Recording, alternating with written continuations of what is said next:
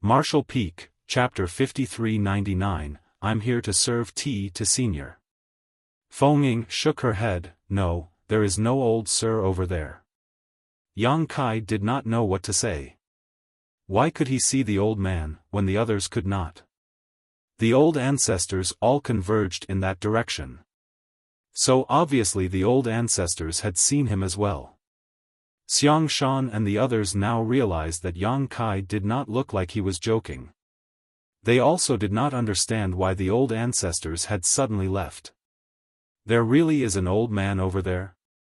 Xiaofan asked with a deep voice. Yes. Yang Kai nodded confidently. Mi Jingluan and the others frowned. Could it be the one with the white jade hand? Xiaofan remarked as he thought of what old ancestor Xiao had said the other day. I don't know if it's the man with the white jade hand, but he seems human, Yang Kai replied casually. Mi Jingluan said solemnly, if there is someone there, yet we can't detect him, then his strength is simply unfathomable. Mi Jingluan glanced at Xiaofan before suddenly smiling as they both patted Yang Kai's shoulder. You want to know what he is telling the old ancestors? Earlier on, Mi Jingluan did not know why Yang Kai looked so frustrated and curious, but now he understood. How could Yang Kai be the only one who was curious? Although the old ancestors would certainly reveal some key information to them later, they might not necessarily tell them everything. It was certainly better if they could hear it for themselves. However, none of them dared to do anything rash. Since the old ancestors did not call for them, who would dare to go forward on their own? None of them was able to shoulder the responsibility if something went wrong. Yang Kai had learnt long ago not to get involved in big head Mi's schemes and shook his head decisively. No. Old ancestor Xiao once commented that Mi Jingluan was quite petty and vindictive, thus, Yang Kai knew he should not try to best him in an argument. In fact, if Yang Kai had the necessary strength, he would have resorted to fists first and asked questions later. After all, the best way to deal with anyone petty was to beat them into submission. Likewise, this same reasoning applied to Xiaofan.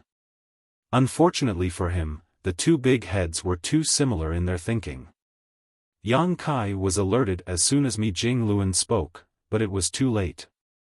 No, you certainly want to. Mi Jingluan said firmly, taking out a tea set and shoving it directly into Yang Kai's hand before, casually, suggesting, that old senior must have grown lonely after so many years and long forgotten the taste of tea. Go and brew the old senior a pot of tea. Upon saying so, both Mi Jingluan and Xiaofan directly used their hands, which were still on Yang Kai's shoulders, to throw him out. Yang Kai was shocked and wanted to resist, but was unable to do so.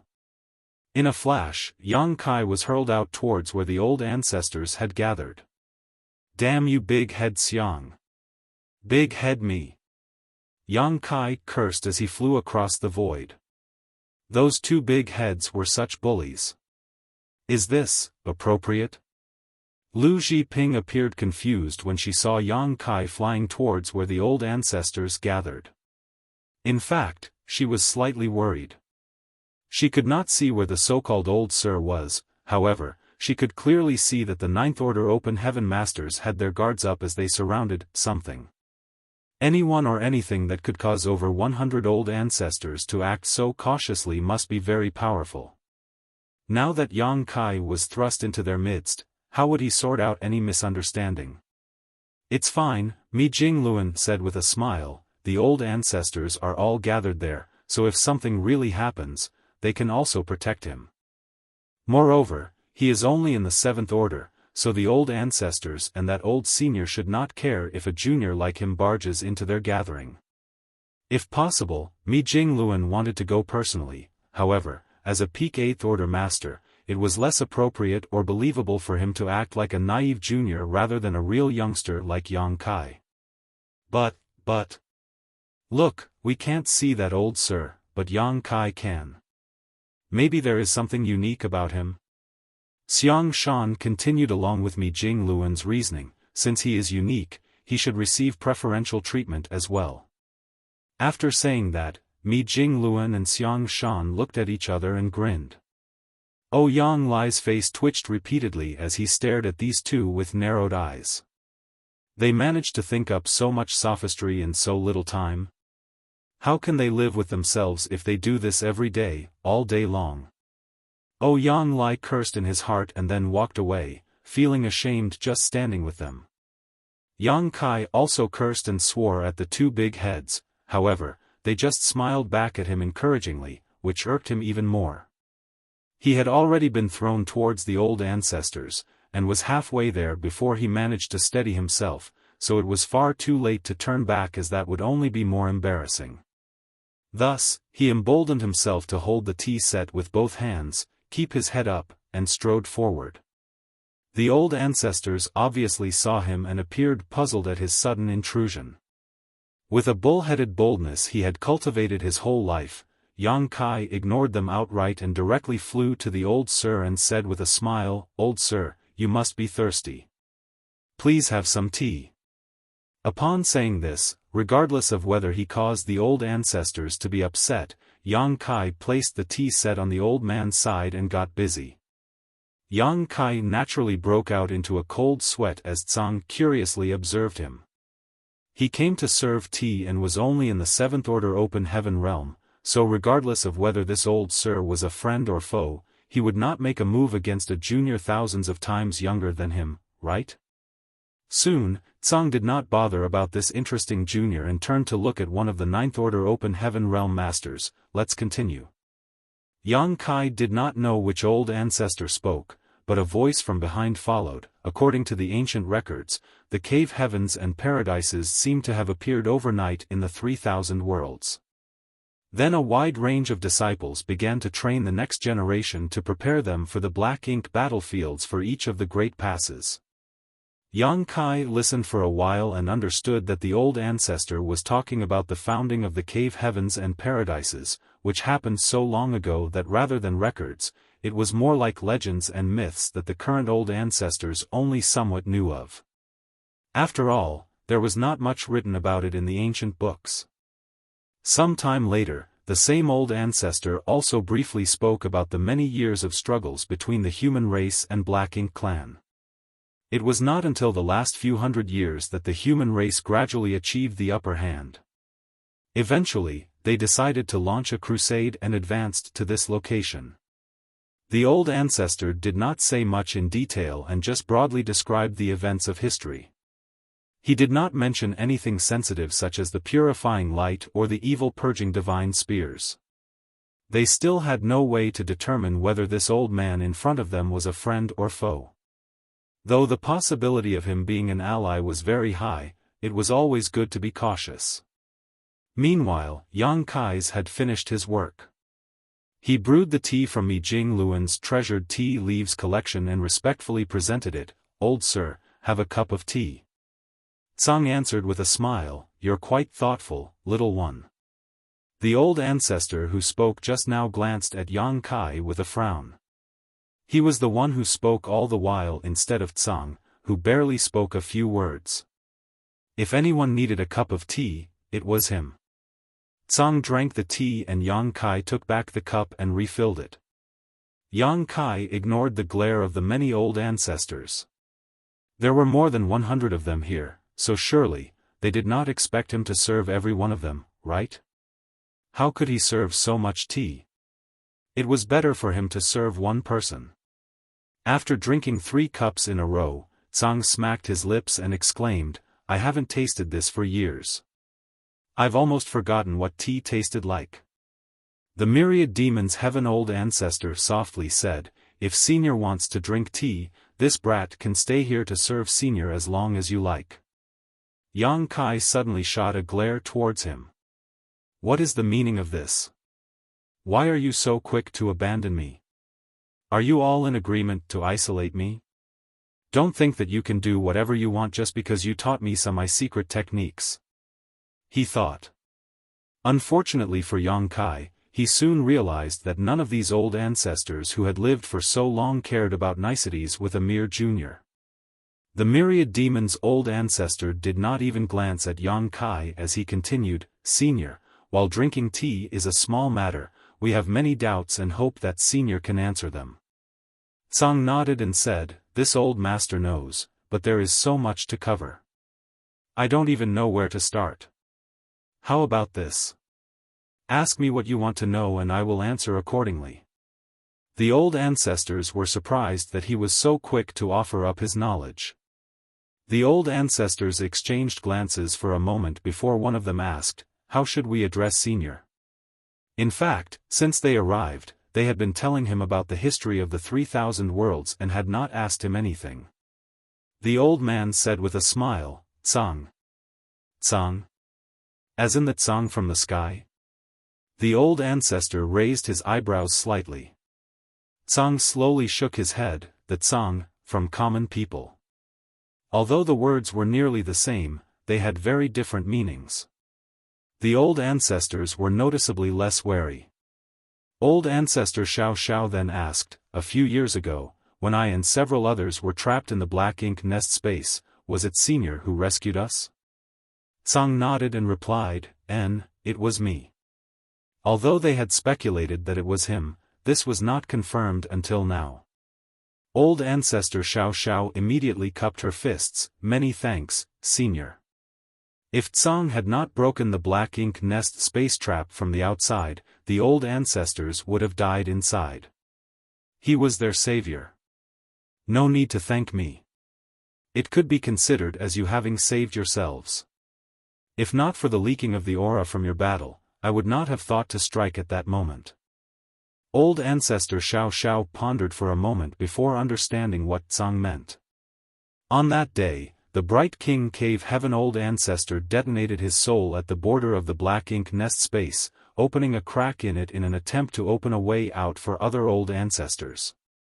It was the Bright King old ancestor's efforts that allowed the aura of that great battle to leak out, otherwise, even if the battle was intense in that enclosed space, how could Tsang have noticed it? How then could he have saved them in time? Regardless, I will never forget this life-saving kindness. If I don't die in the battle ahead, I will certainly do whatever is within my ability to assist Senior when you require it. Tsang smiled and replied, we can discuss the future in the future. In truth, regardless of the result of the war, Tsang did not expect to live much longer. It was already pushing the limits of his endurance to live till today, and he was missing his old friends and felt he should reunite with them soon. His old friends must have been waiting impatiently for him. Another old ancestor asked, so, is the Black Ink clan's mother nest really here? As he spoke, he looked towards the vast darkness before them. When the old ancestors broke out of the black ink nest space with the help of an outside force, they had determined that the person who had aided them must be very close to the mother nest. Otherwise, there should have been no way to break through the black ink nest space from the outside. Marshall Peak, Chapter 5400, Prisoners. Mother Nest, Tsang laughed heartily, is that what you call it? Well, that's apartment. Yes, the mother nest is indeed here, in the darkness, within this restriction. And this is where Black Ink clan originated from? Yes. Blue Sky Pass old ancestor pondered for a moment before asking, what does Senior call the mother nest? Mother nest was a term that was introduced by the humans of today, but it seemed like it had another name from Tsang's reaction. Mo, Tsang replied, it calls itself Mo, the black ink itself. Many Ninth Order Open Heaven Realm Masters frowned when they heard Tsang's answer. Even Yang Kai, who was still brewing tea, looked at Tsang in surprise. There was nothing wrong with calling the Black Ink clan's mother nest, Mo, what was disturbing was the way Tsang phrased his statement. It calls itself? The Blue Sky old ancestor looked grim as he asked, Senior, what do you mean by that? Is it possible that the mother nest is sentient? So far, the human race had destroyed many low-rank to high-rank black ink nests, thus, the human race now had some understanding of black ink nests. Each black ink nest had its own consciousness, and the Black Ink clan used the black ink nest's consciousnesses as carriers to establish black ink nest spaces. These black ink nest spaces were in turn created by the black ink nests which bred them. It was a space which transcended distance and could be used to quickly transmit information. However, whether it was the low-rank, mid-rank or high-rank black ink nests, their consciousnesses were all blank. Simply put, they had consciousnesses but weren't sentient. From what Tsang just said, the mother nest seemed to be different from the other black ink nests. Tsang nodded and said, "It naturally has sentience. In the early years, this old master would chat with it when I was bored, but as time passed, it became angry with this old master and disliked how noisy I was, so it stopped responding." The Ninth Order Open Heaven Realm Masters were horrified that the mother nest was actually a black ink nest with its own sentience. This was truly shocking. Previously, they had speculated that the black ink nest, having its own consciousness, might one day develop its own sentience, thus becoming a true living being. However, the black ink nests on the black ink battlefield had existed for at least a few hundreds of thousands of years with no precedent of any of them becoming sentient. That led them to believe that the black ink nest could never become fully self-aware. Now, they knew that the black ink nest was truly capable of independent thought, but only the mother nest. However, on second thought, this was the source of the black ink clan, so it was not strange that it was sentient. Old ancestor Xiao Xiao then asked, "If it has a will, then why didn't it attack us when we were trapped in its black ink nest space?" As the source of the black ink clan, Mo's will was definitely extraordinarily powerful. If it had attacked the trapped Ninth Order Open Heaven Realm Masters at that time, they would surely have suffered heavy losses. After asking the question, old ancestor Xiao Xiao herself also said, "Is it wary of Senior?" Tsang smiled faintly and said, "In a sense, yes, it is. If it secretly makes some small moves, this old master wouldn't notice. However, once it makes a big move, I will surely notice and make it suffer." Previously, when the Bright King Cave Heaven Old Ancestor self-destructed and ruptured the black ink nest space, it enabled some aura of the great battle inside to leak out. That was when Tsang took action to tear open the black ink nest space. If Mo took the initiative to attack, it would only have been exposed sooner. It wanted to silently finish off the Ninth Order Masters, which was why it did not take the initiative and only had 50 royal lords under its command ambush them in the black ink nest space. What cultivation realm is Senior at now? Have you surpassed the Ninth Order Open Heaven Realm? Is there a higher realm above the Ninth Order? An old ancestor finally asked one of the questions that everyone really wanted to know. From the aura revealed by the Jade White Hand alone, it was inferred that the strike had exceeded the power that a Ninth Order Open Heaven Realm Master could exert.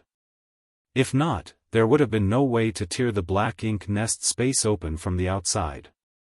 The Bright King Cave Heaven Old Ancestor had to detonate his soul to simply crack open the space slightly.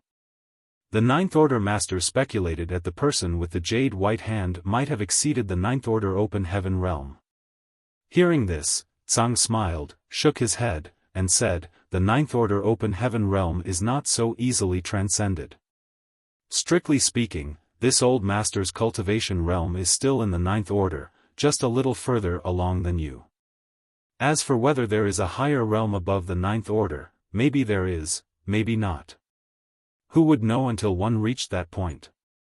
So, Tsang was also a Ninth Order Open Heaven Realm Master. This was beyond everyone's expectations. Even though he said that he was in the Ninth Order but a little further along than the others, that was not enough to explain the immense power of his last strike. Tsang seemed to notice the crowd's doubts and explained, "The strike you sensed was not done by me alone. This old master did it with the help of the restriction here. This was the condensation of the power of his other 9 old friends.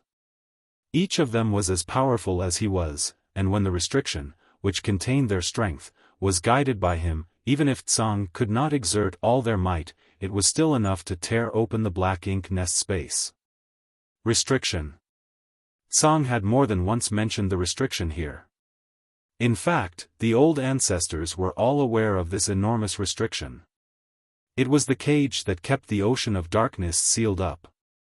It was hard to imagine what would happen if the mother nest was not shackled by this restriction. Setting all other issues aside, there must be numerous royal lords here in the mother nest. Going on the incident in the black ink nest space alone, there should be at least 50 royal lords here, and who could guarantee that there were not multiple times more royal lords? Once an army of royal lords escaped from this restriction, they could have struck any theater at will, and the human race would not have been able to resist. Tsang had been here, imprisoning Mo for millions of years. All the people in the 3,000 worlds owed him their thanks for his sacrifice. Did Senior set up this restriction? Tsang laughed and shook his head. I just played a hand in it. This restriction to seal Mo was actually set up by this old master and my 9 old friends. Then what happened to the other 9 seniors? They have long since passed away, leaving this old master alone to guard this place, Tsang sighed. Senior, please have some tea. Yang Kai offered another cup of freshly brewed tea.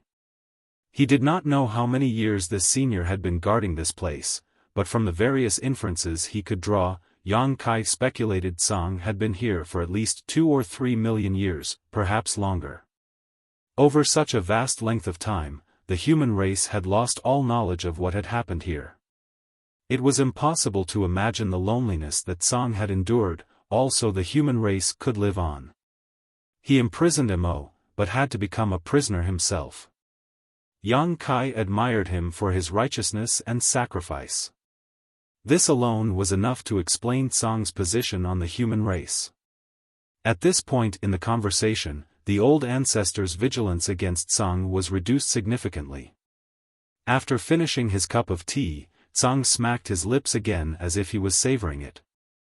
When Yang Kai saw this, he suddenly put away the tea set in front of him and instead took out a bottle of wine before handing it over. Senior, it looks like tea is not enough to quench your thirst.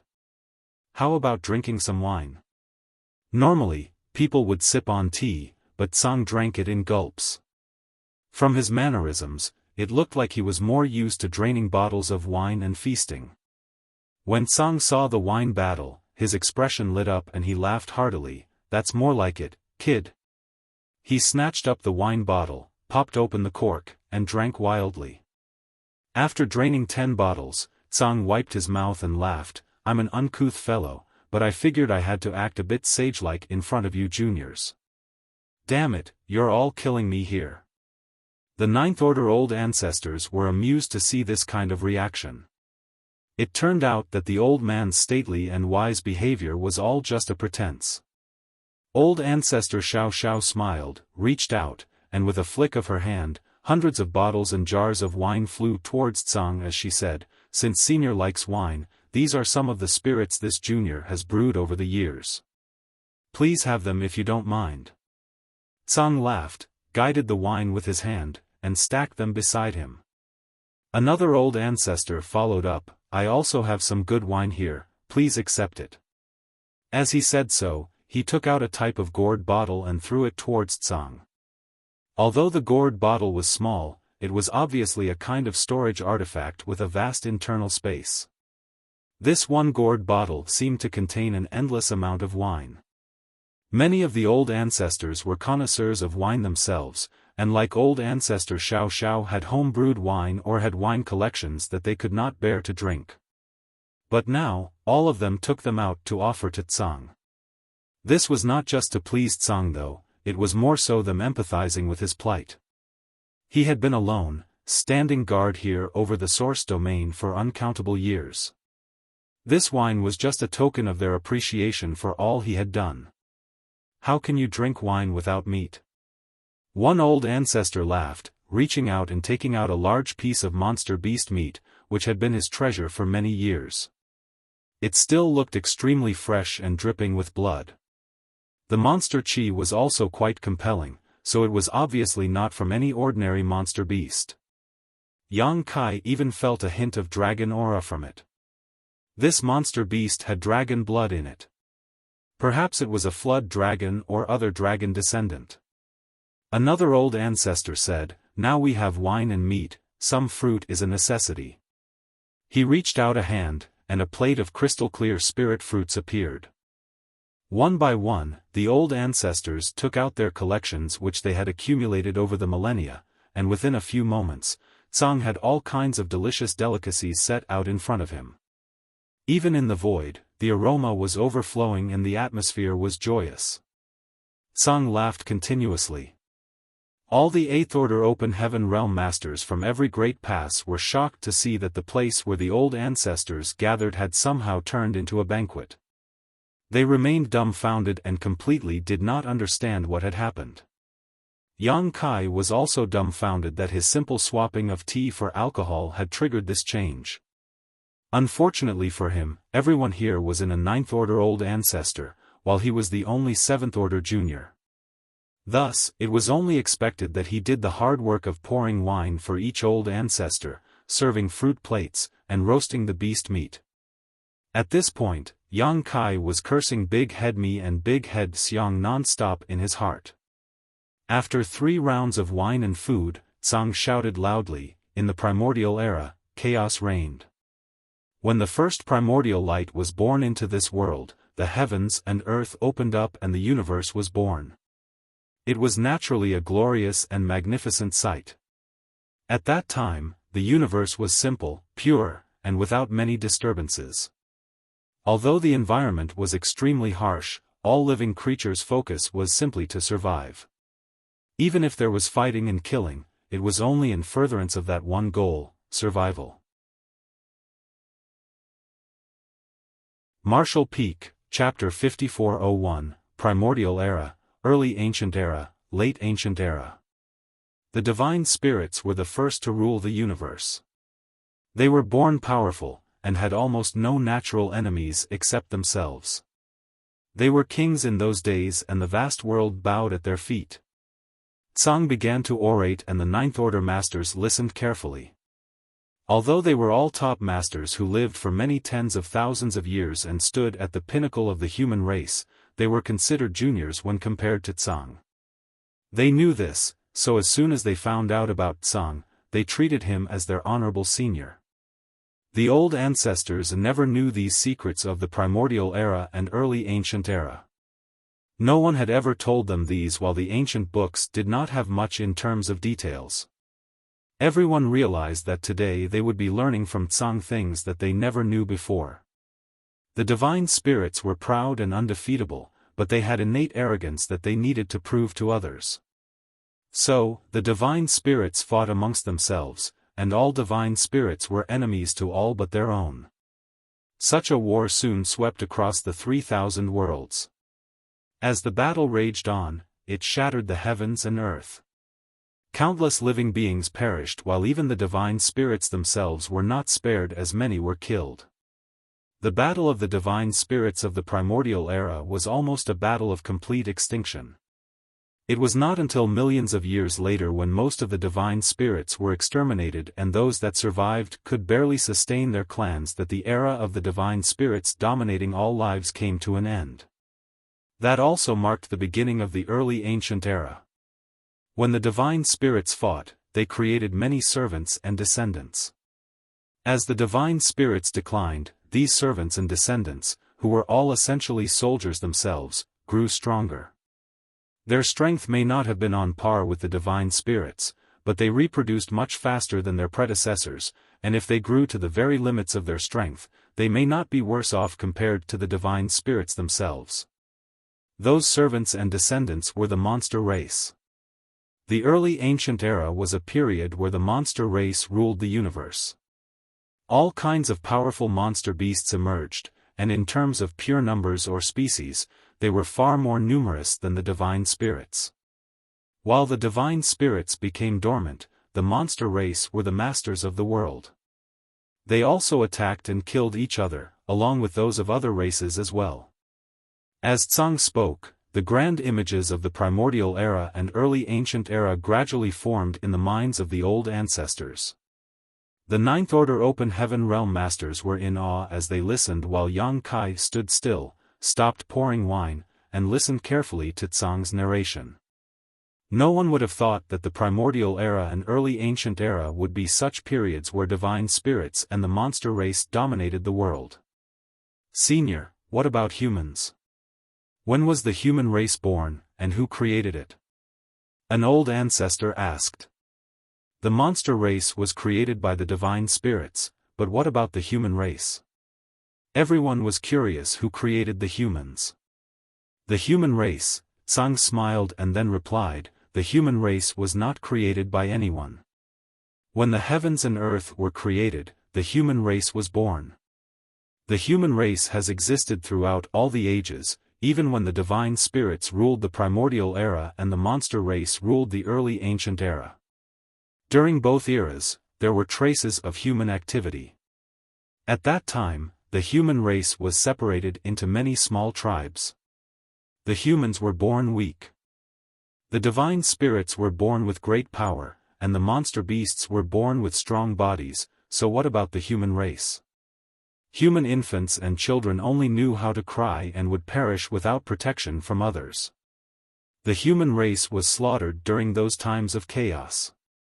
That was until the dawning of the late ancient era, Tsang said solemnly. A great power felt that the human race had to grow stronger in order to survive the various hardships it had to endure, and 10 people were selected by that great power to travel the universe and teach other humans to cultivate and slowly become stronger. As time passed, the humans became capable of competing with the monster race. Although humans were born weak, they had an advantage compared to the divine spirits and the monster race, the ability to reproduce rapidly. This meant that their population grew at a pace that was orders of magnitude greater than others, allowing the race as a whole to quickly become strong. The human race grew and grew until by the end of the late ancient era, they were strong enough to rule this vast universe. At that time, humans flourished in every great territory and every world. A great power, an old ancestor asked seriously. Senior mentioned about a great power. What is it? Tsang leisurely mused, perhaps the heavenly way. He did not answer directly and the crowd was not sure if he did not want to say or really did not know. The old ancestor who asked did not pursue the question while another asked, the 10 who were entrusted to teach the other humans. Senior, are you one of the 10? The reason why there was such a question was because Tsang had lived for so long. To know what went on during the primordial era, early ancient era, and late ancient era, the only way was to have personally experienced those times. Furthermore, when Tsang spoke about the restriction, he said that the restrictions were set up by him and his 9 other friends. That was exactly 10 people. Tsang smiled faintly and said, sort of. The 9th Order Open Heaven Realm Masters were in awe. They were originally sitting in the void, but now they all rose up and bowed to Tsang in deep respect.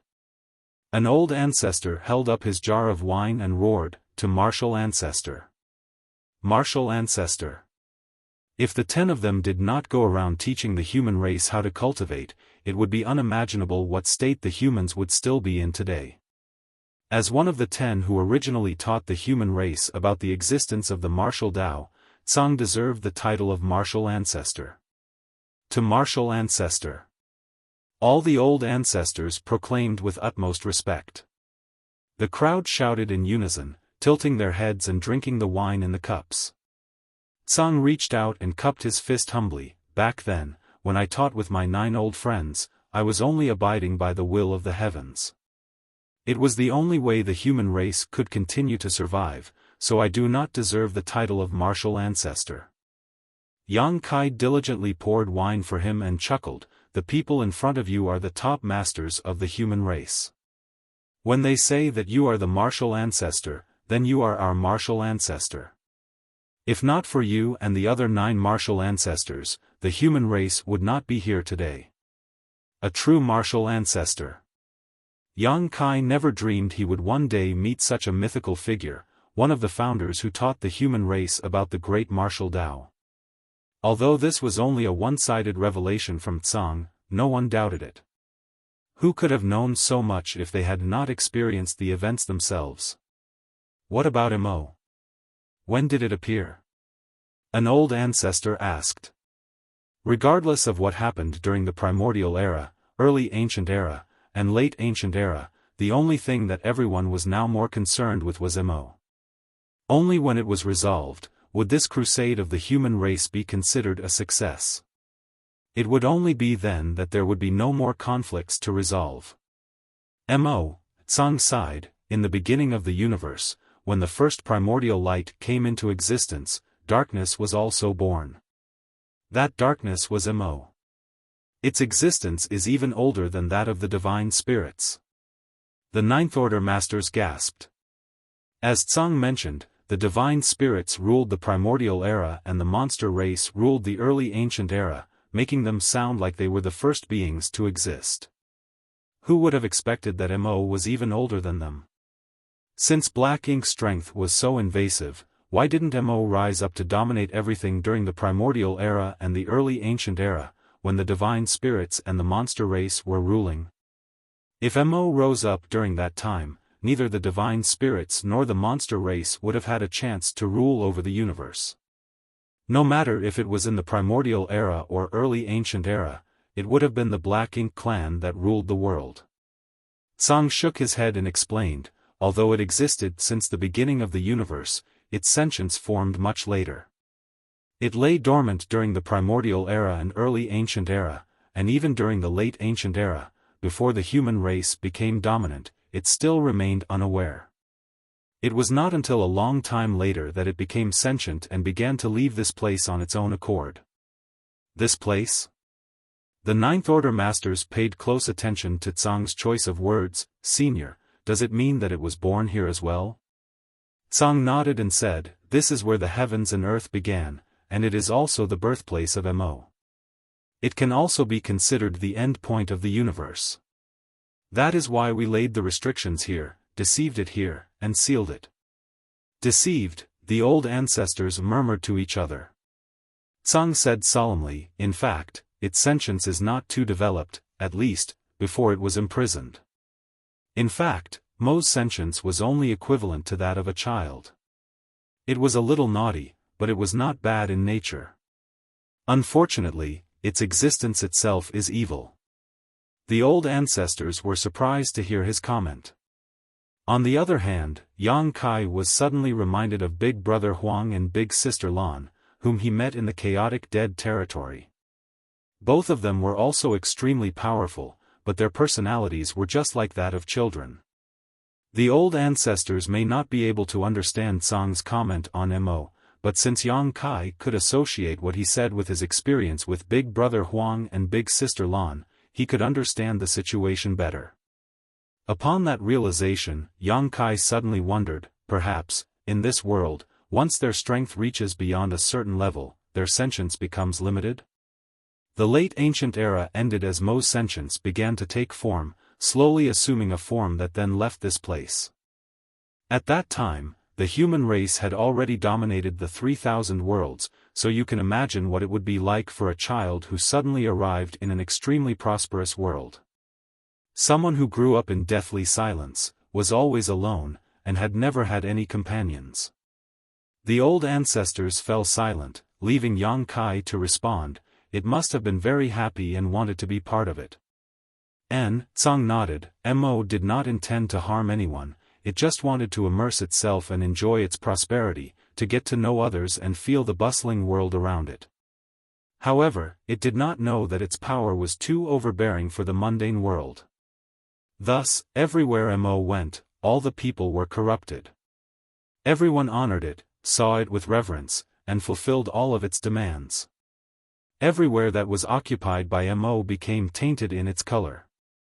Every great territory was corrupted by Mo and its power grew rapidly. Everywhere Mo went became its territory. World force was its favorite food, and the noisy cities became its favorite places.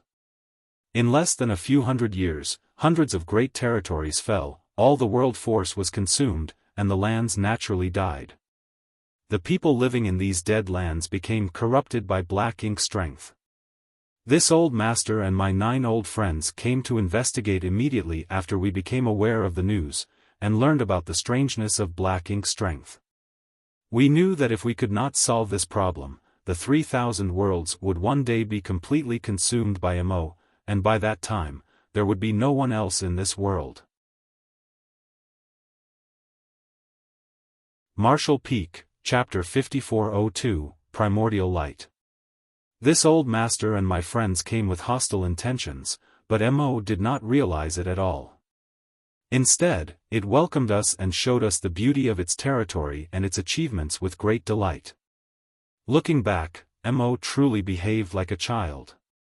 It had something that it was proud of, but there was no one to share it with. It was a rare occasion that others could be its guest, thus, it happily tried to show off to Tsang and the 9 other martial ancestors.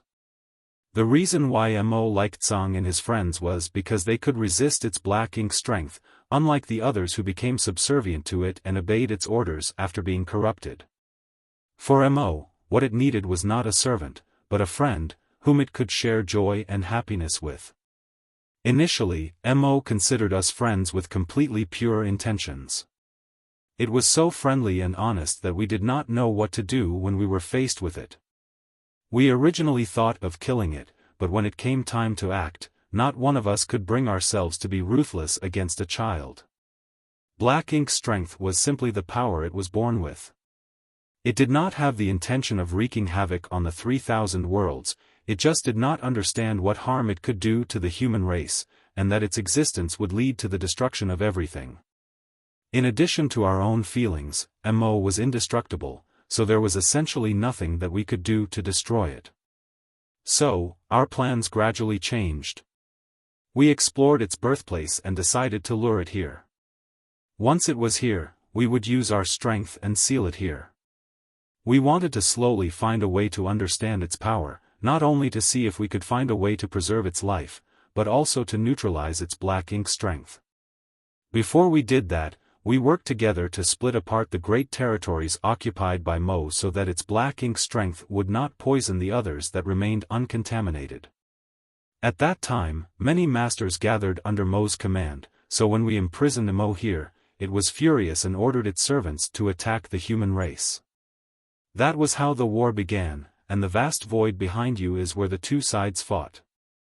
Initially, we could still perceive the movement of the battle, but as time passed, the battlefield gradually expanded outward, and we lost track of how the war was progressing. The war suddenly broke out after Tsang and the other 9 imprisoned Mo. The human race wanted to stop the encroachment of black ink strength and protect their home, however, Mo was angry with Tsang and the others' betrayal and ordered its slaves to slaughter all living beings. Thus, the black ink battlefield was born in this new era. It was an era where the human race had experienced many new dangers that persisted to today. At that time, there was a tragic great war where the Black Ink clan and the human race fought to the death across the vast Black Ink battlefield. For both sides, retreat was not an option. That great war lasted for around 10,000 years. Many human masters were killed and injured. Naturally, the forces under Mo were ruthlessly killed as well. Just when we thought that Black Ink's strength's hidden problems were basically pacified, Mo's power suddenly erupted out from the restriction. It had been accumulating power for those 10,000 years, and the 10 of us were caught off guard and nearly overwhelmed by it. Although it took a lot of effort for us to reseal it, some of the servants it created escaped from this place. If I'm not mistaken, you call those servants royal lords. Yang Kai nodded as the pieces seemed to come into place. When Yang Kai questioned the territory lord who was trapped in Void Crack, Guchen, he said that the royal lords came out of the source domain and brought with them their black ink nests. Now, it seemed that those royal lords were the same ones that escaped at that time. Yang Kai was horrified. What kind of power did Mo have to directly create so many royal lords? Then, what kind of powers did Tsang and the other 9 martial ancestors possess to be able to imprison Mo? Tsang said that he was only in the 9th Order Open Heaven realm, but how could he merely be in the 9th Order? Was it really as simple as him being further along the martial Dao than the current generation's 9th Order masters? Mo's intention was very simple. It could not get out from within by itself, thus, it hoped that its servant could break it out from the outside. Although the restriction created by the 10 of us was strong, it would not withstand a concentrated attack by numerous royal lords from the outside. Mo might really be able to escape if 500 royal lords bombarded the restriction at the same time. Thus, we were very worried when we saw those royal lords escape. If those royal lords managed to conquer the 3,000 worlds and take over everything, it would be enough for them to create an endless number of Black Ink clansmen. With such numbers, it would not be difficult for them to amass 500 royal lords in time. However, thankfully this never came to be. When not one royal lord returned to help Mo out of the trap, we knew that the human race had pushed them back. This made us very happy. However, as the years passed, it became harder to guard this place. One by one, my old friends could not endure and began to fall. In the end, this old master was the only one left here, waiting for you all to come. Tsang managed to give the old ancestors magnificent descriptions of what happened during the primordial era, the early ancient era, and the late ancient era. He also revealed a lot of unheard-of secrets to the old ancestors and explained to them the origins of Mo. At the end of the late ancient era, the battle between the Black Ink clan and the human race was so fierce that even the supreme masters of the human race were killed. With a lack of records or distortions as generations passed, it created a gap in the human race's knowledge of the world's history, which was why even the cave heavens and paradises ended up not knowing much about these ancient events. If the human army had not arrived here today, they still would not understand the origins of their history. Although they were unclear, the tradition of fighting against the Black Ink clan had continued because the human race needed to survive. They had to prevent the Black Ink clan from ever getting to the 3,000 worlds, or it would be the end of the human race. More than 100 theaters in more than 100 great passes continued to resist in the Black Ink battlefield. Countless years and generations of humans gave their lives to ensure this steadfast protection. The battles were grand and glorious. The humans and the Black Ink clan had a long history of fighting since the end of the late ancient era, which continued on to this day. The reason why the Black Ink clan invaded was because they needed to use the resources to breed more royal lords so that they could return to this place to free Mo. The old ancestors were silent after Tsang finished speaking. What they heard today was beyond their imagination, and they needed some time to process all the new and alarming information. After a long time, an old ancestor asked, "Senior, our crusade force has arrived. What can be done to completely destroy Mo? We have around 2 million soldiers pledged to fight to the death. Is this enough to clear all the evil that lies within?" Tsang slowly shook his head and replied grimly, "Mo was born with the universe itself, its existence is special. The 10 of us could only seal and weaken it, but we could never completely destroy it." The old ancestors listened with trepidation. It could not be completely destroyed? If there was no way to completely destroy it, then was this not a true immortal and indestructible existence? The great battle cave heaven old ancestor quickly noticed something, however, and asked, "The 10 of us could only. Did you mean that there is a way? Senior, please enlighten us. Since we came here, we will not just turn around empty-handed." Tsang pondered a little and said, "There is a way, but this old master cannot guarantee whether it will work or not. This solution was discussed by all my old friends when they were still alive, but this idea had never been proven." The Ninth Order masters listened carefully. Previously, this old master said that when the world first began, the primordial light came into existence together with darkness, which later became Mo. Therefore, we believe that the primordial light and the darkness are in a symbiotic relationship. If we want to completely eliminate the darkness, perhaps we need to find the primordial light in this world. Perhaps, with the power of the primordial light, we can eliminate Black Ink's strength once and for all. The primordial light. The Ninth Order master's jaws dropped, while Yang Kai was dumbfounded. How were they supposed to find that? When the world was created, light was born. How could they know how to find the first light in existence? How do they find the primordial light that existed since the dawn of time? It was totally unimaginable. Tsang noticed what they were wondering and said, "There may be a way." Since Mo was born when the darkness achieved sentience, then when the primordial light achieved sentience, someone or something must have been born from it. This entity must be somewhere in the 3,000 worlds, however, it could be a person, a monster beast, or even a tree or a blade of grass on the roadside. If you can find it and bring it here, then the problem with black ink strength would be resolved, as its power should be enough to restrain Mo. When he said this, all the Ninth Order masters suddenly turned their heads towards Yang Kai. Yang Kai's eyes lit up as he suddenly remembered the two supreme beings he was acquainted with. Big Brother Huang and Big Sister Lan. If there was any power in this universe that could truly restrain black ink strength, it was the purifying light, which Yang Kai could produce by using the two marks granted to him by those two and fusing the sun's burning light and the moon's serene glimmer's power, which was contained in the yellow and blue crystals. Were Big Brother Huang and Big Sister Lan once the primordial light? Yang Kai was also a bit confused. If they are the primordial light, how did they become two beings? Could it be that the two could fuse into one? That doesn't sound right either. These two represented the extremes of yin and yang, and they have been fighting each other for countless years in the chaotic dead territory. How could they ever fuse together as one? Whether or not it was Big Brother Huang and Big Sister Lan, these two were avatars of destruction whose mere presence annihilated the world around them, so how could they possibly be brought here? Seeing the reactions of the old ancestors, Tsang asked, "Does this little friend know something about the primordial light?" Yang Kai replied, "I'm not sure if those two are the incarnations of the primordial light, but senior, I had received some power from them."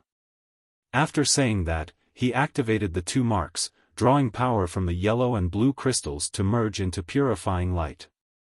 As the white light blossomed, Tsang's eyes glowed brightly as he concentrated on perceiving the light for a moment, only to shake his head and say, "This light is not pure enough, and far from matching the primordial darkness.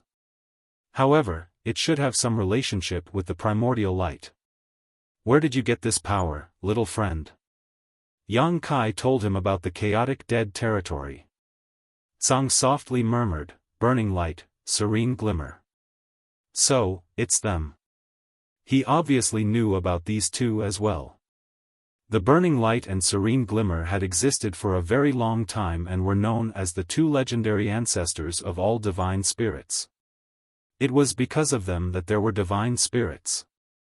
The divine spirits existed during the primordial era, so these two supreme beings must have existed even earlier than the divine spirits. Since Tsang was from the late ancient era, how could he not have heard about them? Marshall Peak, Chapter 5403, Terrible News. Tsang didn't know that the powers of those two could be combined. The human race of the late ancient era did not have a very good opinion of the divine spirits and rarely wanted to come into contact with them, let alone the burning light and serene glimmer who were the supposed progenitors of the divine spirits. Furthermore, the chaotic dead territory was a forbidden zone for the human race. Although Tsang and other 9 martial ancestors were from that era, they had never set foot in the chaotic dead territory and did not know much about Big Brother Huang and Big Sister Lan. Even if they did come into contact, they might not be able to consider the two being able to help. After all, it was only thousands of years after Tsang and other 9 martial ancestors got locked up here to guard Mo that they considered how they could completely defeat Mo. That was when they first thought of the primordial light.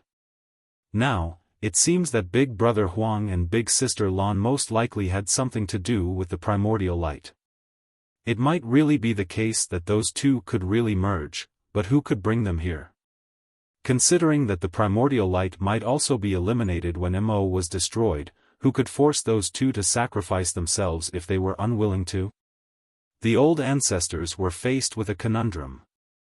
Although they had learned from Tsang that there was a possible solution, it was still too difficult to implement. "Senior, in that case, is our human race's crusade here pointless?" An old ancestor asked gravely. Without a way to completely eliminate Mo, the war between the human race and the Black Ink clan would never end. Did the 2 million soldiers of this mighty army brave through all those dangers for nothing? Tsang shook his head and solemnly said, "It's not useless. To tell you the truth, you came just at the right time." "Senior, please elaborate." Tsang sighed and said, "Back then, when we laid the primordial heaven source grand restriction here, it was because it was Mo's birthplace. As the years passed, Mo's servants turned this huge void into a spiritless land. So, we simply had no way to replenish our own strength. Even my old friends passed away one by one, until this old master was the only one left. If you came even 1,000 years later, this old master would have followed in the footsteps of my friends. Even if this old master doesn't die though, Mo would still be able to get out of this trap on its own one day." During the countless years of being trapped in the primordial heaven source grand restriction, Mo was not just waiting for death, it was secretly building up its strength and testing the restriction from the inside. In its first real attempt, it almost succeeded, but in the end, it was once again resealed by the 10 martial ancestors. That incident had led to more than 100 royal lords escaping with their black ink nests. Those 100 or so royal lords who escaped were the root of the major theaters. Today, even if Tsang did not know how powerful Mo had become, after suffering a few losses, it undoubtedly became smarter and more patient. Although Tsang had tried several times to dig up information from it, Mo would never reveal how powerful the force it was amassing had become. It was lying dormant, waiting patiently for the moment when Tsang became weak enough for it to attempt to break out again. That was why Tsang said that they came at just the right time. If they arrived some years later, he might have been unable to hold on. By then, Mo would escape and bring disastrous for the universe. Old ancestor Xiao narrowed her eyes and asked with great concern, "Senior, how strong is Mo compared to you?" Tsang pondered a little and said, "Mo itself is not too strong. If we really fought, it might not be this old master's match, however, it cannot be completely destroyed. I can defeat it once, or maybe twice, but I will be the one who dies in the end. Its real strength is not in itself, but in the servants it creates." Being an immortal entity, even if it was inferior in raw strength, it could still kill its opponents who were much stronger than it by simply persisting through the ages. This was why Tsang and the other 9 did not directly attack Mo. They knew they could not destroy Mo, so they did not waste their strength. The Ninth Order Masters suddenly realized something and old ancestor Xiao asked, "Does Senior mean that over the years, Mo may have created many black ink clansmen inside the restriction?" Tsang quickly answered, "Indeed. Probably more than you can imagine, including many, many royal lords." The Ninth Orders all looked very grave. This was terrible news.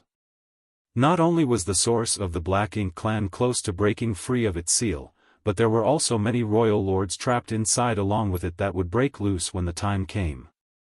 Thinking about the scale of the restriction, just how many royal lords could be hidden in this huge area? That number was unimaginable. Setting aside all other things, if there was even just 200 royal lords inside, that would be a huge problem for the human race. However, right now, they could not even tell how many were inside. There must be at least 46 as there were originally 50 that ambushed the old ancestors in the black ink space. Though some had died, there were bound to be many more than 50. Mo had been imprisoned here for millions of years, after all, and it had nothing else to do but to create servants. Mo cannot possibly create black ink clansmen out of thin air, it must need to consume energy to do so. Since it is imprisoned here, where does the energy come from? An old ancestor asked.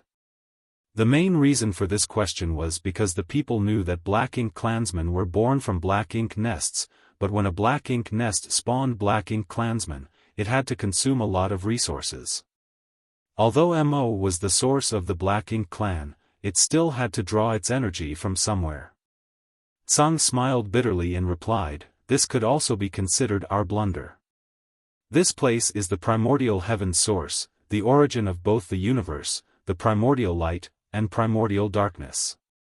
When we tricked Mo into coming here, we wanted to harness the vast energy here to suppress and seal it.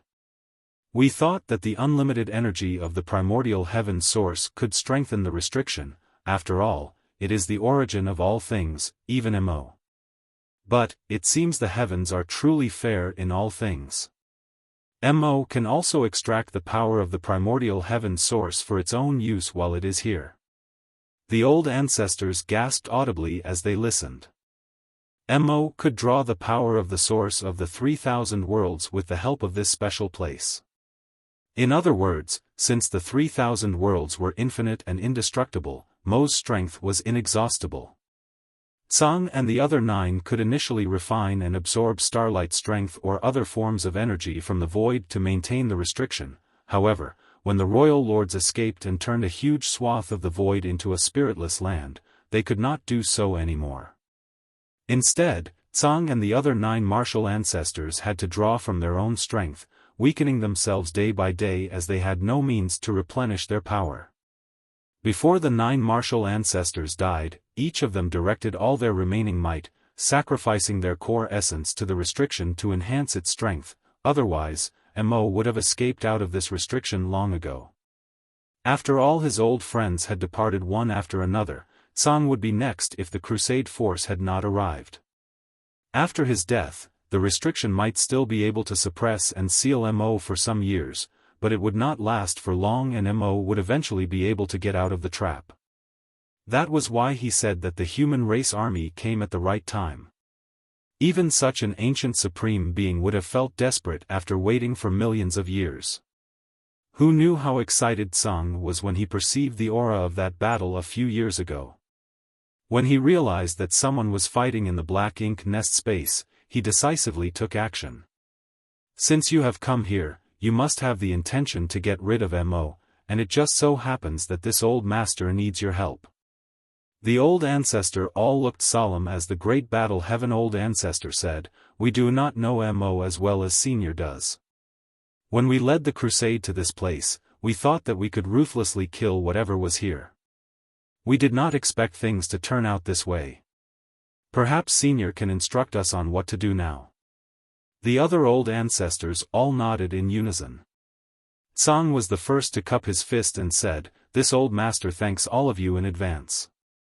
To be honest, if a fight breaks out, you will lose a lot of the 2 million you've brought here." The old ancestors laughed as one of them replied, "Senior, the founding purpose of the cave heavens and paradises was to fight against the Black Ink clan on the Black Ink battlefield.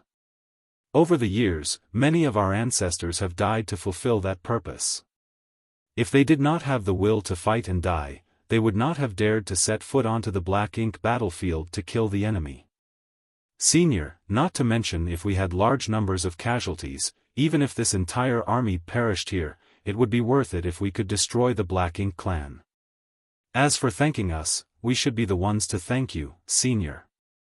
Without Senior's great devotion to guarding this place, the 3,000 worlds would have been lost and we would not be here today." Tsang looked at the crowd, and saw that the many Ninth Order Open Heaven Realm Masters did not flinch, even though they were aware of the power and evilness of Mo. He began to smile with relief. This generation of warriors is indeed competent, otherwise, it would not have taken the human race more than 1,000,000 years before they came. Just as Tsang was about to speak, a voice echoed, "You all want to listen to this old man's nonsense and become my enemies?" The voice was so indistinct that none of the Ninth Order Open Heaven Realm Masters knew where it came from, but all of them soon turned pale. Mo. Mo was the only one who would say such words at this moment. No one expected that Mo, which was suppressed and sealed in the primordial heaven source grand restriction where the heavens and earth were created, could still communicate with them.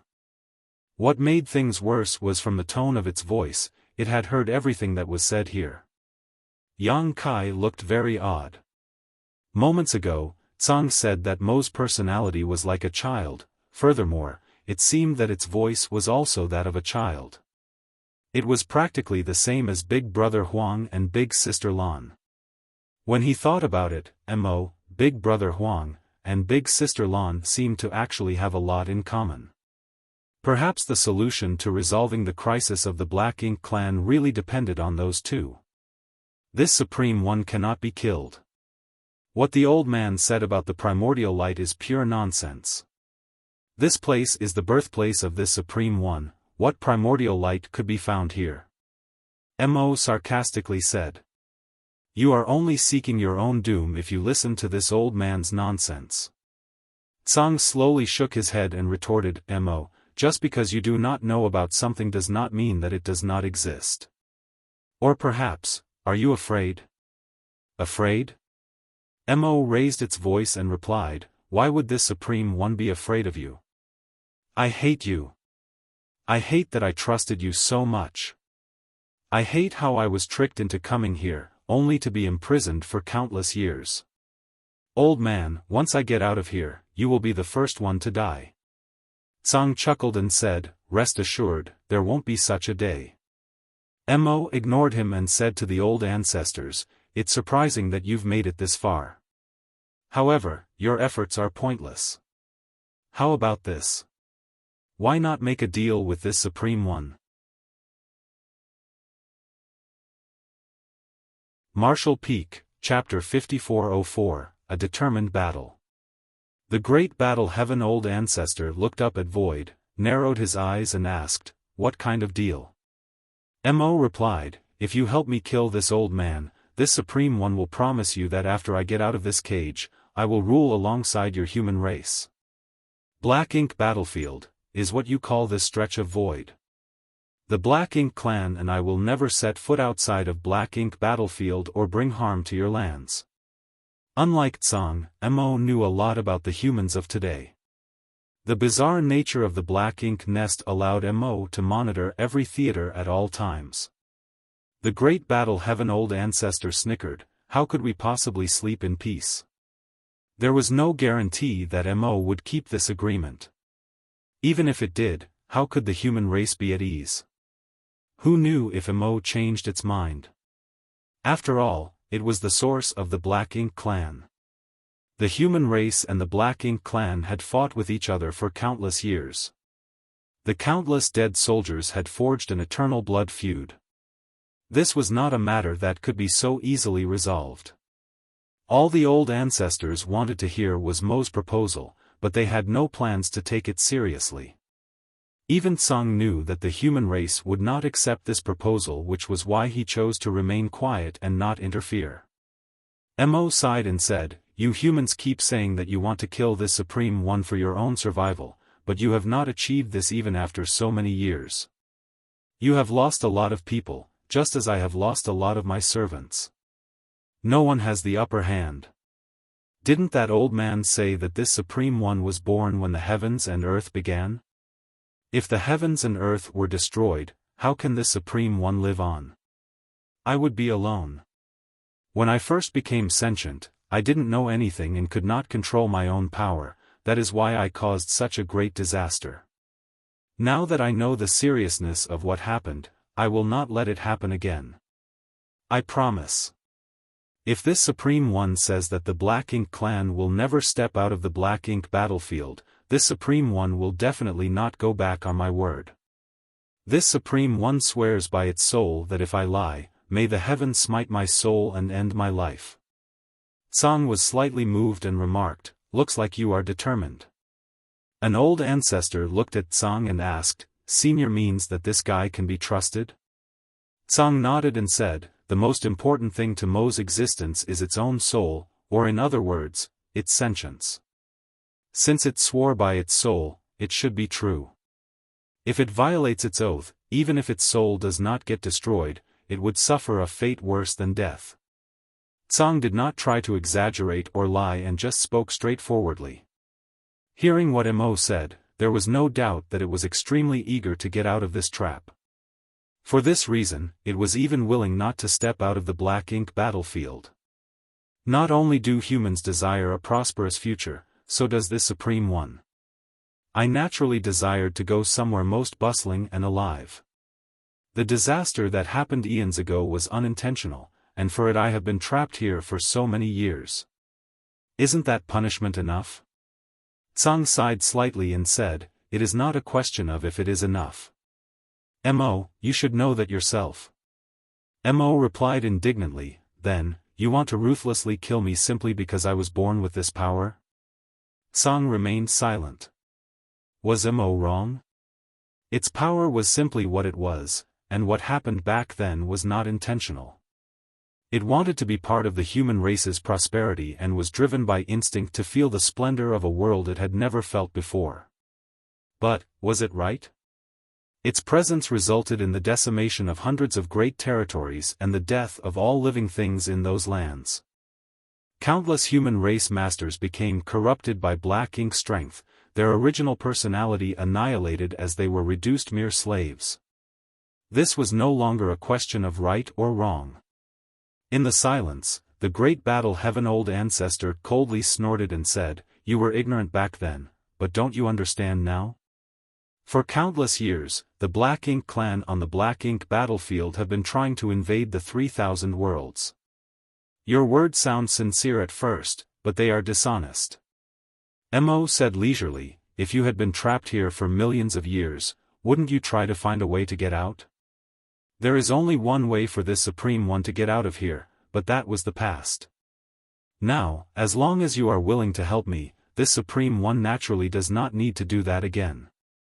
This Supreme One can even promise you that after I get out of this trap, this Supreme One can retract all my Black Ink strength. Then, there would not be any Black Ink clansmen in this world except for this Supreme One." That certainly sounds tempting. An old ancestor chuckled. If Mo was true to its word, it would remain in the Black Ink battlefield and take back all its Black Ink strength. This was undoubtedly a good outcome. However, could it keep its word? Even if it could keep its promise for a short time, what about in the long run?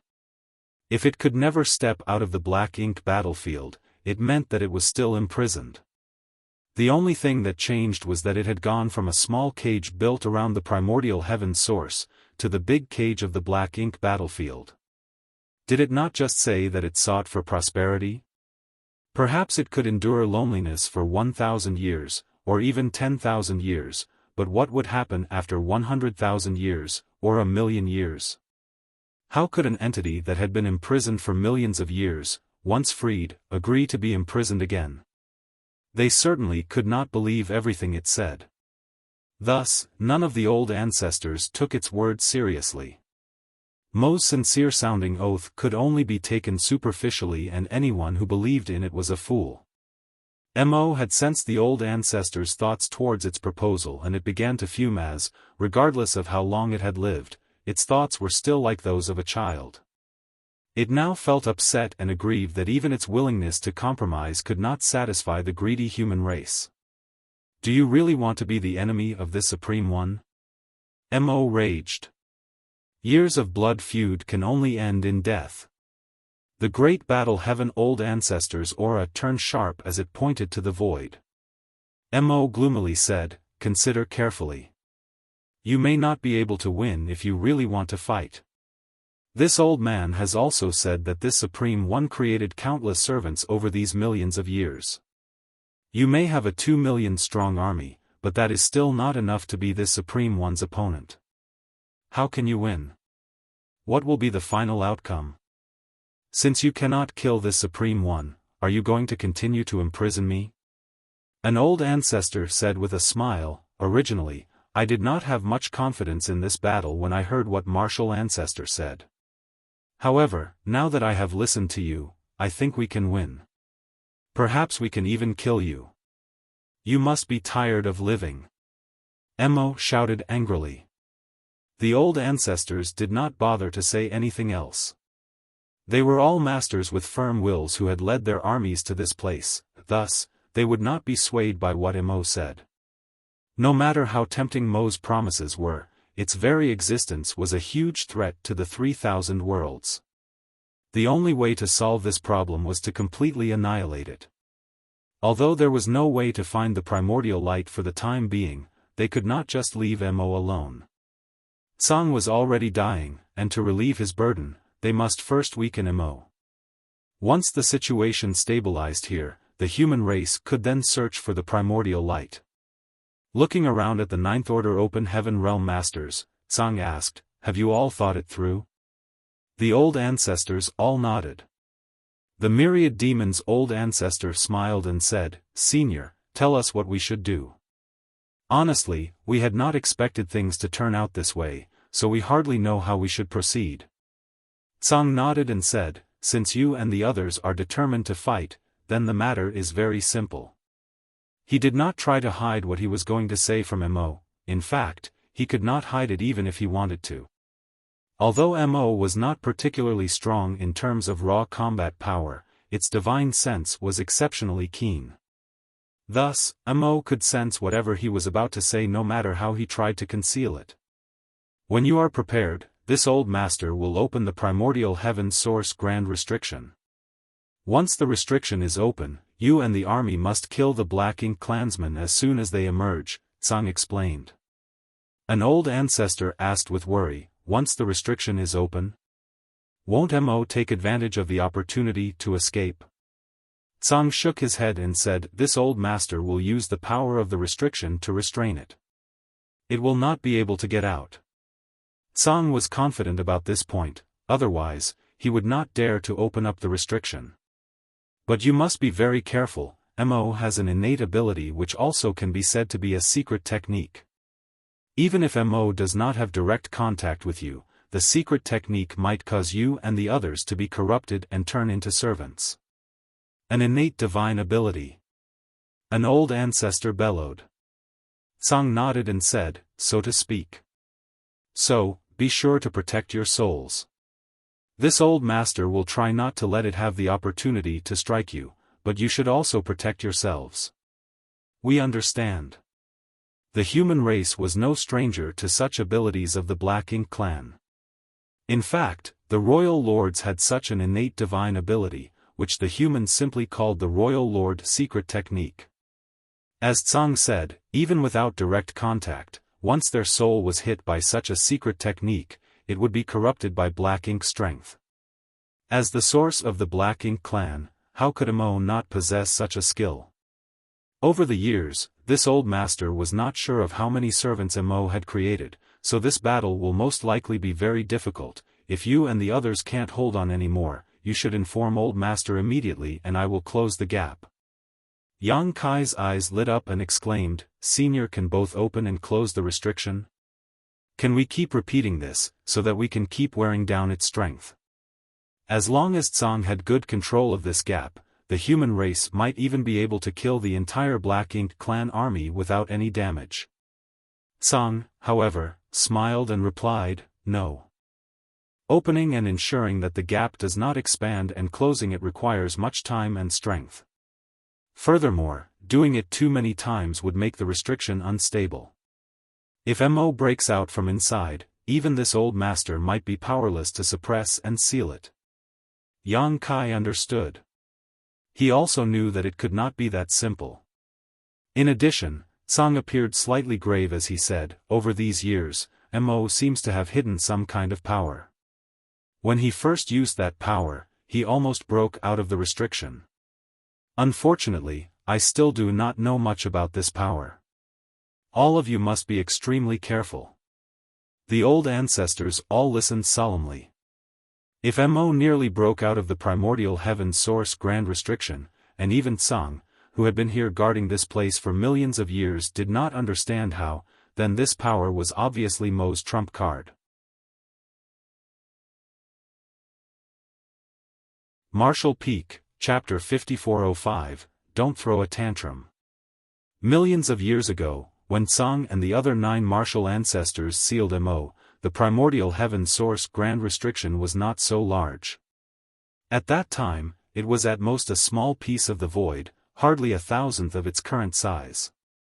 As time passed though, Mo drew on the power of the 3,000 worlds, through this primordial heaven source, and its own power fiercely rose. Thus, the grand restriction also expanded along with it. By now, the primordial heaven source grand restriction had almost reached its limit. The greater the size of the grand restriction, the more difficult it was for Tsang to maintain it, and when the scope exceeded a certain threshold, the restriction would naturally burst. That was also why Tsang said that the human race army came just in time.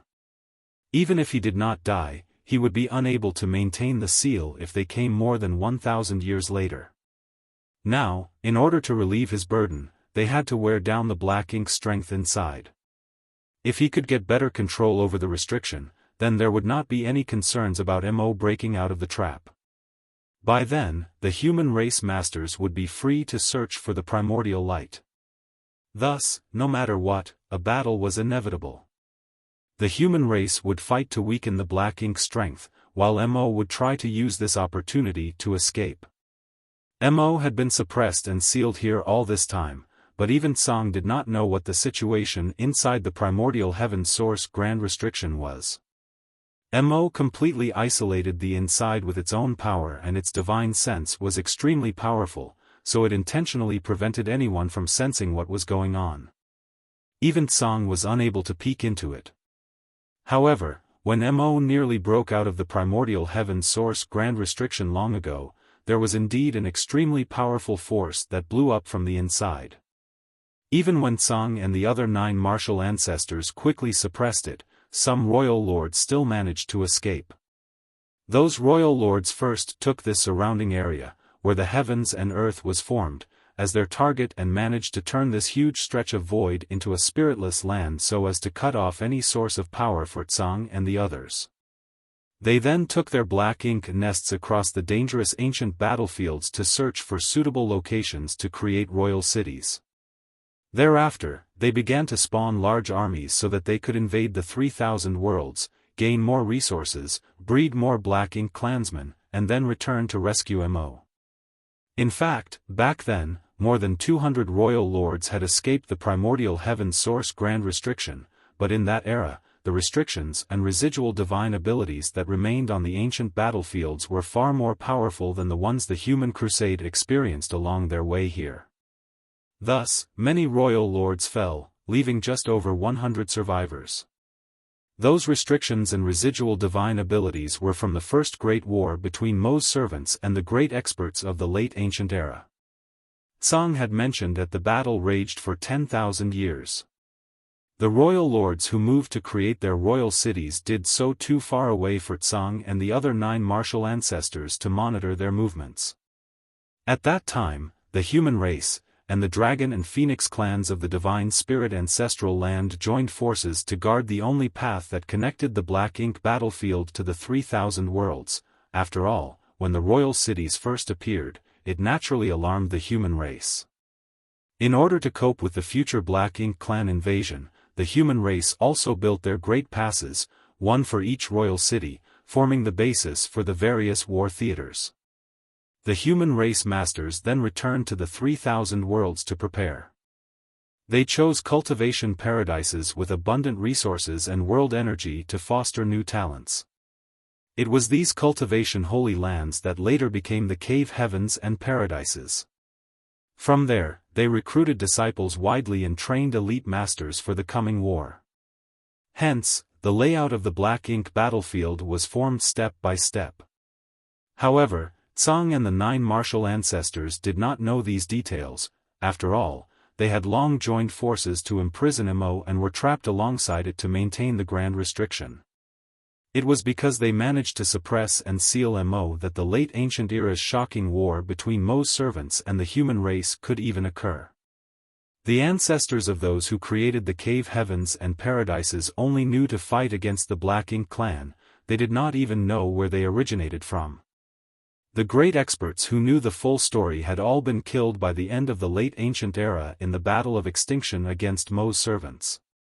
Millions of years then passed with neither side being able to make a true breakthrough. The Black Ink clan never managed to take down the great passes en masse, settling for recklessly attacking and retreating, not caring if they incurred huge losses each time. They were all spawned from Black Ink nests rather than being born and raised by parents. As long as there were sufficient resources, they could endlessly continue to create more Black Ink clansmen. It was only in recent centuries that the human race had gradually turned from its defensive position to an offensive one. Now, the 2 million-strong army crusade had finally marched to this point with the means to threaten Mo directly. A great war was inevitable. This old master needs some things to restore himself, Tsang requested. Although he had used Shi's power to steal some of Mo's power from time to time over the years, Black Ink's strength was still corruptive by nature and he did not dare to use it indiscriminately. Even Shi was at risk of being corrupted by Black Ink's strength because he devoured too much of it. He eventually could not sustain himself and had to sacrifice himself to the restriction. Thus, over the years, Tsang had always been in a state of malnutrition and was barely able to maintain the primordial heaven's source grand restriction. That was why he became skin and bones, much like a living dead. The only reason why he now had a somewhat normal physique was because he did not want to frighten these juniors. It was naturally not an issue to help provide Tsang with some resources, as while most of the old ancestors only carried a few on them, Yang Kai had plenty. Yang Kai immediately took out a space ring, filled it with all kinds of resources, and handed it to Tsang. Senior, see if this is enough, if not, Junior still has some more. Tsang took the ring and looked before smiling lightly. It's enough. After saying that, he looked at the old ancestors and said, go and prepare yourselves first. After this old master restores himself, I will open the primordial heaven source grand restriction. Some Ninth Order masters asked, Senior, where is the best place for us to assemble? They knew nothing about this spiritless land, so it was natural to ask for Tsang's instructions. Tsang looked around for a while before pointing in a certain direction. There. Over there is where Mo tore open a crack and those royal lords managed to escape from back then. Relatively speaking, that position is easiest to open, and due to some old setups by my friends, it is also the easiest to close. The old ancestors looked in the direction he pointed and naturally had no objections. Then we will go and prepare. The old ancestors flew away and Yang Kai followed. Soon, all the army commanders of the Great Passes quickly understood the situation after receiving instructions from the old ancestors.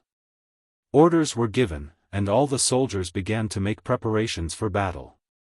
For so many years, the human race had mostly been in a passive and defensive state, repeatedly invaded by the Black Ink clan while forced to repel them. Countless Black Ink clansmen were killed and the royal cities were pacified. Thereafter, the Great Passes crossed the late ancient era battlefield, which had many residual dangers, and finally arrived here. It was only today that they could finally take the fight to Mo. Such an opportunity was scarce.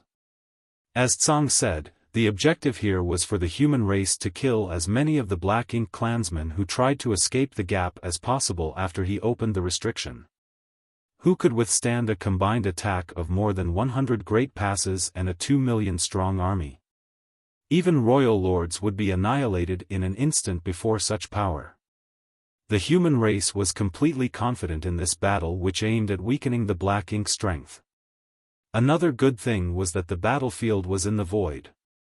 If it was a flat land, it would be impossible to properly arrange the 106 Great Passes. Even so, it still took the humans a full month of work before battle lines were formed. More than 100 Great Passes were divided into layers, with each layer consisting of some 30 Great Passes. Inside each of the Great Passes, the soldiers were all busy preparing and repeatedly checking their artifacts, formations, and warships. Various pills were also distributed. It took them about 1.5 months before everything was ready. Tsang had consumed a large number of resources by now and was close to being fully restored. Mo angrily snapped, Tsang, do you really want to do this? What happened back then was unintentional. I've already been imprisoned for millions of years. I've suffered a lot, can't you let me live? All this while, Mo continued to chatter into Tsang's ears. Sometimes it threatened, other times it intimidated, and at times, it softly begged. However, Tsang remained unmoved. He knew better. The dangers that Mo could bring to the 3,000 worlds were too great. What happened during the late ancient era was still fresh in his mind, so how could he allow history to repeat itself? All his old friends had already perished to suppress and seal Mo, leaving him alone to stand guard here.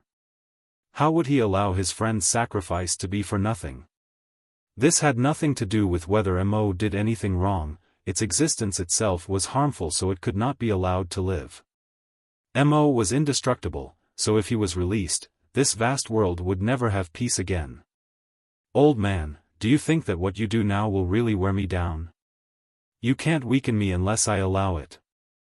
Mo angrily scolded. Although it was venting, it was also telling the truth. Even if Tsang opened a gap in the primordial heaven source grand restriction, if Mo did not command its servants to fight, the humans could not do anything about it. Tsang finally responded with a light chuckle, Mo, you have existed for so long and you are no longer a child, so please don't throw a tantrum. Don't you want to get out of here after so many years in captivity? When this old master opens a gap, it will be both a crisis and an opportunity for you. Don't you want to take advantage of this chance to get out of this seal? As long as you can kill all these people and then let your servants kill this old master, no one else will be able to stop you. You liar! Liar, liar, liar! Mo screamed angrily, you even told them before that you could close the gap at any time, do you think that I didn't hear you? Tsang laughed but did not say anything. Mo said again, you've been lying to me all this time. You bully! What have I done wrong for you to treat me like this? Tsang, old man, let's not fight, okay? You let them leave and I will withdraw all my black ink strength. You can then seal the black ink strength within this grand restriction. As long as this restriction does not break, my black ink strength will not escape. So, it will not endanger the others. Tsang said softly but seriously, Mo, stop pretending. This might be possible if you had cooperated back then, but it is too late now. You have chosen this path and you must bear the consequences of your actions. What's more, you know that Mu proposed to make the primordial heaven source grand restriction to seal off your black ink strength, but even she could not be sure of whether it would work or what risks it would carry. Mo's memory must have been evoked and it angrily cried out, she died. Right in front of me. You killed her.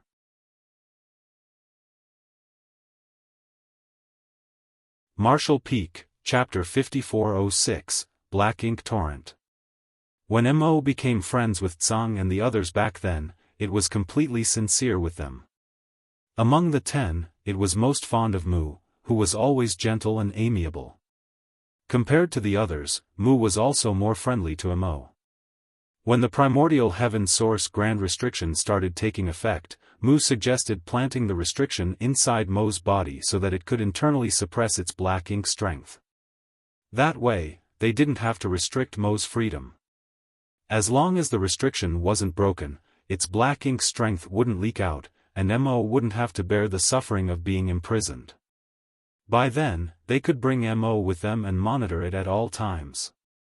However, no one could guarantee that the idea was feasible. Everyone would be happy if it worked, but if it didn't, Mo wouldn't let them suppress it again when it was aware of their intentions. In the end, Tsang and the others didn't dare to take the risk. Mu passed away pretty early on when Mo flared up for the first time after it was suppressed. To appease Mo, she ignored the others' dissuasion and entered the primordial heaven source grand restriction on her own. No one knew what happened to her while she was inside, but when she returned, she was horribly wounded. Before her death, she blended all her power and her body into the restriction to strengthen it. That day, Tsang and the others were heartbroken while Mo's wails reverberated across the entire universe. Among the 10 of them, the gentle and compassionate woman was the most talented. It could be said that the others were not comparable to her. She was the one who came up with the idea of the primordial heaven source grand restriction and Duan personally crafted it while the rest assisted from the side. Mu was also the most powerful among them. Tsang even suspected that she had found the path that led beyond the Ninth Order open heaven realm. Unfortunately, she passed away when she was still fairly young. Given her aptitude, she could have ascended to a realm that was beyond the Ninth Order. Song turned solemn when he heard Mo mention Mu and grimly said, "You're fully aware of how Mu was killed, Mo." A furious Mo roared, "Do you think I killed her? It wasn't me. I'd never kill her. Why would I do that to her?" Song snorted, "She passed away after returning from inside the restriction. Why had she fallen into such a state if not for you?" "It really wasn't me," Mo refuted. "Enough. Whether or not it was your doing no longer matters." Now that 2 million human race soldiers had arrived, they had to weaken Mo's power even if they couldn't destroy it. Song couldn't persevere any longer. Like a child who had been wrongly accused, Mo cried, "It really wasn't me." When Mu entered the restriction, Mo indeed ordered his servants to attack her because it was mad at her betrayal. However, Mu was extremely powerful, so how were his servants supposed to be a match for her?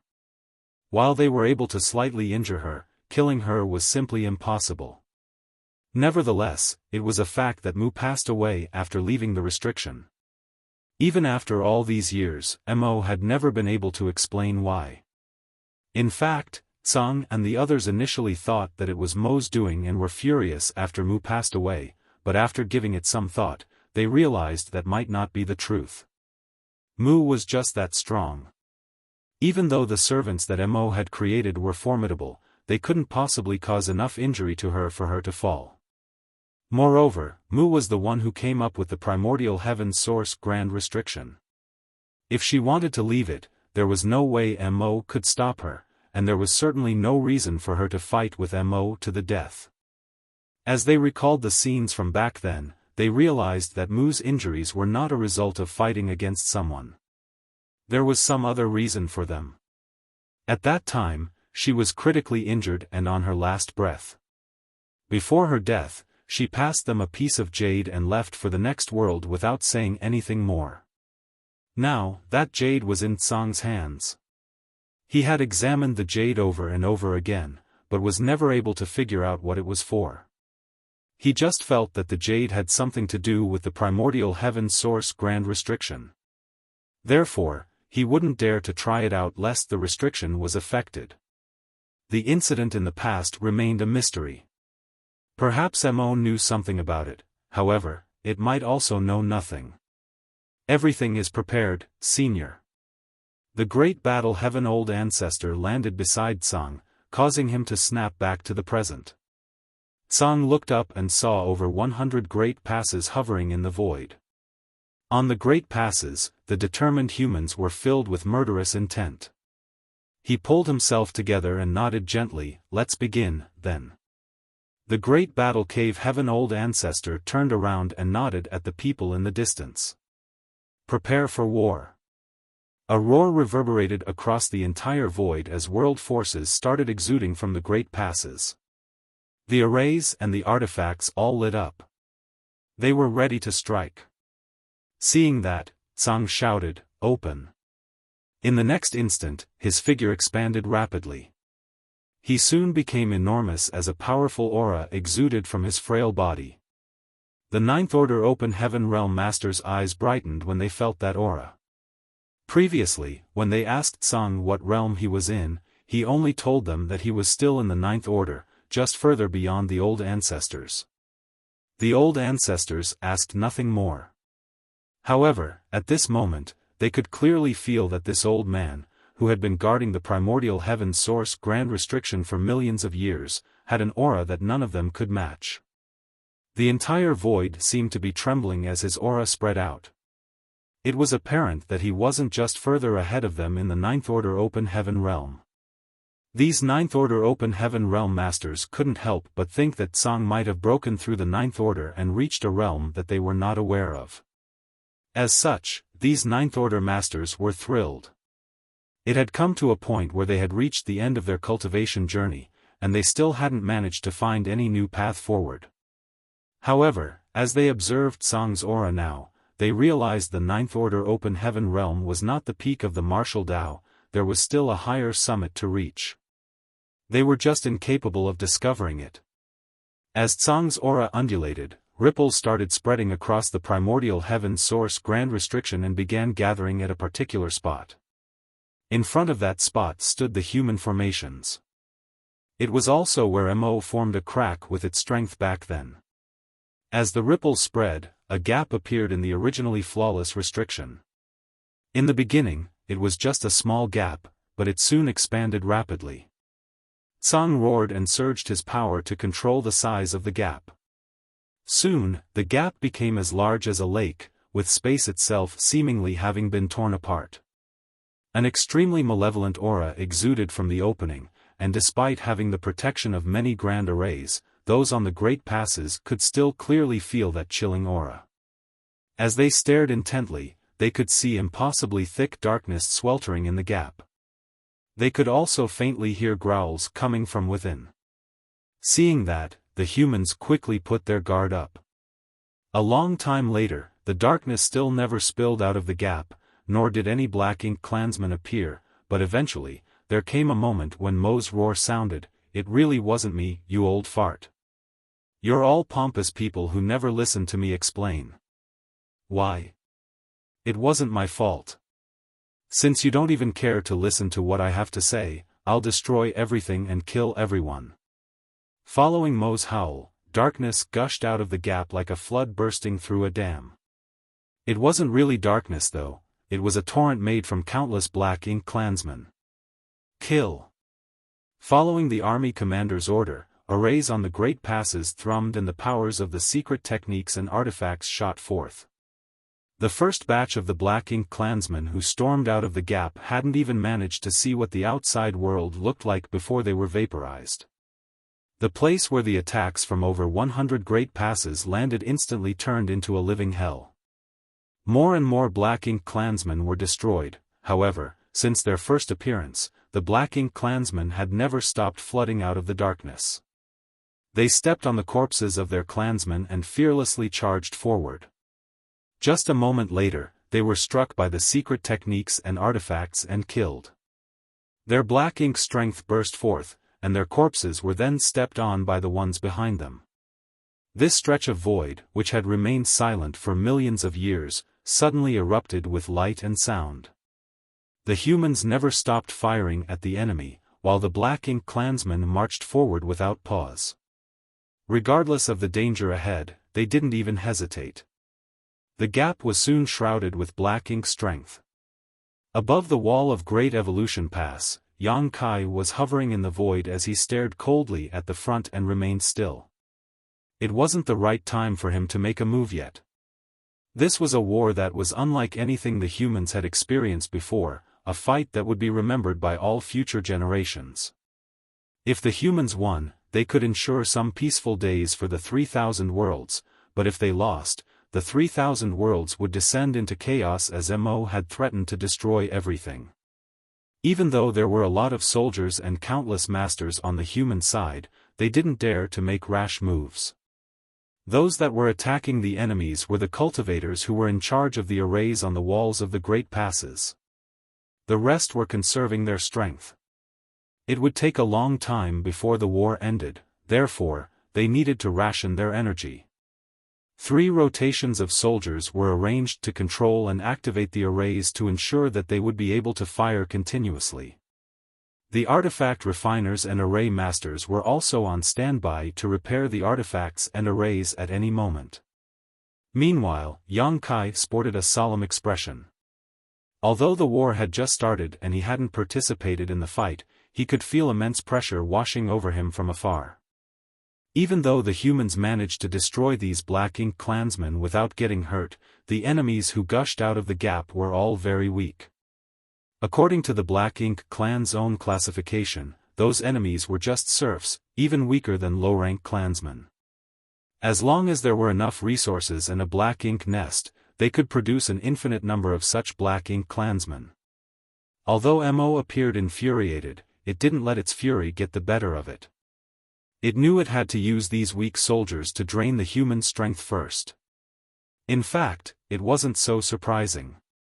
The Black Ink clan and the human race had been fighting against each other on the Black Ink battlefield for countless years, and as the source of the Black Ink clan, Mo, was able to monitor what was going on in every theater. Therefore, it was familiar with the strengths and weaknesses of the human race. Its way of dealing with the humans now was the best solution available.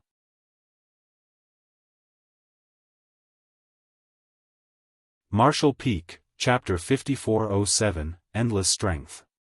Even though the Black Ink Clan soldiers gushing out of the gap were weak, they came in an enormous quantity. They would be a threat to the humans if they were allowed to roam freely, therefore, the humans had no choice but to kill them. What surprised Yang Kai was that most of the Black Ink clansmen rushing out of the gap looked like monster beasts, which was something new to the humans. For as long as the human race could remember, even though the Black Ink clansmen in every theater came in all different shapes and sizes, they mostly had a human frame. The human race had never seen Black Ink clansmen that looked purely like monster beasts before. Now, however, there were a large number of such creatures. They were apparently created by Mo using Black Ink strength after it was confined in the primordial heaven source grand restriction. Even though these monster beast-like creatures were weak, they came in a larger number than even ordinary Black Ink clansmen, and after they were killed, the Black Ink strength in their bodies gushed out and filled a vast swatch of space. The war unfolded just like the humans had expected as Tsang was able to control the size of the opening in the primordial heaven source grand restriction. Therefore, there wouldn't be too many Black Ink clansmen who could dash out through the gap. As over 100 great passes joined forces, they could ensure they killed all the enemies who emerged. As long as they never stopped attacking, they wouldn't have to worry about the Black Ink clansmen breaking through their defense. 100,000, 200,000, 300,000, 500,000. Although they were unable to get an accurate count, it was roughly estimated that over 1 million Black Ink clansmen had rushed through the gap in just half a day. All the Black Ink clansmen and Black Ink beasts were killed the moment they left the gap, so they were unable to move any further. Regardless, a torrent of these creatures still continuously gushed out from the darkness. Seeing that, Yang Kai felt a crawling sensation on his scalp. 1 million Black Ink clansmen and Black Ink beasts was about how many casualties there would be in a major war, but only half a day had passed so far. How many Black Ink clansmen and Black Ink beasts were still hiding in the primordial heaven source grand restriction? How many servants had Mo created over the past several million years? No one knew the answer. Perhaps only Mo was aware of the exact number. Half a day later, another million of Black Ink clan soldiers were killed, and after another half a day, the same thing happened. A few days later, over 10 million Black Ink clansmen and Black Ink beasts had been slaughtered, but other than the fact that some of their artifacts and arrays were damaged from overuse, the humans hadn't suffered any kind of damage. Despite being in an advantageous position, none of them were happy. Mo didn't seem concerned about losing over 10 million soldiers. The subordinates it had been summoning were still the weakest Black Ink serfs and Black Ink beasts. These cannon fodder were simply meant to wear down the human race army strength, and there seemed to be an infinite number of them hiding in the depths of the darkness. By this point, everyone realized that something was off. Regardless of whether there was really an infinite number of Black Ink clan soldiers, the humans' defense would collapse in a month given the fact that they had been using the artifacts and arrays with such intensity. The artifact refiners and array masters were unable to make repairs as quickly as damage was accrued. Without the help of these artifacts and arrays, the human race would have no choice but to personally stop these Black Ink clan soldiers from advancing further. By then, there were bound to be casualties. What the humans found amiss was that since over 10 million Black Ink clan soldiers had passed away, the entire region should have been filled with the Black Ink strength from the dead Black Ink clansmen, and there should have been innumerable Black Ink clouds around them. In past wars, the Black Ink clan always left behind a lot of Black Ink clouds after suffering a large number of casualties. Those clouds would then merge together into Black Ink oceans. However, at this moment, almost all the thick Black Ink strength hovered around the opening in the grand restriction, concealing it from sight. Not much of it had even spilled through the gap. Realizing the crux of the problem, Tsang shouted loudly, "It's been retrieving the black ink strength to recycle it. Stop it. Otherwise, its strength will be endless." Only then did Yang Kai realize what was wrong. It was no wonder that Mo had been sending these weak black ink clansmen out so recklessly, and why it didn't seem to care despite so many of them being killed. The black ink strength left behind from these corpses could be reused by it. That way, it would have an infinite supply of black ink strength. Perhaps it could fight until the end of time itself using this method. The reason the humans hadn't discovered it earlier was that it was chaotic at the opening. Black ink clansmen continuously passed through the gap and got killed as the black ink strength concealed it, and hid the traces of Mo retrieving its power. Although Tsang had been guarding the primordial heaven source grand restriction for a long time, it still took him several days to figure out what was happening. Upon hearing Tsang's warning, the humans promptly came up with a solution as squads were dispatched from the great passes to the battlefield. Soon, the squad summoned artifacts that looked like fishing nets and began to dredge the battlefield with them.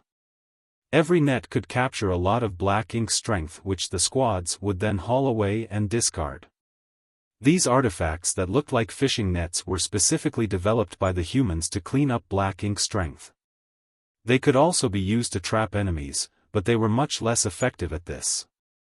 Therefore, the humans usually wouldn't use these artifacts when dealing with the Black Ink clan and only bring them out after the fighting was over. After Yang Kai experienced his first major war back in Blue Sky Pass, he received Zhong Liang's order to clean up the battlefield. At that time, he also experimented with this kind of artifact. Over 1,000 squads moved around the battlefield to capture the black ink strength left behind by the dead black ink clansmen. However, it was still an inefficient process because after seizing the black ink strength, they had to bring it somewhere far away and discard it, which was quite time-consuming. After observing for a bit, Yang Kai turned to the rest of Dawn's members and said, "Give me some spare space rings." Realizing his intention, they fished out the space rings they did not need and passed them to Yang Kai. Seeing that from a nearby place, old ancestor Xiao Xiao knew what he was trying to do, but she didn't stop him, only giving him a reminder, "Be careful. Even though all those black ink clansmen are weak now, that doesn't mean there won't be masters hiding among them." Understood, Yang Kai nodded lightly before charging towards the battlefield.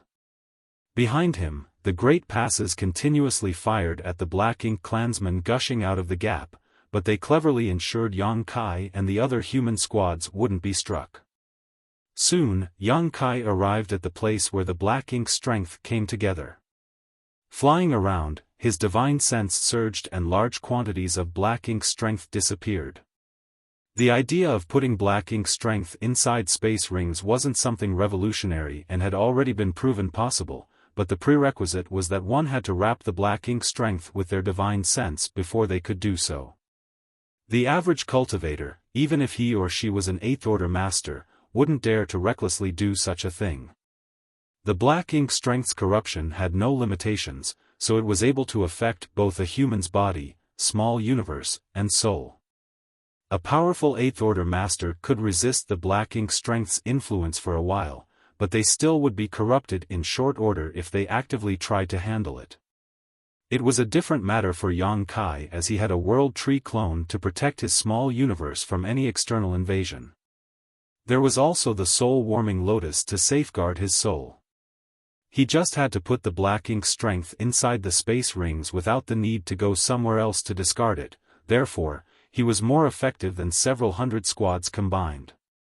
The space rings were soon filled with black ink strength, so he was unable to capture more. In just half a day, he had used up all the space rings that he had collected. If possible, he wouldn't mind storing the black ink strength inside his small universe, however, there was simply too much of it.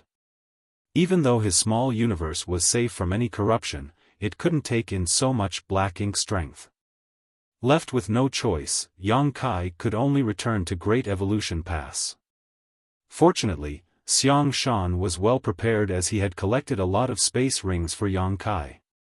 A moment later, Yang Kai returned to the battlefield and continued collecting black ink strength.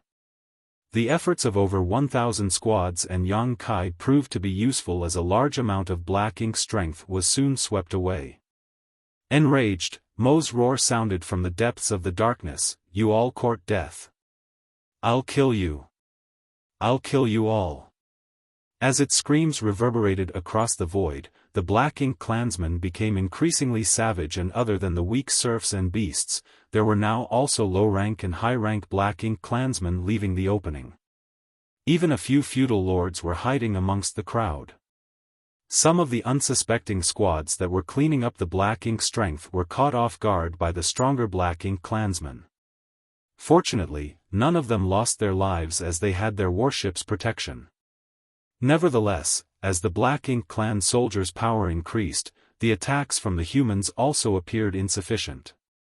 Initially, the arrays and artifacts on the Great Passes were good enough to deal with the weak cannon fodder, and no Black Ink clansman that dashed out of the gap was able to leave very far.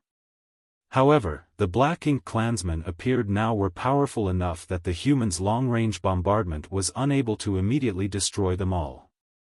The Black Ink clansmen were marching forward while the squads that were cleaning up the Black Ink strength had to move backwards.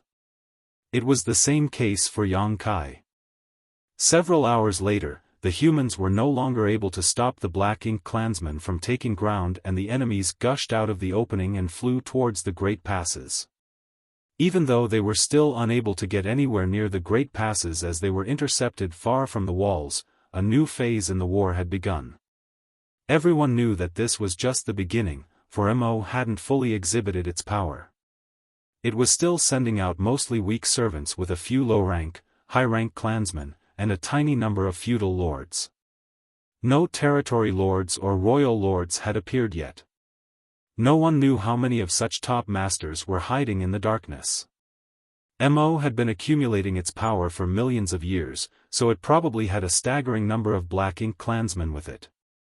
The one-sided slaughter lasted for half a month as innumerable Black Ink clansmen had been killed in the void. The squads and Yang Kai seized every chance to clean up more Black Ink strength. Nevertheless, the Black Ink clan army was steadily getting closer to the humans. Then came the moment when a truly powerful aura bolted out of the gap. The first territory lord had appeared. The territory lord was gigantic, and his entire figure was covered in an armor that seemed to be made from bones. Even his head was protected by a bone helmet as an eerie light radiated from his eyes. All of the human masters were stunned as they had never seen a territory lord in such a form before. The territory lord's appearance suggested that he had thick skin and strong flesh. He was the kind of soldier who would clash with the opponents head-on. Apparently, Mo had specially crafted this territory lord. It must have expected this day to come, otherwise, it wouldn't have created such a creature. After the first, more and more territory lords that seemed to be cast in the same mold appeared among the Black Ink clan soldiers.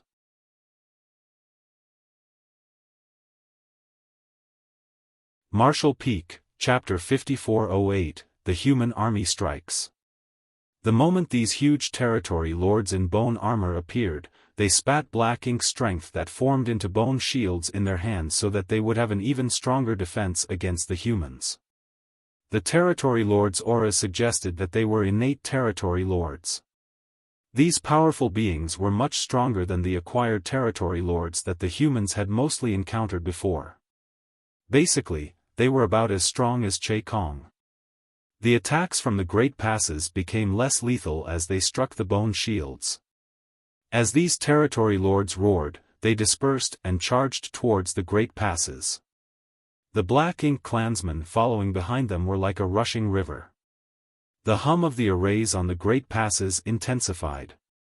The walls shook, and the Great Passes started trembling. More and more bone shields were shattered as the territory lords behind them staggered upon impact as sparks flew from their bone armors. They could only persevere for a short moment before they were killed. Faced with continuous attacks from over 100 Great Passes, even royal lords wouldn't be able to last for long, let alone these territory lords. Without the protection of the territory lords in bone armor, the Black Ink clansmen behind them were killed the moment they were exposed. However, things were not looking good for the humans as the powers of their arrays and artifacts were no longer sufficient. With the sacrifice of those territory lords in bone armor, the Black Ink clan army managed to close much of the gap between the opening in the Great Restriction and the Great Passes. Countless Black Ink clansmen were killed in the process, but that did not soothe the human race's worries. Mo had clearly been preparing for this day for over 1,000,000 years, so the heritage it had built up was unimaginable. From the looks of it, even though the humans currently held the advantage, no one knew what the outcome would be as the war dragged on. After several more days of intense battle, it was impossible to count the number of corpses of weaker Black Ink clansmen, while the humans estimated they had killed over 1,000 territory lords. This was an astounding number, especially when all these were innate territory lords directly created by Mo. They were gifted with sturdy defense and extraordinary power, each of them equivalent to a top 8th Order Open Heaven Realm Master. There weren't a lot of human 8th Order Masters to begin with. On average, there were only 40 to 50 8th Order Masters in every Great Pass. In other words, there were fewer than 5,000 8th Order Masters in the entire human race army. Over 1,000 territory lords was equivalent to the number of 8th Order Masters in more than 20 Great Passes. They were undoubtedly a force to be reckoned with, and if not for the fact that the humans held an advantageous position, they would have had to pay a huge price to kill these enemies.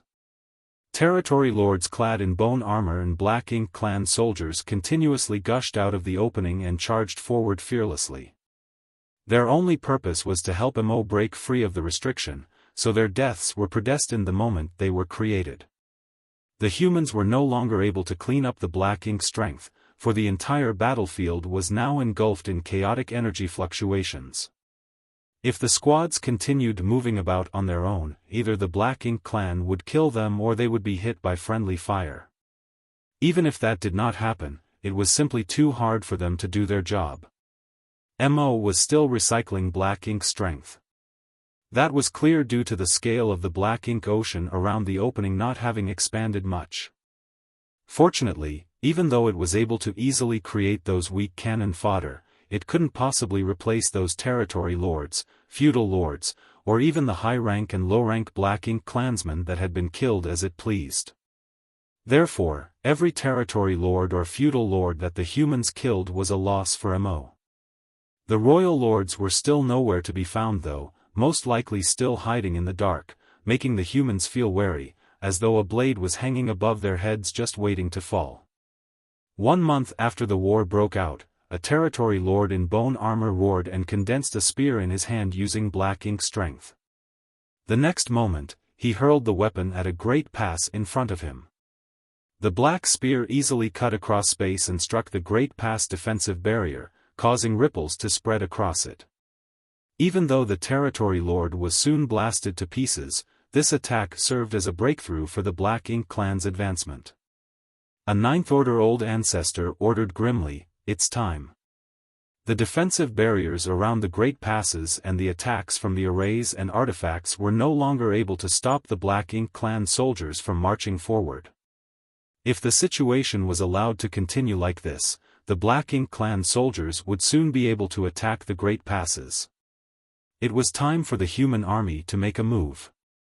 Following the order, auras that seemed able to shake the entire void undulated from the Great Passes as countless dazzling lights were shot from the warships. Wherever the light struck, those territory lords in bone armor were unable to endure and were swiftly dispatched, leaving behind black blood where they fell. The divine abilities and secret techniques cast from over 100 Great Passes then resumed firing, forming trails of vacuum in the void. Along the way, the Black Ink clansmen were either injured or killed. For a moment, the originally clamorous battlefield fell into dead silence. The old ancestors had made a move. Seizing the chance, the well-prepared humans drove their warships out of the Great Passes. The vessels formed into rays of light as they coordinated with each other and sailed towards the battlefield. As the warships set off, the Eighth Order Masters also charged towards the battlefield. They targeted the territory lords and cast their secret techniques in an attempt to tie down the enemy masters. Dawn from Great Evolution Pass also darted forward. In fact, they were the ones leading the charge. The other squads didn't have a lot of members, and their warships were not particularly robust, so on such a battlefield, they had to group up to be effective. However, as a special operations squad, Dawn was used to charging around the battlefield on their own. Yang Kai was at the front while Shen Ao and Blood Crow protected the warship from both sides. Ren Bingbai, Yu Ziyu, and Miao Fei Ping were at the rear of the warship. Meanwhile, Bai Yi stood at the bow, channeling her world force into her longbow to the point where the weapon radiated a glow. They had experienced countless life-and-death battles together in the past, so on such a battlefield, there wasn't a need for Yang Kai to give any orders. All of them knew what they were supposed to do. These close-knit members were ready for war. As Yang Kai summoned his Azure Dragon Spear, he took a deep breath and ordered loudly, "Kill!" A dragon roar sounded as the Azure Dragon Spear transformed into countless spear shadows which engulfed the Black Ink clansmen in front and blasted them to bits. As for the Black Ink clansmen who managed to escape, they were slaughtered by Shen Ao and Blood Crow.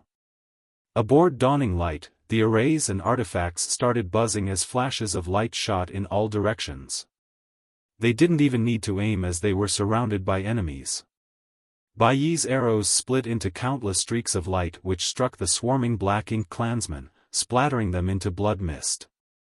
Meanwhile, Ren Bingbai, Yu Ziyu, and Miao Fei Ping brought up the rear, making sure the Black Ink clansmen couldn't get anywhere near the back of the warship. As Dawning Light soared out of Great Evolution Pass, it turned into something akin to a blade and cut across the Black Ink clan army. Wherever it went, the enemy was consigned to the Yellow Springs.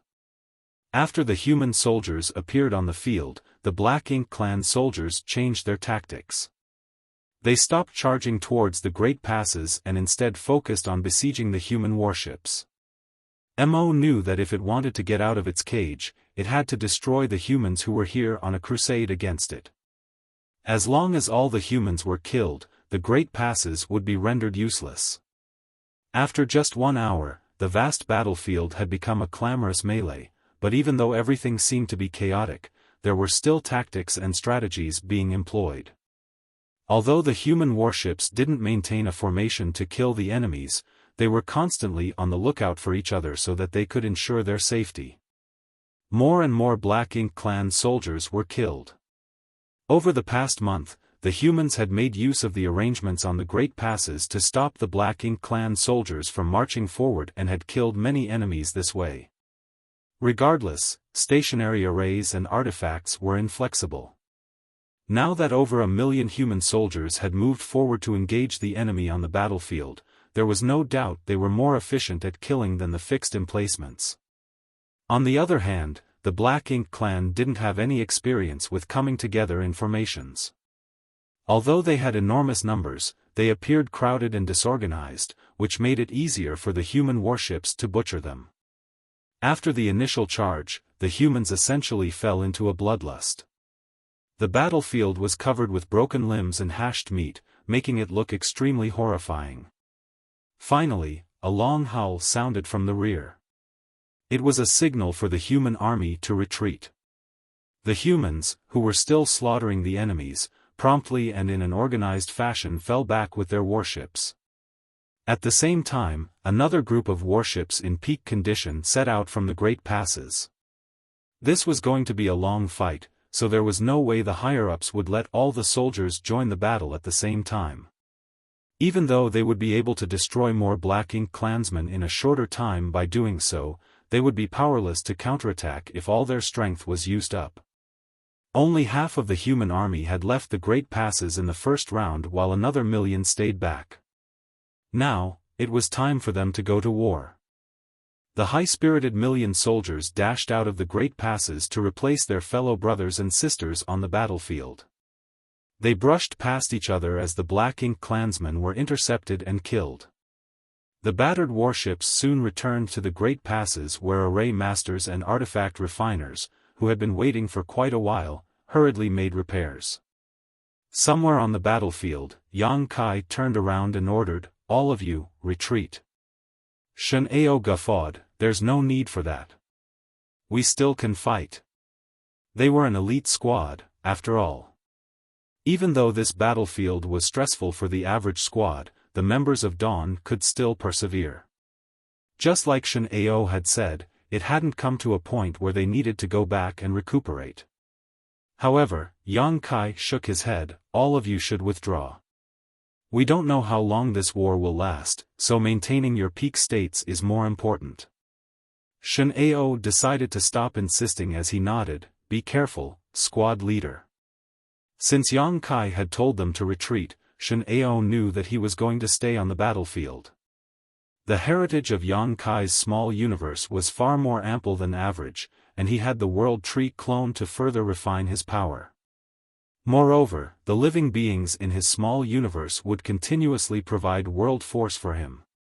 There was no denying that Yang Kai had a much greater stamina than the ordinary 7th Order Master, allowing him to remain energetic when others in the 7th Order would feel exhausted.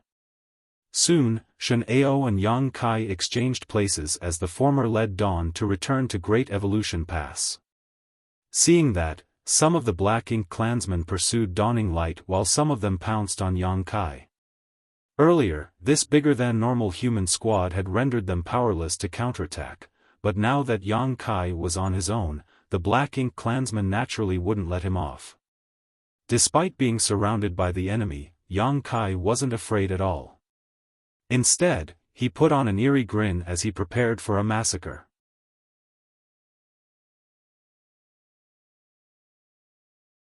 Martial Peak, Chapter 5409, The Royal Lords Emerge. Yang Kai had always felt that he was best suited to fight on his own. He had a power that far surpassed that of those in the same order, and even if he was faced with a territory lord, he was able to transform into an ancient dragon to do battle. He also had space secret techniques that allowed him to come and go freely, as well as several other advantages that were unrivaled among 7th Order Masters. Only by fighting on his own could he maximize his advantages. Of course, he would be exposed to less risk when he fought alongside Dawn, but it was also a kind of restraint for him. The others were unable to match his speed and quick reflexes, so he had to coordinate with them when making a move. Now that Dawning Light was gone, all restraints on Yang Kai were lifted. Wielding the supreme limitless spear art, innumerable spear shadows spread out in all directions, and by the time they faded, all the surrounding the Black Ink clansmen burst into blood mist. With his spear in hand, Yang Kai charged towards places where the Black Ink clansmen were most concentrated. Wherever he went, the enemies collapsed like straw amidst a storm. As a dragon roar reverberated across the void, Yang Kai transformed into his 70,000-meter ancient dragon form. He let out a dragon breath and swept his dragon tail across the swarm of enemies, clearing out large spaces on the battlefield. However, he wouldn't dare to remain in his dragon form for extended periods. Although he was able to battle against the territory lords as an ancient dragon, his figure was too big and it was hard for him to move around. Not to mention, in his dragon form, he made an obvious target and was wounded by the attacks coming from all directions in short order. Even though most of them were flesh wounds, Yang Kai couldn't ignore them if they continued to pile up. His dragon form abruptly disappeared and the Black Ink clan lost their target. After turning back into human form, Yang Kai rampaged around the battlefield again. As he alternated between human form and dragon form, he attracted the attention of lots of Black Ink clansmen.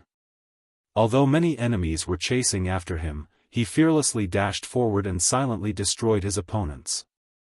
All of a sudden, space principles undulated as Yang Kai abruptly disappeared. When he reappeared, it was in the middle of an intense battle. It was a battle between an 8th Order Open Heaven Realm Master and a territory lord in bone armor. At that instant, Yang Kai's eyes reflected the figure of the territory lord in bone armor. As time principles spread, the world seemed to have frozen for a moment. He pushed out his spear and stabbed it right into the back of the territory lord's head. Even though the bone armor that this territory lord was wearing was thick and nigh impenetrable, it was not without any weaknesses, and the crack at the back of this territory lord's head was one of them. The azure dragon spear accurately penetrated the crack, and sparks instantly flew. Suddenly, Yang Kai felt an immense force of resistance, making it impossible to push his razor-sharp spear any further forward. He was stunned, for it never crossed his mind that he wouldn't succeed even though he had targeted his opponent's weakness while he was distracted. Madly surging his world force, he roared, "Die!" Exerting even more force into his thrust caused more sparks to fly, and eventually, the crack in the armor broke and the spear penetrated the territory lord's head. However, Yang Kai wasn't able to push his spear out from the other side as the opponent's hard skull stopped him from doing that. Having succeeded, Yang Kai immediately tried to retreat, but it was too late. The moment the territory lord was attacked, he swung the bone shield in his hand at Yang Kai and a violent force swept across his stomach. Instantly, Yang Kai felt half of his body turning numb and a huge gash opened on his abdomen. Golden blood gushed out of the wound as his squirming organs could be seen. The territory lord wanted to kill Yang Kai ruthlessly, but the latter actually activated purifying light and engulfed the enemy with it. The light could restrain black ink strength, so there was no way Yang Kai wouldn't use it now that its existence had been exposed. He just hadn't come across any opponents that left him with no choice but to use the purifying light until now. Facing a powerful territory lord, he naturally wouldn't keep this trump card rotting.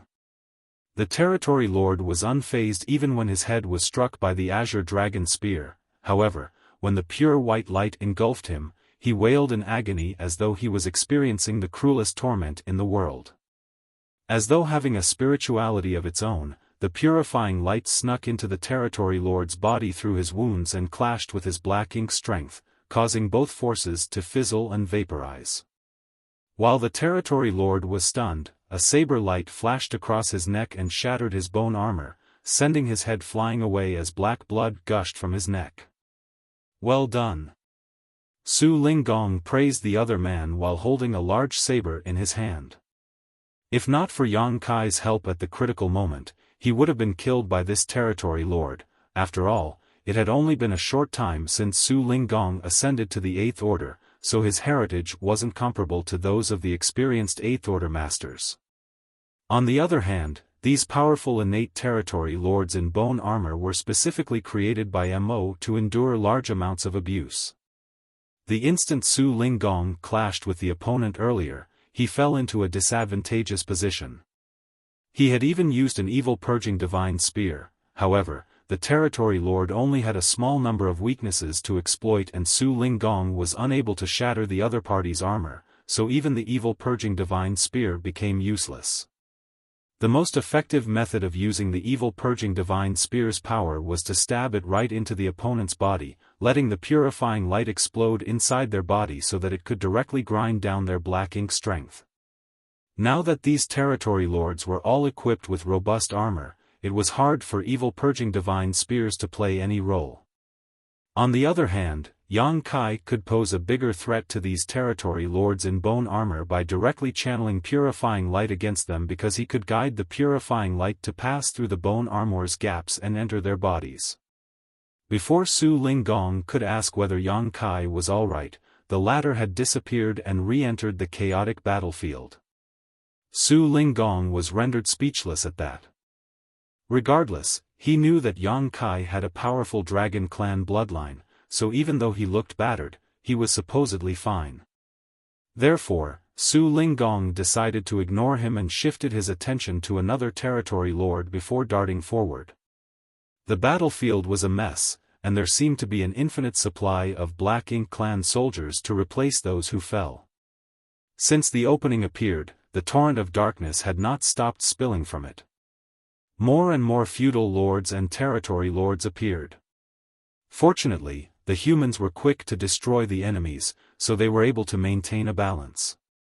After helping Su Linggong kill a territory lord, Yang Kai went on to make several more contributions. Using the disorderly Black Ink clan soldiers as cover, he swiftly yet stealthily approached the Eighth Order Masters and Territory Lords. When he was close enough, he would directly activate space principles and launch a sneak attack. He had learned his lesson after the setback earlier.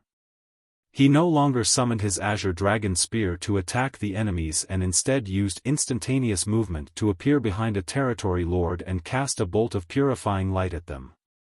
Ignoring the furious Territory Lord, he then directly disappeared. Many Territory Lords suffered a setback because of this tactic. The purifying light was able to restrain Black Ink strength, and their bone armor couldn't fully cover the Territory Lords up. Once they were struck by the purifying light, their powers would significantly weaken and the Eighth Order Masters naturally wouldn't let such a chance slip through their fingers. As Yang Kai stealthily moved around and struck the Territory Lords in bone armor, they inevitably faltered. As such, the Eighth Order Masters were able to kill these Territory Lords with ease. The Black Ink clansmen soon noticed Yang Kai's action and more of them began chasing after him. Wherever he went, a chaotic storm followed. Even Tsang, who had been guarding the primordial heaven source Grand Restriction, couldn't help but have his eye drawn to him. After all, it was rare for a Seventh Order Master to be able to make such an impact on this kind of battlefield. As a thought flashed across his mind, Tsang parted his lips and sent a divine sense transmission to Yang Kai. After being startled for a moment, Yang Kai was elated as he became even more reckless. Earlier, he still wouldn't dare to move further into the battlefield, for he was worried that he might not be able to escape should he come across a powerful enemy. Upon hearing Tsang's transmission though, his worries disappeared. His high-pitched dragon roar reverberated across the void again and his 70,000 meters ancient dragon's figure reappeared in the void while his dragon scales radiated a golden glow. As he let out a dragon breath, the Black Ink clan soldiers in front of him melted like snow under the hot sun. Throughout history, perhaps only the war in the late ancient era was comparable to the magnificence of the war today. Over 100 great passes and all the elites of the human race had come together. It was a war that would determine the future of all humans, so they couldn't afford to be negligent. As time passed, the number of these 2 million soldiers decreased as they were no longer able to make use of the great passes to ensure their safety. As the humans had to fight with the enemies on the battlefield, deaths were inevitable. Everywhere on the battlefield, small universes ruptured and human masters passed away. Besides the Sixth Order and Seventh Order Masters, even the Eighth Order Masters were not spared the fate. About 2 million human soldiers had been taking turns to strike the enemies, but things were still not looking good. All the same, no one faltered. In the Great Passes, the old ancestors had only made a move once before falling silent. It wasn't that they were not willing to act, but that they didn't dare to. The strongest Black Ink clansmen that had streamed out of the gap so far were Territory Lords, while the Royal Lords were still nowhere to be seen. None of them knew how many Royal Lords were hiding in the dark, but since the Royal Lords hadn't appeared, the old ancestors could only remain unmoving. Otherwise, their weaknesses would be exposed to the enemies. It had come to a point where even a slight mistake could cost their lives. The battlefield was filled with chaos, but invisible undercurrents were also stirring as the humans and Black Ink clan were also waging a contest of patience. Whether the old ancestors or the Royal Lords appeared on the battlefield first would play a large role in determining the outcome of the war. Seeing that so many human soldiers had been killed, the old ancestors were naturally heartbroken. Nevertheless, they knew that they could only grit their teeth and hold their ground lest their plans all be derailed. Presently, Yang Kai was badly wounded. Even though the living beings in his small universe continuously replenished the world force for him, he realized he would not be able to persevere for much longer. While the other cultivators took turns to return to the Great Passes to recuperate, he had not rested once since he joined the battle. He had managed to kill over 100,000 Black Ink clan soldiers, and even though he hadn't personally killed a Territory Lord, a few dozen of them had been harassed by his purifying light and subsequently been eliminated. Still, this made only a minimal impact on the overall battle. It seemed like this war would never end at this rate. It was then that an imposing aura was felt coming from the gap that changed everything. The Black Ink clan's attacks intensified while the humans felt their chests tightening. All of them realized that the royal lords, who had remained patient all this time, had finally made a move. This was the change the humans had been longing to see. If the royal lord still refused to appear and the Black Ink clan just kept sending more territory lords and weaker soldiers to fight, the humans would descend into a state of despair. Now that the royal lords had appeared, it showed that the Black Ink clan could no longer bear the loss of Black Ink strength. It had come to a point where the royal lords had no choice but to take to the field. A majestic figure stepped out of the darkness through the gap and a royal lord's savage aura swept across the void.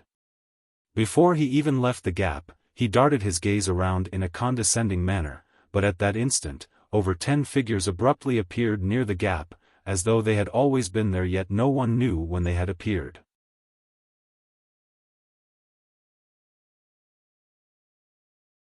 Martial Peak, Chapter 54:10, Tacit Balance.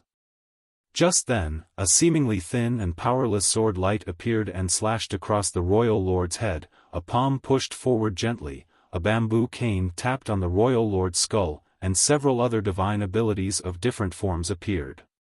The smug royal lord was frozen in place. After he was struck by the divine abilities, his body started trembling violently. Then, the bamboo cane tapped on his skull again and formed a black bloody hole.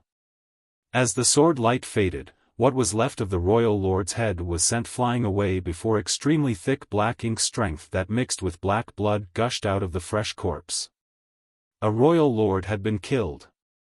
Before the royal lord even stepped out of the gap, he had been struck by over 10 Ninth Order Open Heaven Realm Masters and killed. It wasn't that the royal lord wasn't powerful, it was just that the humans had devised such a plot in advance and their reaction was swift.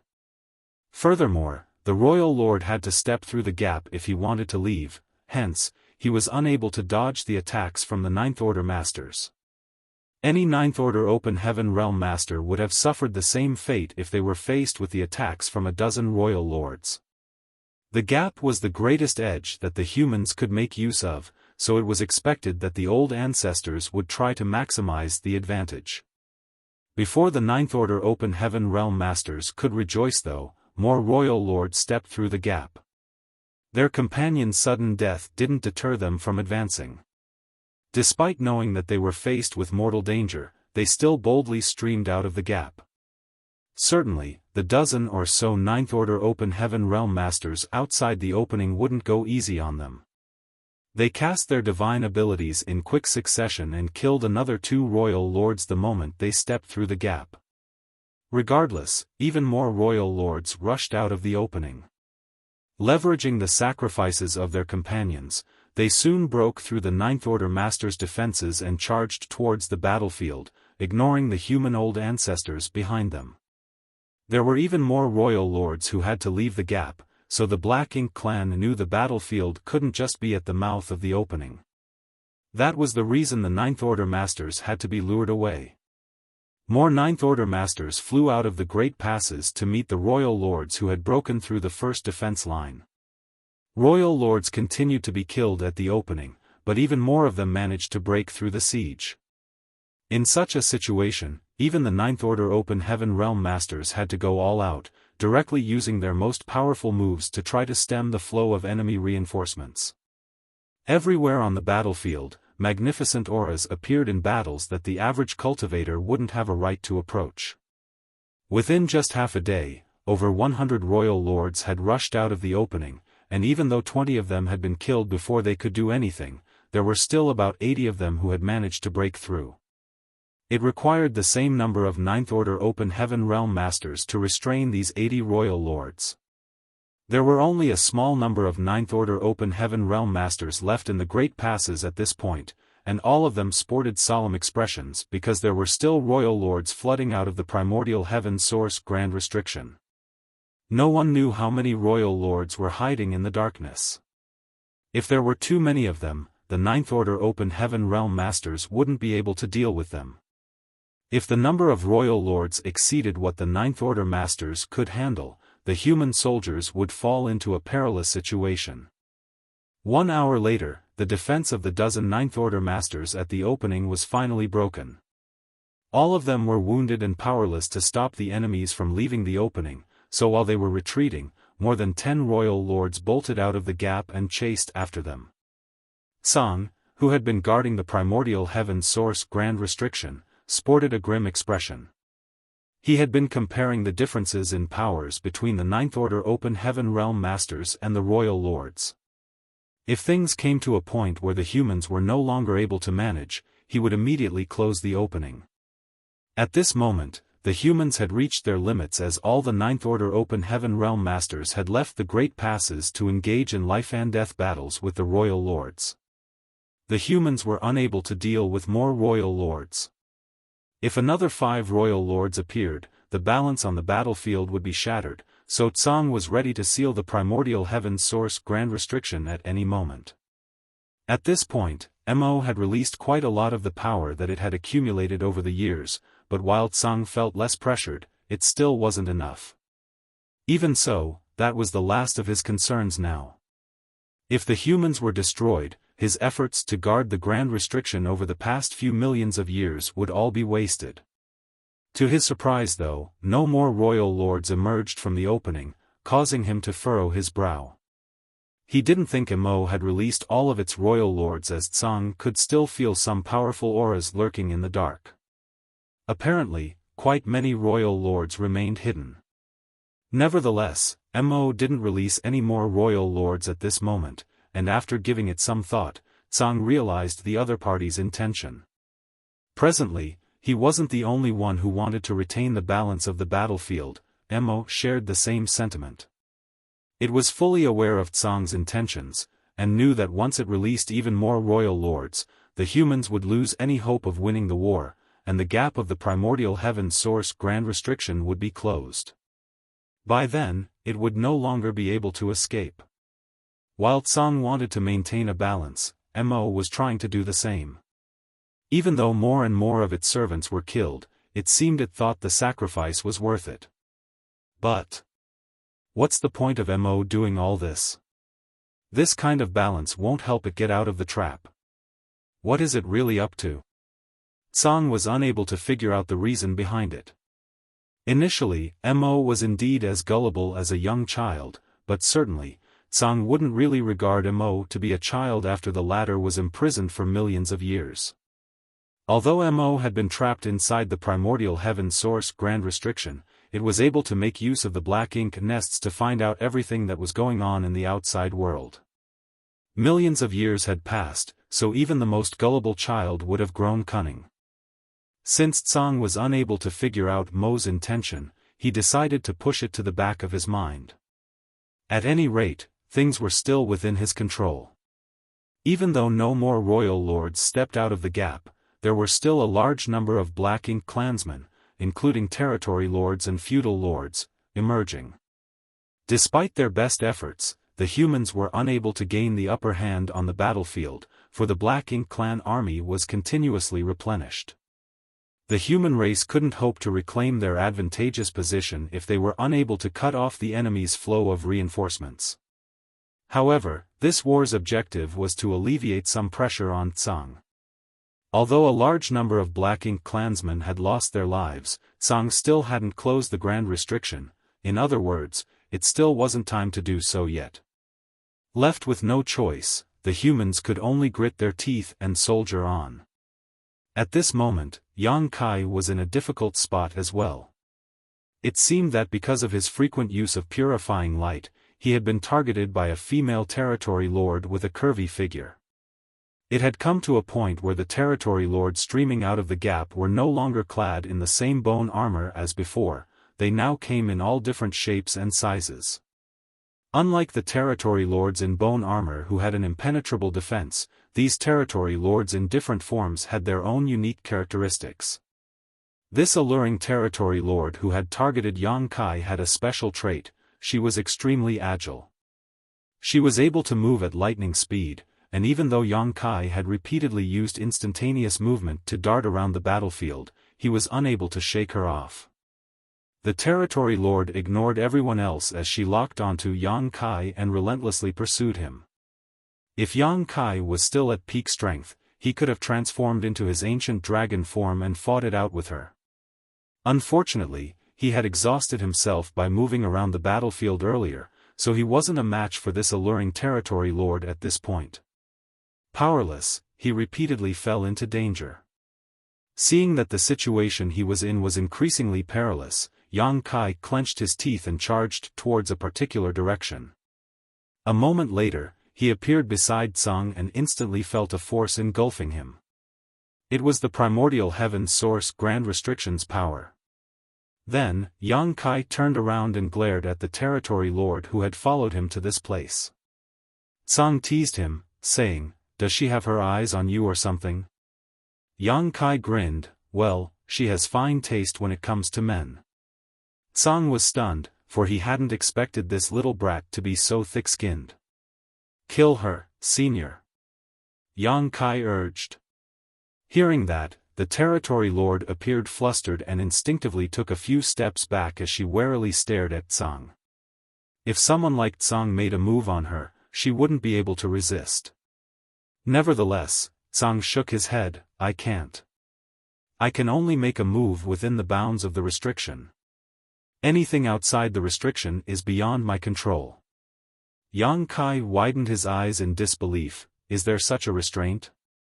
Tsang appeared helpless as well. "There's no choice. I've practically become part of the Grand Restriction. The restriction is me, and I am the restriction. Only by doing so could I maximize my control over it. That's the trade-off." Upon hearing his explanation, Yang Kai replied, "I see. It's fine then, I'll just get some rest here and kill her later." The reason he came all the way here was that Tsang had sent a divine sense transmission some time ago saying that he could seek his help when he was in danger. Tsang was unable to help the human army kill their enemies, but he could make use of the primordial heaven source Grand Restriction's power to protect some of them. It was because of Tsang's assurance that Yang Kai had the guts to act recklessly on the battlefield. If he didn't have a nearby sanctuary, he wouldn't have been so audacious. Then, Yang Kai turned to glare at the Territory Lord and ran his fingers across his neck. "Wash your neck and wait for me." He conveniently ignored the fact that he was just a 7th Order Open Heaven Realm Master and that even if he was at full strength, he couldn't defeat the other party. Enraged by Yang Kai's arrogance, the Territory Lord sported a dark expression and lifted her hand to summon her black ink strength, which turned into a dark flood dragon. As it widened its jaws, it came charging towards Yang Kai. "Idiot," Yang Kai snickered, was unfazed. As he was now protected by Tsang, in the primordial heaven source Grand Restriction, no one else could harm him. Therefore, he didn't even bother to blink when he was faced with this ferocious strike. All of a sudden, Tsang chuckled and performed a different hand seal. About 10 meters before Yang Kai and Tsang, the dark flood dragon was stopped by an invisible barrier. A turn of events took place suddenly. The dark flood dragon instantly turned around. As its body expanded, it reached for the Territory Lord and opened its mouth wide. While the Territory Lord was flabbergasted, the flood dragon swallowed her before shaking its head and flicking its tail smugly. Yang Kai was equally astounded. The next instant, Yang Kai shot out with his spear in hand as a great sun rose from behind him. This time, no golden crow was heard cawing, nor was there any scorching heat, for this great sun was formed from flawless purifying light.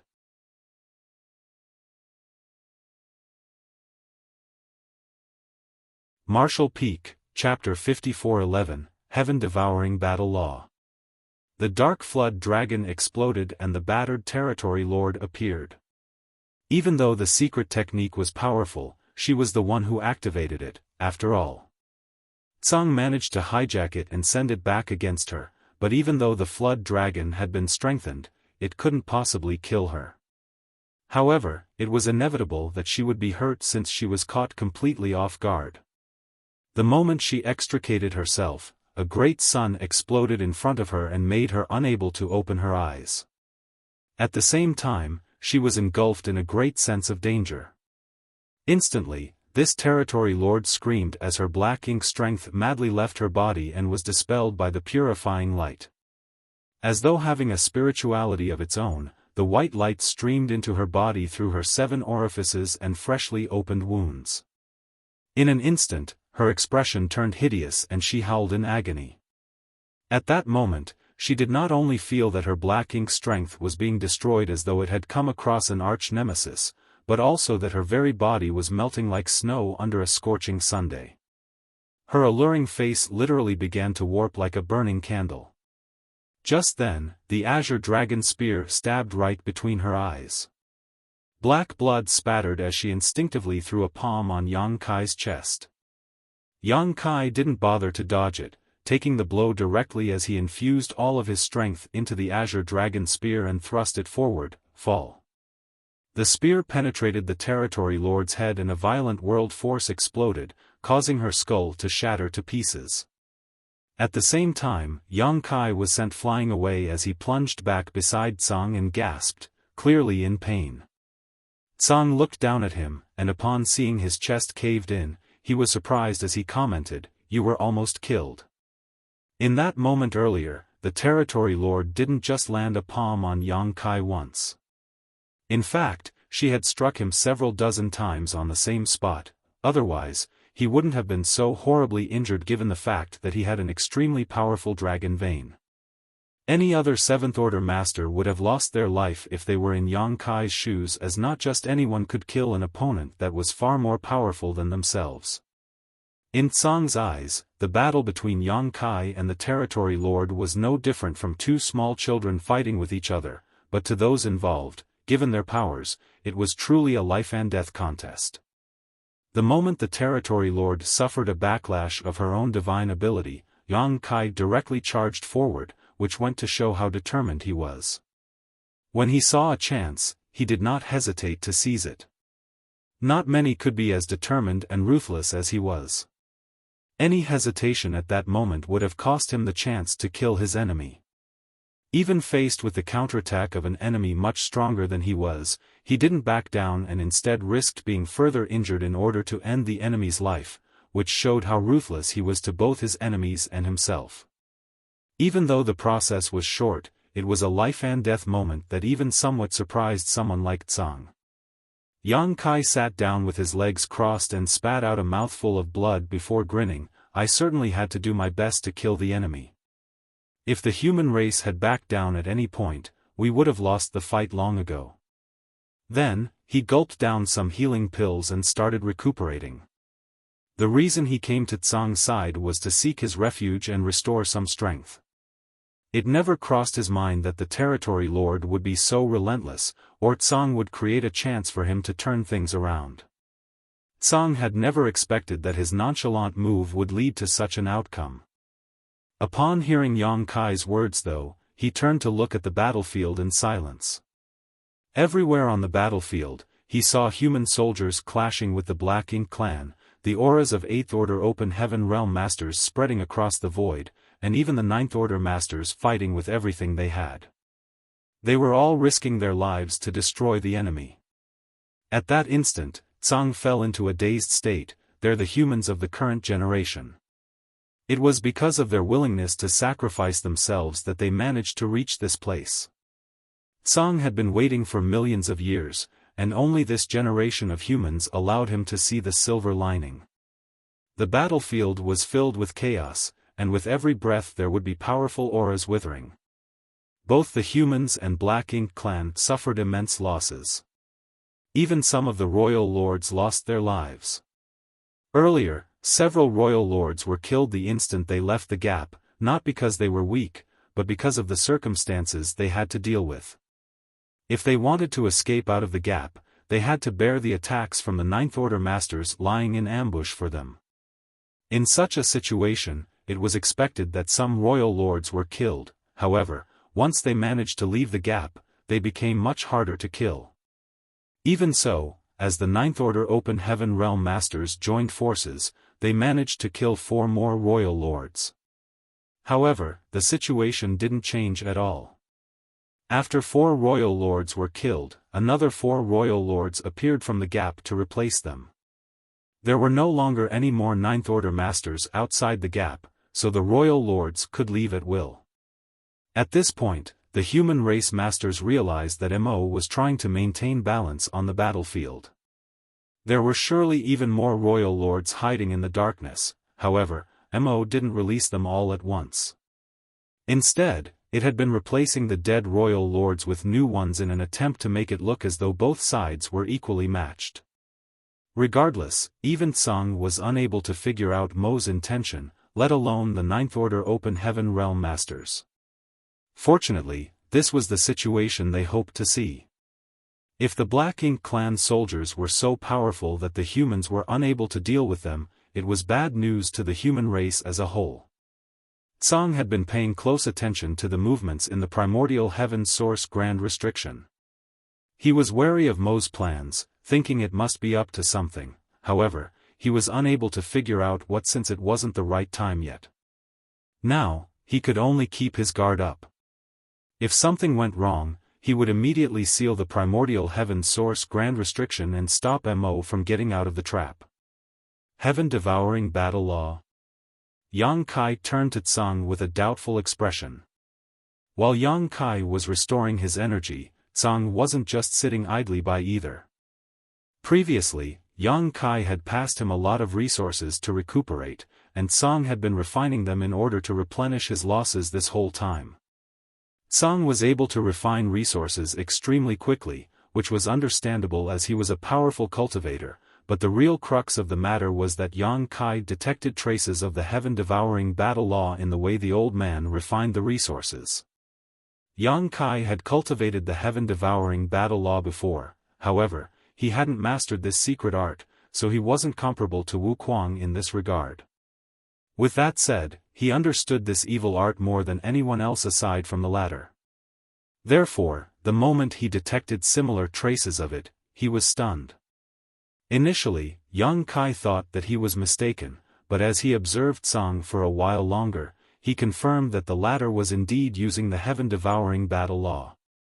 If that wasn't the case, even though Tsang was a Ninth Order Open Heaven Realm Master, he couldn't have refined resources so quickly. Moreover, he wasn't just refining the resources that were given to him. If one paid close attention, they would realize that Tsang was even devouring the Black Ink strength left behind by the nearby dead Black Ink clansmen.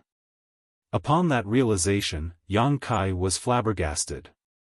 The heaven-devouring battle law was a secret art that Wu Kuang had personally created, and it was probably the most extraordinary and evil one in history, so why was Tsang able to use it? Hearing Yang Kai's words, Tsang was also startled for a moment before a look of pleasant surprise appeared on his face and he asked, "Do you recognize this secret art?" Yang Kai replied with uncertainty, "Perhaps I'm mistaken." There were countless secret arts in this world, and even though heaven-devouring battle law was quite possibly the evilest secret arts in existence, Tsang was someone who had lived for millions of years, so it shouldn't be surprising that such an unrivaled master knew some amazing secret arts. Perhaps his secret art only shared some similarities with heaven-devouring battle law. Tsang said, "It's fine. Look closely." Saying so, he openly used his secret art again. In order to let Yang Kai see clearly, he exhibited the movements of his aura and the fluctuations of energy in detail. Yang Kai's expression turned more and more stunned as he watched. Although this secret art was slightly different from the one he knew, it was indeed the heaven-devouring battle law. The two secret arts shared more than 90% of the same circulation paths while the remaining 10% seemed to be due to some kind of personal abstrusity that he couldn't quite grasp. A puzzled Yang Kai asked, "Why does Senior know the heaven-devouring battle law?" He was even more perplexed at the fact that Tsang appeared so thrilled at this moment. What's so exciting about it? He didn't seem this exhilarated even after so many royal lords were killed. Instead of answering his question, Tsang asked, "You call this heaven-devouring battle law?" Who do you know who uses this secret art? After giving it some thought, Yang Kai replied, there's an old fart named Wuquang who cultivates this secret art. As far as I knew, he was the creator of this secret art. I had a chance to cultivate this secret art in the past and even did so for a time in a sense, though not anymore. Supposedly, there should be no one else who has cultivated it. Oh, I also taught the Stone Spirit clan this secret art long ago. The heaven-devouring battle law was too wicked, and even though it could help a cultivator increase their strength rapidly, its drawbacks were simply unbearable for most people.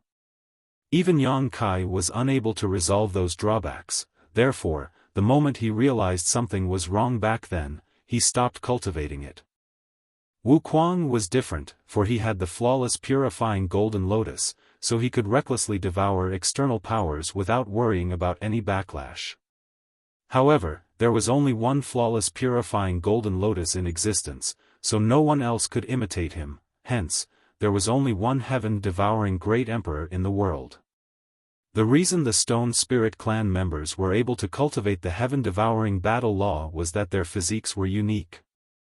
Their bodies were not made from flesh, and they had an innate ability to refine and expel all kinds of impurities, therefore, they were best suited to cultivate the heaven-devouring battle law. Wuquang, Tsang muttered, tell me more about that guy. Although Yang Kai was puzzled at the fact that Tsang seemed interested in Wuquang, he still told him everything he knew. Honestly, he had mostly learned about Wuquang through rumors and stories. Yang Kai hadn't even been born when Wuquang was first active, so he wasn't sure of the details of the war in the Shattered Star Sea back then. He only knew that many great emperors of the Star Boundary were killed in that clash while they managed to kill Wuquang in the end. In truth, Wuquang faked his death and escaped. Then, he waited for a chance to resurrect. It took 20,000 years or so, but Wuquang's wish was eventually granted. Although he had managed to escape from the Shattered Star Sea, his cultivation had plunged. At that time, he occupied bustling world great emperor's body and spent quite a long time sharing it with the body's original owner, Duan Hongchen. Then, Wuquang appeared on Dragon Island and kicked up a storm before vanishing into thin air again. When he reappeared, it was when the great emperors of the Star Boundary joined forces to deal with Great Demon God. The Star Boundary was almost destroyed in that war, and after the death of Great Demon God, Mo Sheng, Wuquang seized the former's body and fully resurrected. Then, he broke free of the Star Boundary's restraints and headed out into the outer universe to seek greater heights in the martial Tao. Yang Kai had no idea what Wuquang went through after the latter left the Star Boundary.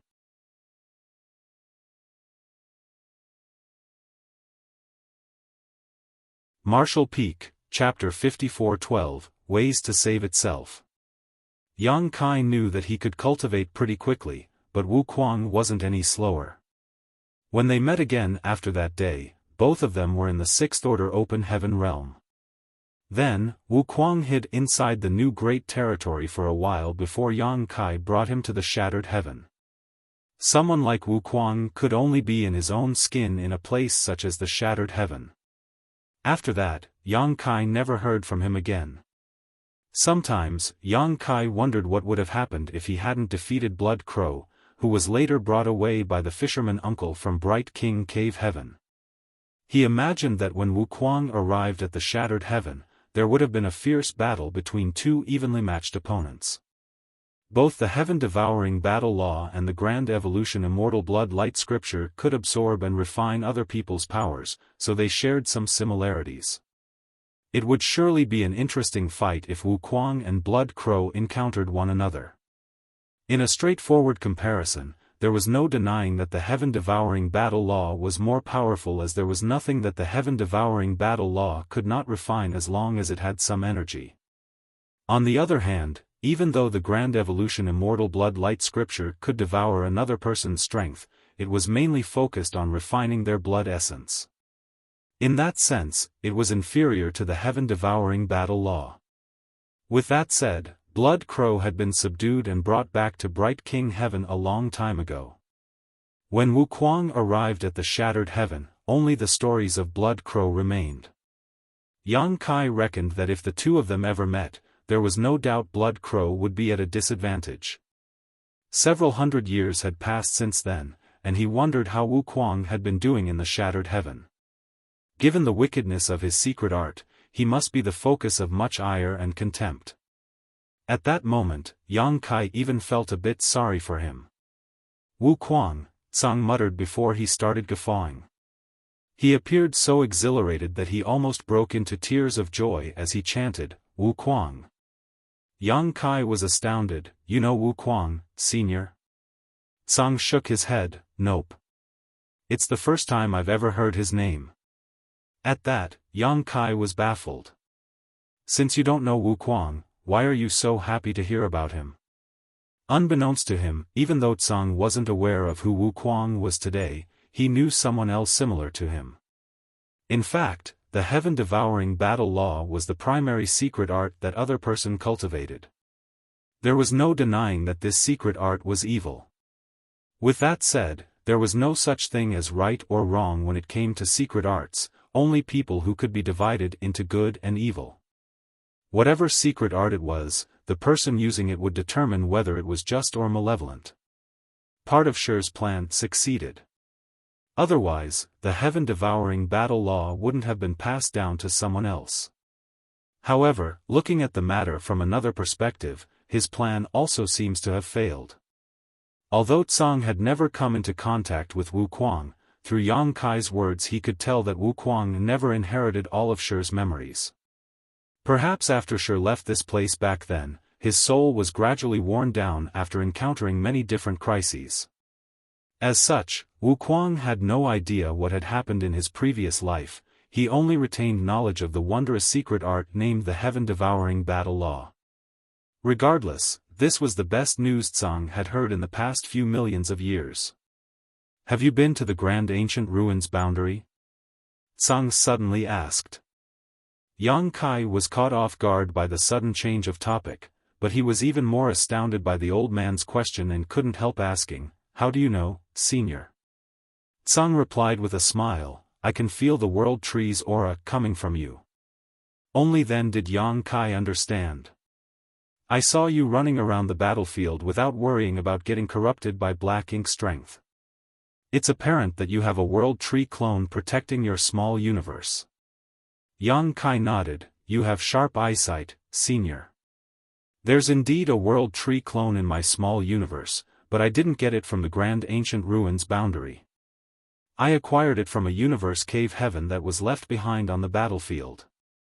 The world tree clone he had obtained from grand ancient ruins boundary was planted in the star boundary, an action that saved the star boundary from collapsing and also transformed it into the open heaven realm cradle it was today. Then, Yang Kai realized something and asked in shock, the world tree and the grand ancient ruins boundary existed in your era, senior? Tsang had been guarding this place and separated from the outside world for millions of years, so it surprised Yang Kai that he was aware of the world tree and the grand ancient ruins boundary. Tsang chuckled, the world tree and grand ancient ruins boundary are far more ancient than you think. I heard that the world tree was born the moment heaven and earth split apart. It was born with the universe itself. Recently, Yang Kai had learned quite a number of secrets that were previously unknown to him. As for the grand ancient ruins boundary, Tsang frowned, no one knows how exactly it was formed. I told you all that in the late ancient era, a mighty force realized that the humans were suffering in hardship, so it gathered together 10 humans to spread the martial Tao. Only then did the human race truly learn to cultivate. Yang Kai nodded as Tsang had told them about it before. Tsang and the other 9 martial ancestors were those 10 people who had created the primordial heaven source grand restriction. Millions of years had passed since then, and the other 9 people had all passed away. Only Tsang was left guarding this place. At that time, an old ancestor asked what the mighty force was, but Tsang only replied with a smile that it was the will of the heavenly way. Presently, the battlefield was in chaos, but the primordial heaven source grand restriction was completely unaffected. The Black Ink clansmen didn't bother to attack the two of them because they knew they were unable to break the primordial heaven source grand restriction. Tsang went on to say calmly, "The 10 of us managed to ascend to the open heaven realm after we were swept into the grand ancient ruins boundary." Hearing that, Yang Kai was astounded. Before that, even though the humans could gain some power through simple cultivation, we could only reach somewhere below the open heaven realm. At that time, the realm below the open heaven realm was the end of martial Tao. Yang Kai hurriedly straightened his back. He had a feeling that he was about to hear some incredible secret. The 10 of us were not born in the same place. Rather, we all came from different great territories. We managed to gain the acknowledgement of our homelands and became venerables in our own lands. Only then were we able to shake off our universe world's restraints and head out into the vast void to explore a higher martial Tao. He went on to say, at that time, monster beasts were everywhere, with all of them possessing the bloodlines of divine spirits, though the purity of those bloodlines varied greatly. Their cultivation was unhindered as the powers of their bloodlines alone allowed them to grow into formidable beings. The humans were unable to defend themselves from the monster beasts. In order to solve this crisis, we had to seek a higher martial Tao. However, no one managed to succeed. After a pause, he continued, "One day, I was swept away by a rolling fog and brought to the grand ancient ruins boundary. In that place, I came across the other 9 and became friends with them. Just like me, they had left their homelands in search of a higher martial Tao. A long time has passed, so I can't remember many of the details, but with that said, I will never be able to forget the strangeness of the grand ancient ruins boundary. While we were there, we experienced countless crises, but by working together, we eventually resolved all of them. Looking back now, I realize that those were all trials for us. In the end, we arrived at a place where there was an enormous tree, the World Tree." Yang Kai nodded, for he had seen the World Tree as well, though it wasn't a pleasant encounter. Still, he had gained some benefits from the World Tree, otherwise, the 7th Order would have been his limit in this lifetime. The tree gave us 1 fruit each. Hearing that, Yang Kai was surprised. The World Tree was so generous? At that time, he had gone through the trials of different worlds before he acquired some low-rank and mid-rank world fruits, and the only reason he obtained a root was because the World Tree sacrificed it to throw him out. However, Tsang and the other martial ancestors were just given world fruits without doing anything. What's more, the achievements of Tsang and the others suggested that the world fruits they had acquired were high-rank world fruits.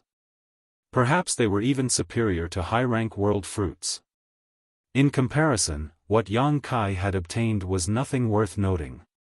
He had the urge to head to the grand ancient ruins boundary again and rob the World Tree. Tsang went on to say, "After we consumed the fruits, we were able to open small universes in our bodies and step into the open heaven realm. Only then did we comprehend the cultivation method of the open heaven realm.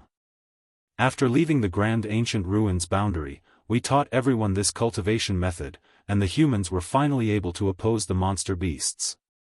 Yang Kai said solemnly, "It was thanks to Sir and the other seniors that the human race was finally able to cultivate. Your contributions should be remembered by all." With a smile, Tsang waved his hand. "The reason I'm telling you all this is that over the years, I've faintly detected something. Please enlighten me, senior." After a moment of deliberation, Tsang continued, "Back then, we came from different great territories and universe worlds, but we were swept into the grand ancient ruins boundary by the rolling fog all at the same time. The crises we faced seemed to be the trials to test our temperaments. In the end, the fruits given to us seemed to be the World Tree's rewards." He paused for a moment. "Initially, we didn't read too much into it. Since we had acquired greater powers, we decided to teach the other humans how to do the same so that we all had the capital to gain a footing in the vast universe. Later, we created the primordial heaven source grand restriction and confined Mo to this place. Only then did we have time to ponder on certain issues. The World Tree's existence seems to have something to do with the entire 3,000 worlds. To be precise, the world tree might be the source of the 3,000 worlds. Yang Kai was astounded. You mean, the 3,000 worlds are just a reflection of the world tree's power? Tsang shook his head. That's not what I meant. There's a reason the tree is named the world tree, and it must have something to do with the 3,000 worlds. The 10 of us were swept into the grand ancient ruins boundary and given the fruits by the world tree, thus allowing us to create a complete martial Tao system. Rather than saying it was our opportunity, it was more like a method the 3,000 worlds used to help itself. Help itself? Yang Kai muttered. You mean the 3,000 worlds has a consciousness of its own? Perhaps not a consciousness, or at least one that we would understand. Think of it as there being some rules that we're unable to comprehend, Tsang explained. At that time, Mo's sentience had just awakened, and black ink strength started spreading across the great territories. If left unhindered, the entire universe would have been taken over by black ink strength. Therefore, someone had to stop it. Even if it was not us, there would have been another 10 to take up that role. Tsang stared fervently at Yang Kai. What's more, there must have been more than one attempt to help itself. The world tree gave you a clone. If I'm not mistaken, you're also one of the ones selected by these rules. It was because of that realization that Tsang paid extra attention to Yang Kai and sent a transmission to him, telling him to seek refuge next to him when he fell into danger. It was also because of this realization that Tsang told Yang Kai so many things. In the late ancient era, Tsang and the other 9 were just a means the rules tried to use to save themselves. Now, Yang Kai could very well be those same rules trump card. Yang Kai fell into a dazed state. Even though the clone he had obtained in the grand ancient ruins boundary was subsequently planted in the star boundary, he inadvertently acquired another to shelter his small universe at a later point. Rather than it all just being a big coincidence, Tsang's speculation made more sense.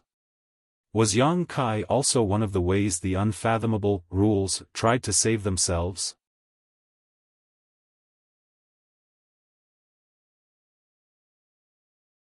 Martial Peak, Chapter 54:13, Mo's Trump Card.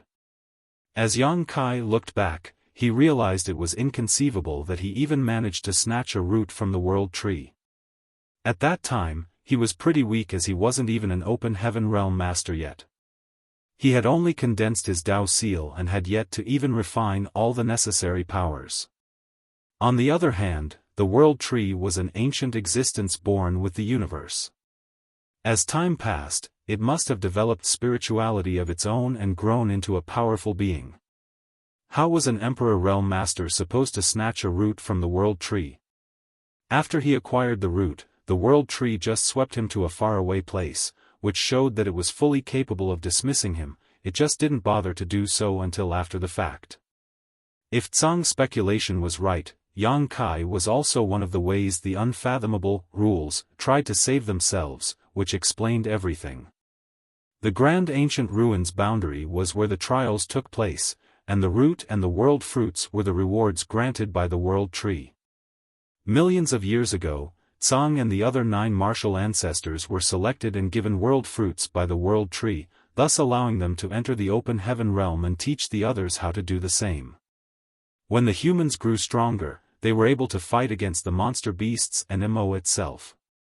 Millions of years later, Yang Kai arrived at the grand ancient ruins boundary and obtained a root from the world tree. Even though the outcomes were different, they were both methods the 3,000 worlds used to help themselves when they found themselves in crisis. In that case, the original owner of the world tree clone in Yang Kai's small universe was likely also one of the ways the rules had selected to save themselves. Unfortunately, that senior passed away on the black ink battlefield, and his or her small universe was left behind as a universe cave heaven. Countless years later, Yang Kai had the opportunity to enter it and obtain the world tree clone. Perhaps there were other people just like them over the eons. However, Yang Kai didn't have a way to find out who they were, nor did he know whether they were even still alive. Tsang's words were too shocking, but believable. After all, he had lived for millions of years and his life in this place gave him ample time to ponder on some deeper issues. Even though Yang Kai found his words inconceivable, it could very possibly be the truth. "You must be careful," Tsang suddenly said. A puzzled Yang Kai asked, "What do you mean, senior?" With a solemn expression, Tsang explained, "Many years have passed, and Mo might have also realized what I've come to understand. Perhaps it even knows things that I don't. If my speculation is right, you are in a perilous situation." Yang Kai was startled for a moment, but he soon realized what Tsang meant. If he was indeed one of the ways the rules had selected to save themselves, he must be special in some way. As long as Mo noticed his presence, he wouldn't let him off. "You swaggered around the battlefield without worrying about getting corrupted by black ink strength, so perhaps you've already caught Mo's attention." Yang Kai replied, "The 4 universe pillars are also able to protect one small universe and fend off black ink strength. It might not realize that I have a world tree clone." Tsang nodded, "You have a point, but you still have to be careful. Also, even though you have the world tree clone, which makes you immune to the black ink strength of ordinary black ink clansmen, that might not be able to drive off Mo's source strength. Its strength is far greater than that of ordinary black ink clansmen. Perhaps it might be able to break through the barriers of your small universe." Yang Kai said with a smile, "With you around, Mo won't be able to get out of the trap, so how is it going to make a move against me? If even Senior is unable to suppress Mo, the human race won't be far from extinction either way." Tsang replied solemnly, "I'll do my best." The next moment, Yang Kai got to his feet and lifted his azure dragon spear. "I've gotten enough rest, Senior. I'll kill some more enemies before coming back to chat with you." Then, he directly charged towards the battlefield. Half a day later, Yang Kai returned, covered in blood. The territory lords chasing after him appeared furious. For the moment Yang Kai landed beside Tsang, they had no choice but to leave. This time, he was in a better state than before, so it took him less time to recover. After getting some rest, Yang Kai continued battling against the enemy. As he repeated this over and over again, the Black Ink clansmen grew annoyed. Some of the territory lords now directly waited outside the safe zone on the primordial heaven source grand restriction so that they could kill Yang Kai the moment he left Tsang's shelter. However, Yang Kai was a master of the Tao of space, so as long as the space around him wasn't sealed, these territory lords had no way to capture him. Eventually, the Black Ink clan stopped bothering with him, and without any restraints, Yang Kai was able to kill even more enemies. Nevertheless, he was the only one capable of such things, as the other humans were unable to imitate him.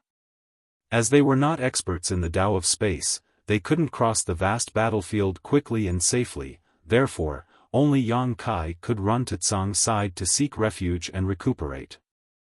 Although he had made significant contributions, he was unable to single-handedly change the tide of battle. Several months had passed since the war started, and 30% of the original 2 million human soldiers had been killed in action. In other words, some 600,000 human soldiers had lost their lives, all of them in the Fifth Order Open Heaven realm and above. The losses they had suffered were simply staggering. There was no denying that the losses that the Black Ink clan had suffered were dozens of times greater than those of the humans, as innumerable territory lords and royal lords had lost their lives. Still, even more Black Ink clansmen continuously poured out from the opening and entered the battlefield to make up for the losses. All the humans were exhausted, and even the Eighth Order Open Heaven realm masters appeared weary.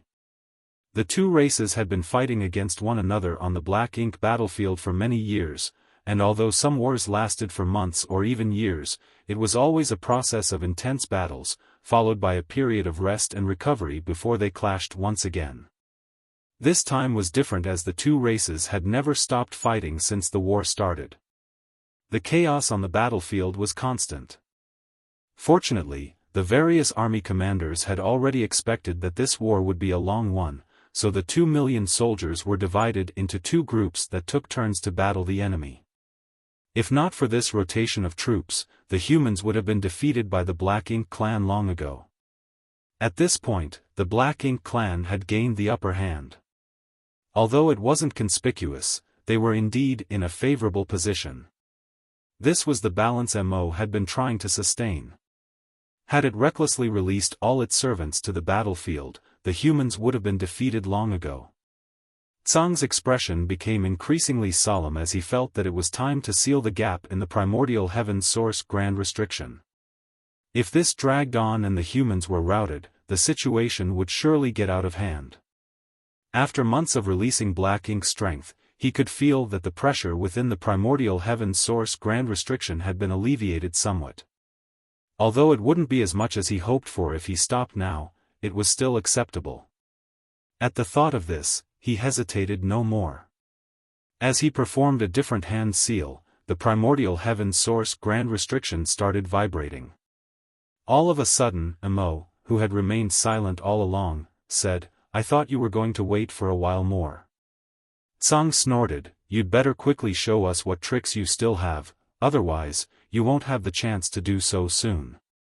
Since the beginning, Tsang had realized that Mo must have been holding something back, otherwise, it wouldn't have tried to maintain the balance of powers between the two sides. It knew that once the balance was broken and the humans were defeated, Tsang would immediately seal the gap, giving it no chance to escape. While the balance was being sustained, Tsang was more than happy to weaken Mo's power. It could be said that the situation on the battlefield was a tacit coordination between the two races, with the 2 million human soldiers and the tens of millions of black ink clansmen serving as chess pieces.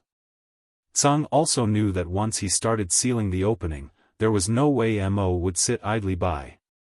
There was bound to be a fierce fight where both sides did everything they could to gain the upper hand. "You've grown old, Tsang," Mo let out a sigh of pity. Even a cultivator as powerful as Tsang had grown old after staying here for millions of years. As Mo recalled the days when it and the 10 humans were still friends, it couldn't help but feel rueful. Those were the best days of its life. It could talk with his friends, travel with them, and share tea and wine together. It was carefree.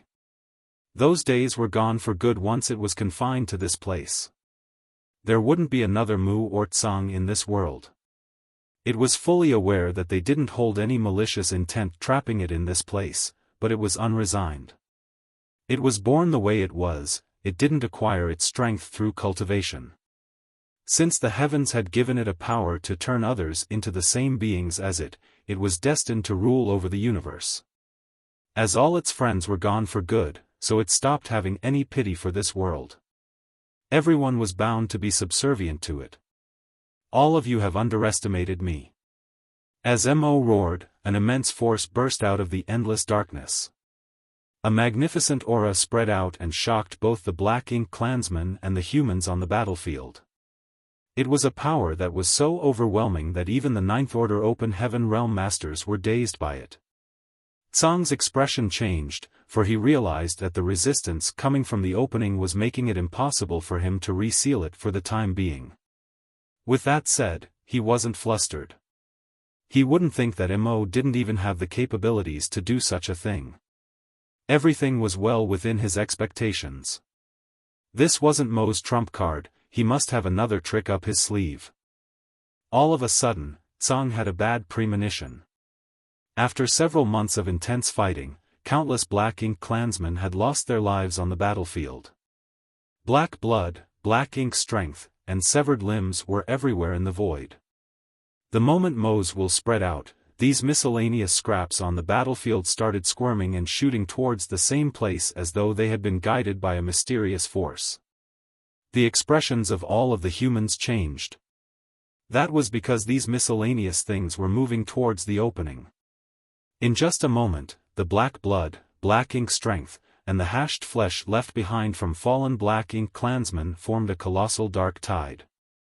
The dark tide crossed the battlefield, and along the way, some human soldiers were accidentally swept into it and killed. The entire universe trembled as the primordial heaven's source grand restriction shook. Even more dark blood, black ink strength, and smashed meat joined the dark tide and fortified it. Besides that, even the black ink clansmen, who had been dealing with the humans, abandoned their opponents and dashed towards the dark tide before disappearing. The turn of events stunned the humans. They had been in a disadvantageous position on the battlefield and they suddenly lost their opponents. Damn! Tsang exclaimed as he hadn't expected that Mo was able to use such a move. In fact, even though the 10 of them were close friends with Mo in the past and they subsequently confined it to this place for millions of years, they didn't really know its capabilities very well.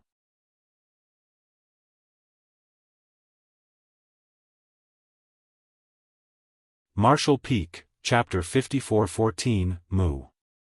Tsang had never seen Mo use this secret technique before, nor could he figure out what the other party was about to do. With that said, he finally realized why Mo had been trying to sustain the balance on the battlefield, even letting so many of its servants get killed. It had all been to prepare for this moment.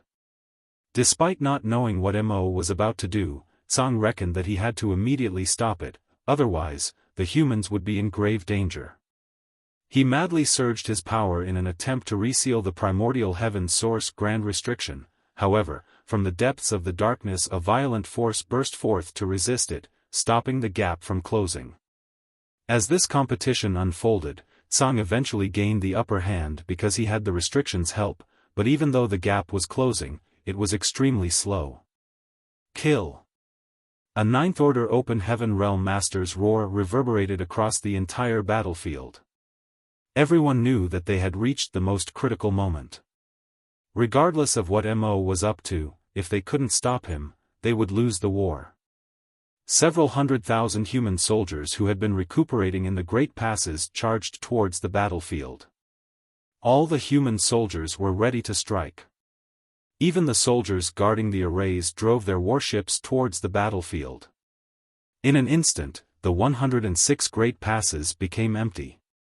The Black Ink clan soldiers also divided into two groups, the first group leaving to intercept the humans while the other group joined the Dark Tide to strengthen it.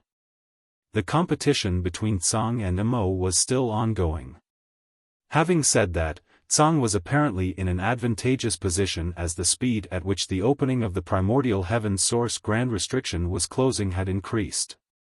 Just then, a force that was as immense as a tidal wave gushed out from the depths of the darkness and penetrated the gap before joining the squirming dark tide. Then, the dark tide contorted and wiggled before forming into an arm. The arm was made from countless limbs, black blood, and black ink strength, but it wasn't engulfed in death chi at all. Instead, it was as vibrant as a real arm. The bulging muscles of the arm suggested that it was full of strength. It was so gigantic that everyone could see nothing else and the aura billowing from it shook all beholders to the core. The arm was connected to the force coming out from the gap. Looking from afar, it was as though a giant was sticking a hand out from the opening. In fact, Tsang could indeed feel a horrifying aura coming to life from the darkness where a giant was rapidly taking shape. The arm that penetrated the gap became a force that stopped the restriction from sealing. Tsang's expression changed drastically as he exclaimed, "Have you reached that realm?" The realm that was beyond the ninth-order open heaven realm. In the past, Tsang and the other 9 had been trying to ascend to that realm, but none of them succeeded. Even though Tsang was more powerful than the average ninth-order open heaven realm master, he still hadn't broken free from the open heaven realm. He believed that beyond the open heaven realm was the creation realm that no humans had ever reached. However, Mo's voice sounded dispirited. That realm? Maybe. I don't know. Do you think I've reached that realm? I don't think so. Tsang was flabbergasted as he recalled the turmoil that took place in the restriction back then. At that time, Mo almost managed to break free from the trap. It seemed that Mo had already reached the creation realm at that time, as in the endless darkness, it had created a lot of powerful beings. After giving it some thought though, Tsang realized it wasn't surprising. Mo was able to create innumerable servants. All the Black Ink clansmen were created from its black ink strength, and given its innate power and years of accumulation, it shouldn't be shocking that it had reached the creation realm. In truth, Mo didn't directly create Black Ink clansmen. It was fundamentally the initial darkness of the heavens and earth. What it had created were the black ink nests, and all the black ink clansmen were nurtured in those black ink nests. It was Mo's innate ability. However, this time, this powerful being in the darkness was indeed created by Mo. All of a sudden, Tsang turned calm and let out a sigh. Mo, you were born alongside the universe with unrivaled gifts and incredible capabilities. You're supposed to be free from any restraints, but your strength dictates that you'll not be accepted by everyone else. Mo asked hesitantly, what are you trying to do? Tsang replied impassively, millions of years have passed, so this matter should come to an end. I'm worried that my friends have grown anxious from waiting for so long. All of a sudden, Mo had a bad premonition and shouted, don't do anything silly. Tsang guffawed, you're the one who's doing something silly. Saying so, he flicked his fingers as a ray of light broke through the air. Wherever the light went, it penetrated the black ink clansmen and destroyed them.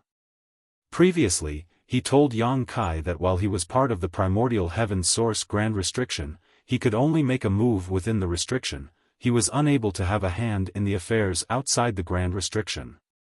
That wasn't a strict rule though, but there was a huge price to pay for breaking it. In order to send this ray of light out of the restriction, he had no choice but to put himself at stake. The moment he made a move, the entire primordial heaven source grand restriction seemed to have become unstable. Seizing the chance, Mo exerted more force to expand the gap. The arm that spanned the gap was shaking in an attempt to enlarge the opening. Stop it! Mo's divine sense spread across the void. Even though it had no idea what the ray of light was, it couldn't let Tsang achieve his goal at this point. A royal lord extended his hand to catch the ray of light, but before he could even grasp it, his arm exploded. The power within the light was unimaginably horrifying. Seeing that, the Ninth Order Open Heaven Realm Master, who had been chasing after this royal lord, immediately summoned his divine manifestation that turned into a hideous giant beast and swallowed the royal lord whole. Then, the Ninth Order Master cast several seals at the royal lord and directly refined him. Driven by Mo, the other black ink clansmen along the way tried to stop the ray of light, however, even a royal lord was unable to intercept it, so how were the other black ink clansmen supposed to achieve anything? The ray of light crossed the void and left behind a vacuum in its wake before it actually penetrated Yang Kai. Upon impact, Yang Kai's figure shook, and before he could figure out what was going on, he saw countless black ink clansmen savagely coming at him from all directions. He promptly retreated and dashed towards the place where the human race soldiers gathered together. The black ink clansmen chased after him, but they were soon intercepted. Both parties clashed in the void as their blood spattered. On the other hand, after casting that ray of light, Tsang extended his hand into the void and pulled out a rough, uncut jade. Mu!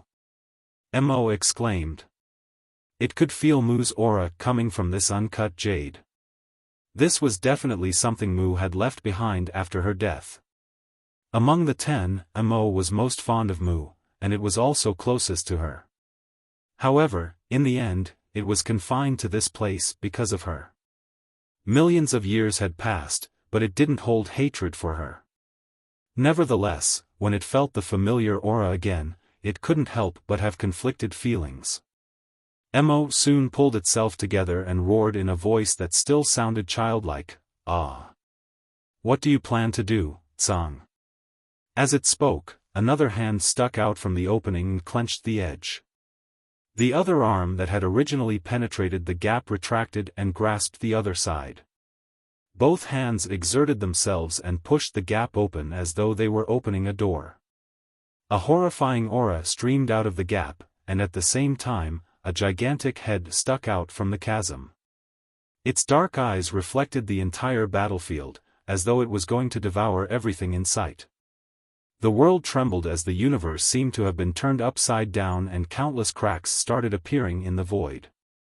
"I don't know what is going to happen either," Tsang's voice sounded helpless. His words sounded perfunctory, but he indeed had no idea what was about to happen. The uncut jade was the last testament left behind by Mu. She told them that they just had to summon this uncut jade at the most perilous moment. Back then, Mu entered the Grand Restriction and arrived at the depths of the endless darkness. When she returned, she was already on her last breath. After passing the uncut jade to them, she blended herself into the restriction to fortify it.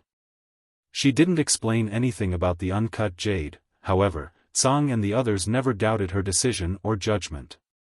Now, it had come to the most perilous moment, just like what she had said. Perhaps she had seen something in the darkness back then and expected this day to come. After the uncut jade was summoned, it rose into the sky and shone brightly. From the light, a slender figure appeared. The figure was so colossal that she seemed to cover the entire sky, but no one could make out her face.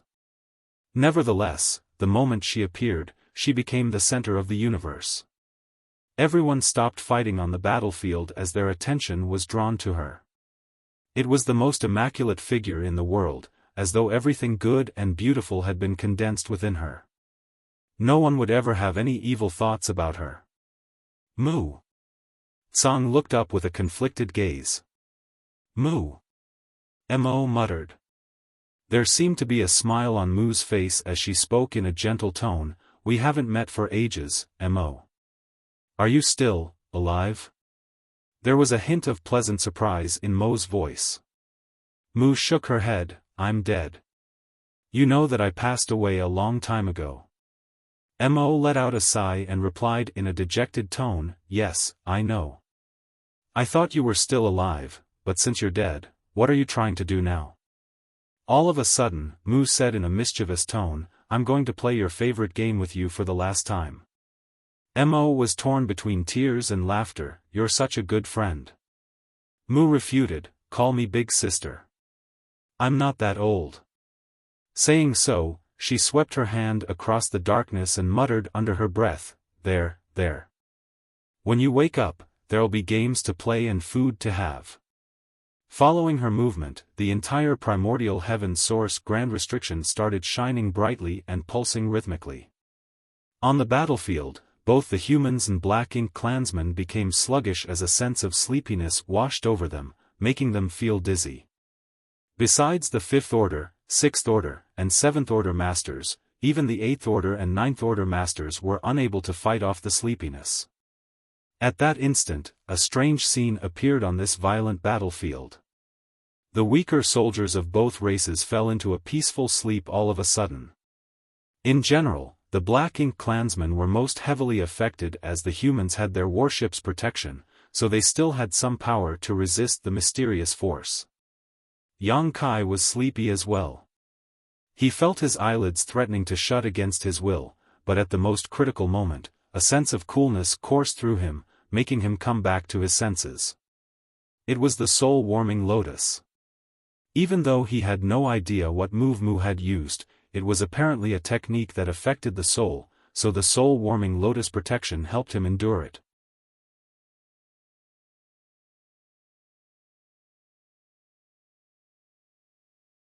Martial Peak, Chapter 54:15, Have a good sleep.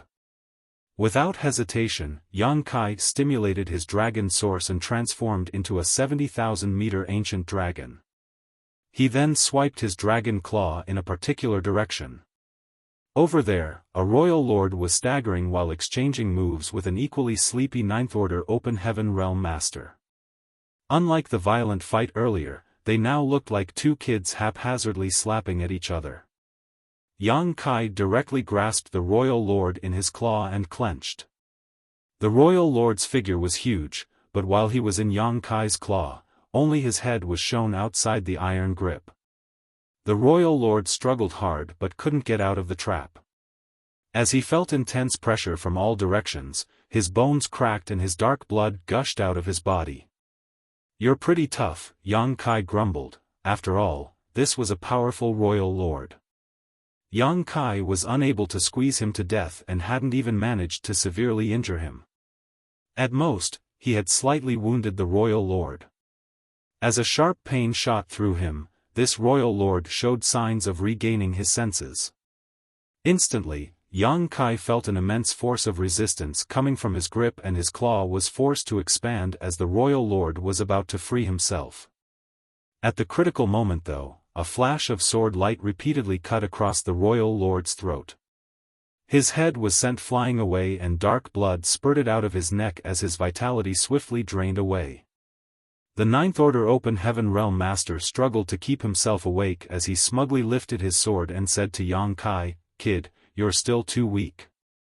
Yang Kai refuted through clenched teeth, "You'd better not fall asleep, senior." This person was none other than the Ninth Order Old Ancestor from Blue Sky Pass, so Yang Kai was naturally familiar with him. The Old Ancestor had been tangled up with the Royal Lord for a long time, with neither side able to deal critical damage to the other party, but with Yang Kai's help, the Old Ancestor finally managed to kill his opponent. Hearing Yang Kai's mockery, the Old Ancestor did his best to stay awake as he retorted, "Why would I fall asleep? Are you mocking me?" Saying so, he turned into a sword light and dashed towards the battle between a nearby Ninth Order Open Heaven Realm Master and a Royal Lord. Yang Kai shook his head and charged towards the vast battlefield. Presently, both the humans and the Black Ink clansmen, regardless of their cultivation, had been affected by Mu's soul technique, and their combat effectiveness plummeted while Yang Kai was safe and sound with the soul-warming lotus protection. On the entire battlefield, he was probably the only one who was still wide awake and fully able to use his power, therefore, it was time for him to deal a fatal blow to the enemies. As he let out a dragon breath, his dragon form zigzagged across the battlefield. He wielded his dragon tail and easily slaughtered countless Black Ink clansmen along the way. Soon, he approached the battle between a Royal Lord and a Ninth Order Master.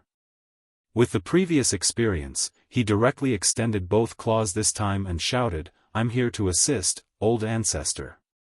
As the Royal Lord saw the claws closing in on him, he felt his face twitching. He wanted to dodge, but he realized that the space around him had become viscous. Unable to escape, he was grasped by Yang Kai with both claws, leaving only his head exposed outside the grip. The Ninth Order Open Heaven Realm Master's eyes brightened when he saw this and immediately launched a series of divine abilities. Upon impact, the dragon scales on Yang Kai's claws were blown off and his skin started bleeding. He was in so much pain that he roared at the top of his lungs. Above the primordial heaven source grand restriction, Mu's colossal figure shone even more brightly, as though she was radiating the last gleam of light in her life. She was singing a song in a language no one could understand.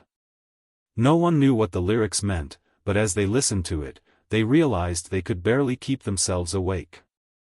While still singing, Mu suddenly turned to Tsang and said, "Thanks for everything." Tsang let out a sigh. At this point, he finally figured out what Mu's plan was. He replied, "Don't mention it. I'm finally able to feel relieved. It's a shame that you passed away so early." Mu's talent was unfathomable. Among the 10 of them back then, even though she was the only woman, none of the other 9 were comparable to her. If not for the fact that she passed away so early on, given her intelligence and skill, she may very well have come up with a real solution to the problem. Mu replied with a smile, "The moment we were chosen back then, the outcome was determined. There's nothing to feel regretful about. We've done our best, and the rest is beyond our control." All of a sudden, she turned to the battlefield, her eyes reflecting the 70,000-meter ancient dragon. "Is he also a chosen one?" Tsang nodded. A glint flashed across Mu's eyes, "He's not bad." Despite her seemingly perfunctory remark, Tsang knew that she had acknowledged Yang Kai to be a capable youth. "All of you are so noisy," Mo muttered under its breath from the darkness, as though it was talking in its sleep. It seemed to have returned to millions of years ago when it was taking a nap on Mu's lap, but it was helplessly disturbed by the discussion among them. "You're making it hard for me to fall asleep." Mu said gently, "We'll be quiet." Then, she turned to Tsang, "We're still not there yet. I need to borrow some power." Tsang nodded solemnly, "I've been waiting for this moment." Saying so, he performed a different hand seal and yelled, take my body and strengthen the restriction.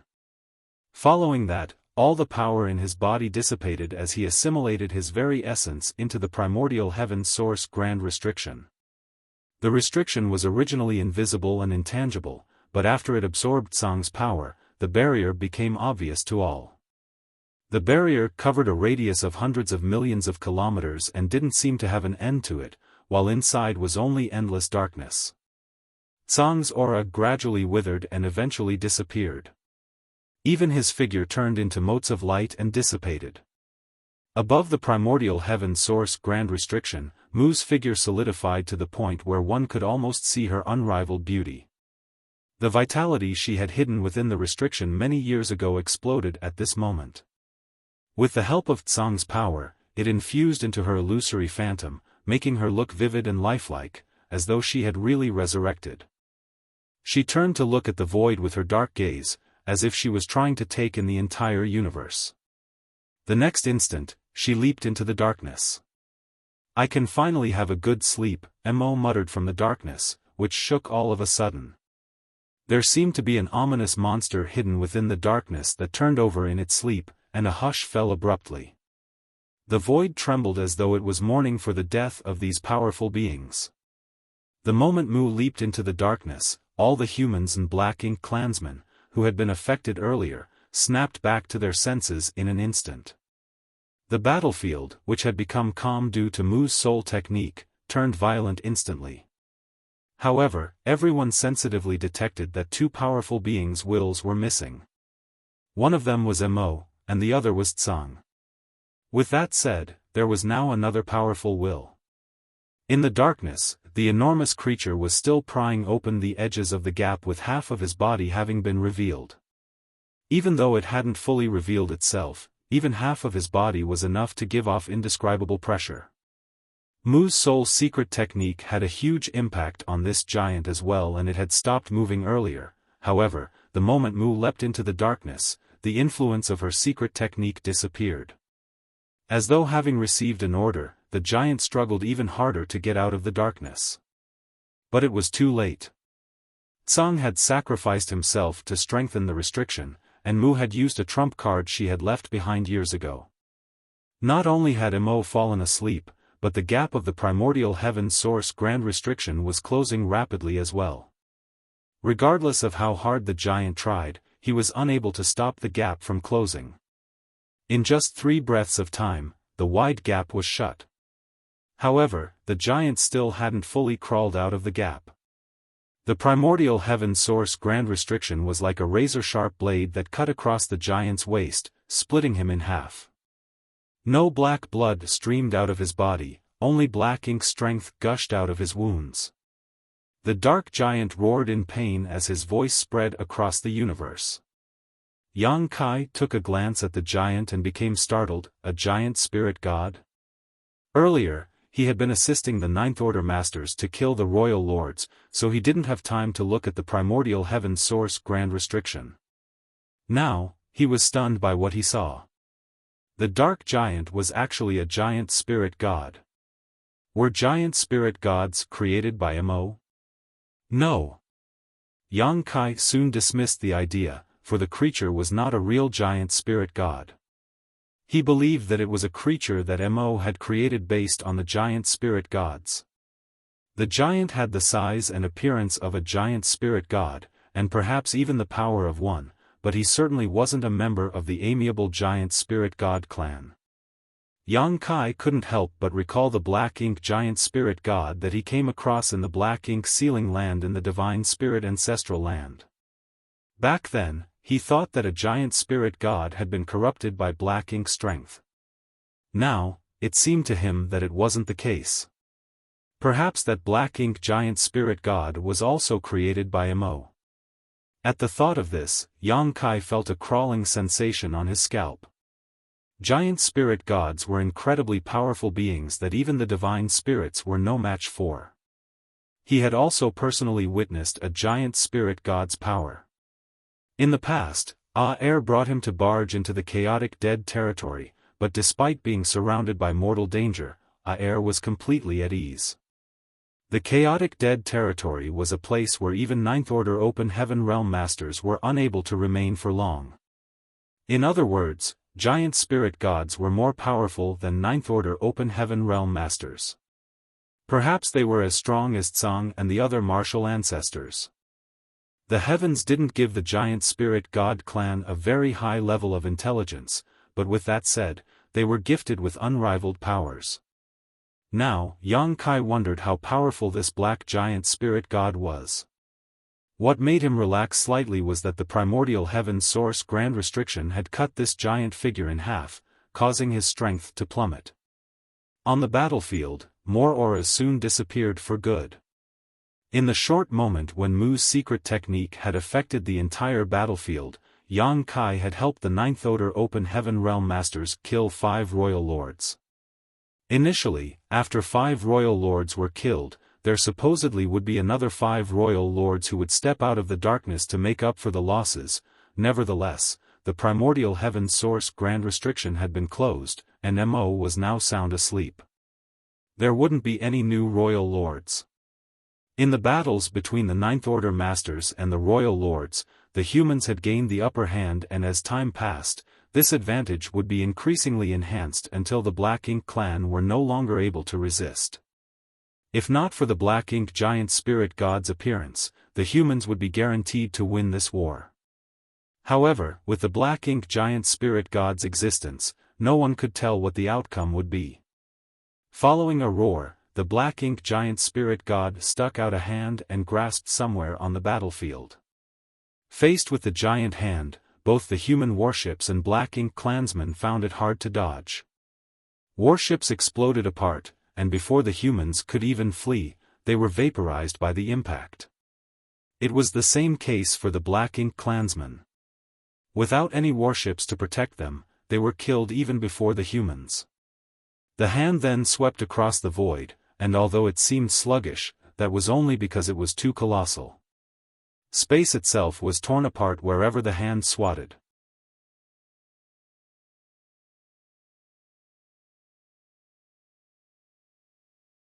Martial Peak, Chapter 54-16, targeted by a royal lord. A Ninth Order Open Heaven Realm Master who happened to be available activated his world force and transformed into a giant. However, this giant still looked like a child in front of this Black Ink giant spirit god. There was that huge of a difference between their sizes. Even as the giant rained attacks on this Black Ink giant spirit god, he was unable to harm the other party at all. On the other hand, the Ninth Order Open Heaven Realm Master trembled after he was struck by the Black Ink giant spirit god. In the far ancient past, a single Black Ink giant spirit god had wreaked havoc on the divine spirits in ancestral land. In the end, it was the Dragon Emperor and Phoenix Empress of that generation who made use of the sacred treasures of the different clans, along with burning their entire blood essence and vitality to finally suppress and seal the rampaging Black Ink giant spirit god. This resulted in the Dragon Emperor and the Phoenix Empress passing away, and as the void itself collapsed, the Dragon Emperor source and the Phoenix Empress source were lost for millions of years, eventually being acquired by Yang Kai and Su Yan. Since they were both Black Ink giant spirit gods, they were supposedly equally powerful. However, the one before their eyes only had half of his body left after the primordial heaven source grand restriction sliced him in two. As such, he wasn't nearly as powerful as the one who had kicked up a storm in ancestral land in the past. Even so, a single Ninth Order Master still wasn't a match for him. Although the Black Ink giant spirit god didn't have a lower body, he was still pretty agile. Soon, he left the primordial heaven source grand restriction and barged into the battlefield to begin a slaughter. In his eyes, there were no friends or foes. Be it the humans or the Black Ink clansmen, as long as they were in his way, they were targets to be destroyed. Within moments, many from both races lost their lives while the flesh and blood of the dead humans and Black Ink clansmen, as well as the Black Ink strength on the battlefield all seemed to be drawn to his figure. As he absorbed more and more, the Black Ink giant spirit god's lower body showed signs of taking shape again. He was already so overwhelmed with just his upper body, so if he managed to form a complete lower body, the situation would only become more dire. More Ninth Order Open Heaven Realm Masters charged towards him, but it wasn't until the 13 old ancestors joined in that they managed to pin down the Black Ink Giant Spirit God, an almost inconceivable reality. For a very long time, the Ninth Order Masters were thought to be the most powerful beings in the world that only the Royal Lords were a match for. Now, it required 13 of them to stop a Black Ink Giant Spirit God who was missing half a body. It was unimaginable how powerful he would be if his body was whole. The humans had initially gained the upper hand in the battles between the Ninth Order Open Heaven Realm Masters and the Royal Lords. However, with 13 old ancestors needed to restrain the Black Ink Giant Spirit God, the momentum of the battle had shifted again. Many Ninth Order Open Heaven Realm Masters had to deal with 2 Royal Lords on their own, while some of them even had to fight 3 at once. Only by doing so could they stop the Royal Lords from slaughtering the human soldiers. The appearance of a Black Ink Giant Spirit God with only half a body destroyed the advantage that the humans had accumulated. Even though the humans were still in an advantageous position in the battles below the Ninth Order Open Heaven Realm, their edge would disappear if this dragged on. Yang Kai had kept his dragon form and returned to his human form. With the Azure Dragon Spear in his hands, he charged around the battlefield. The turn of events at the Primordial Heaven Source Grand Restriction happened too suddenly. Tsang wanted to seal the restriction, but his actions triggered Mo's trump card in the process. Then, Mu, who passed away eons ago, appeared and sang an unknown lullaby as she stimulated the restriction's power. Now, Tsang's figure was nowhere to be found, and the auras of Mu and Mo had disappeared.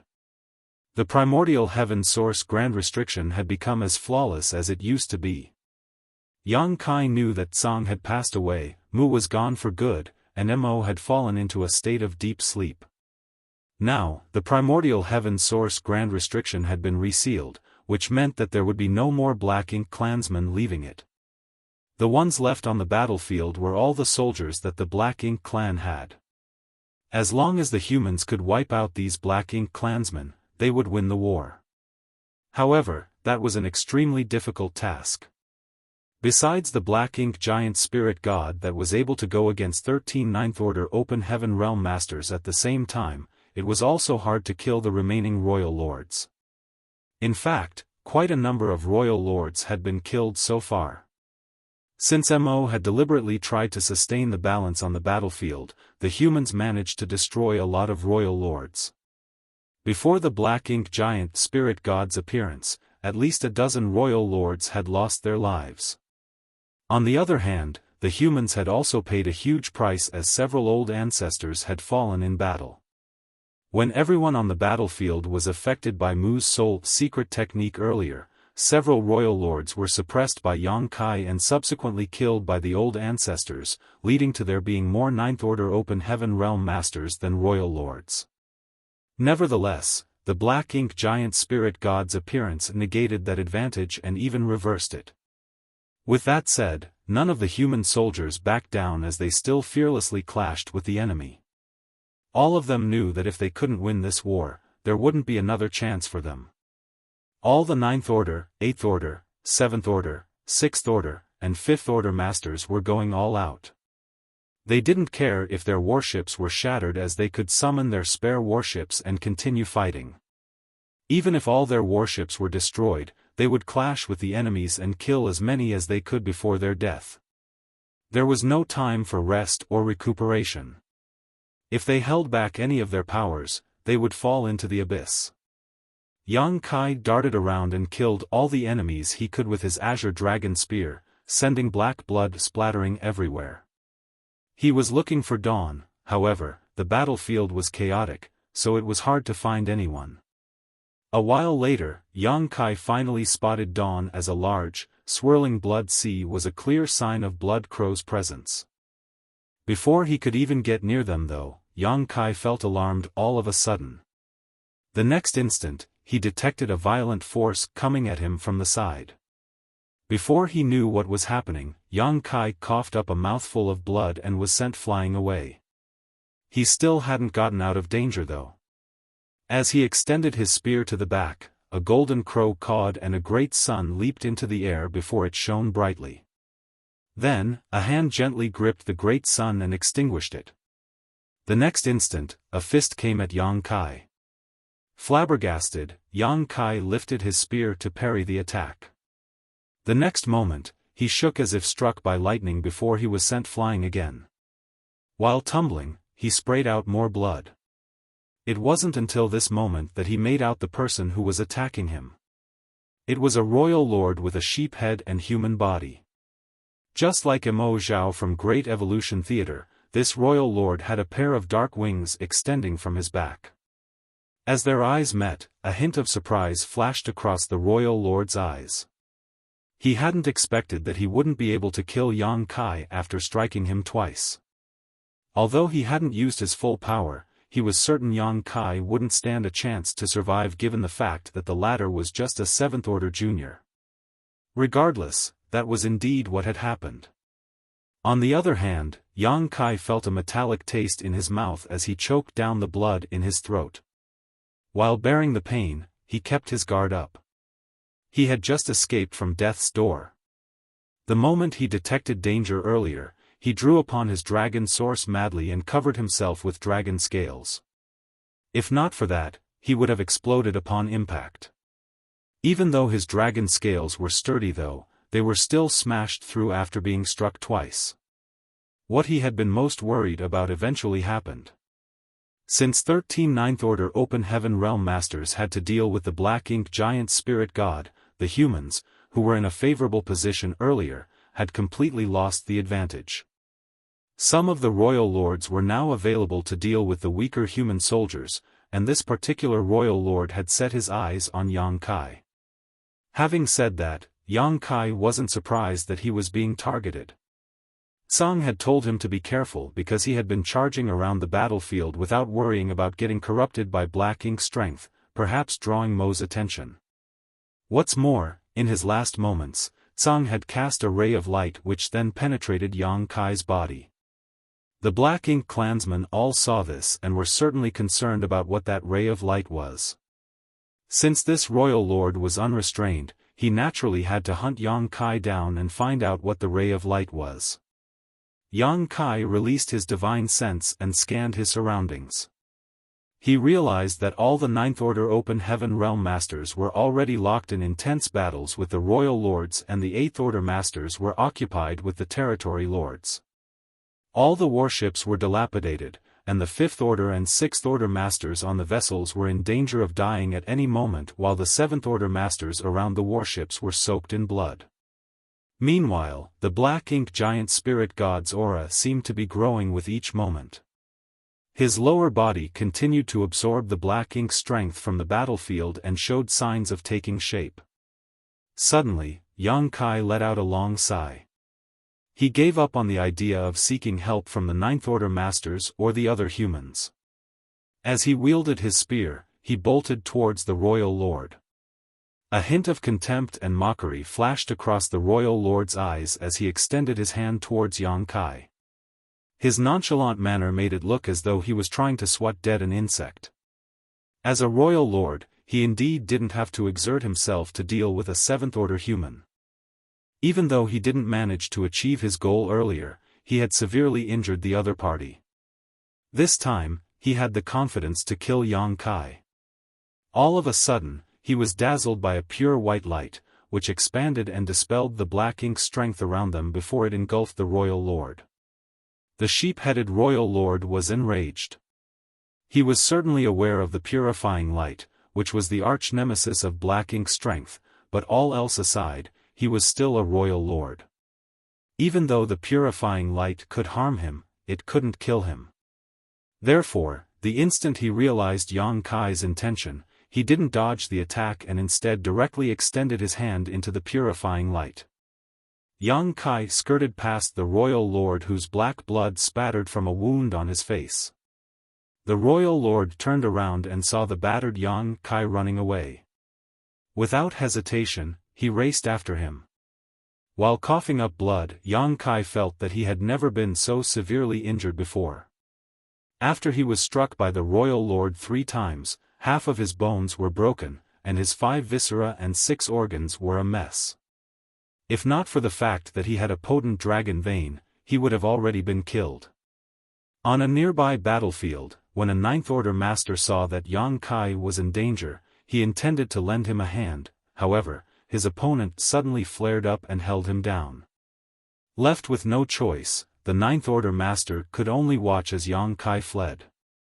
Along the way, several Ninth Order masters wanted to save him, but the royal lords turned even more ferocious and refused to allow them to do so. All the same, Yang Kai never intended to seek the Ninth Order master's help. He had seen the big picture after scanning the battlefield and knew if he lured the royal lord behind him to any old ancestor, the latter would be at risk of losing their life. It wasn't fun dealing with 2 equally powerful opponents on your own. Yang Kai couldn't pin his hopes on the Eighth Order masters either. Perhaps they couldn't even persevere as long as he did, therefore, he could only find a way to save himself. He had no idea if he could escape from a royal lord, but Yang Kai knew that the humans were now in a disadvantageous position on the battlefield. As such, he couldn't bring trouble to the top masters. Furthermore, if he could lure a royal lord away, he could lift some pressure off the Ninth Order Open Heaven Realm masters despite not being able to influence the war in any way.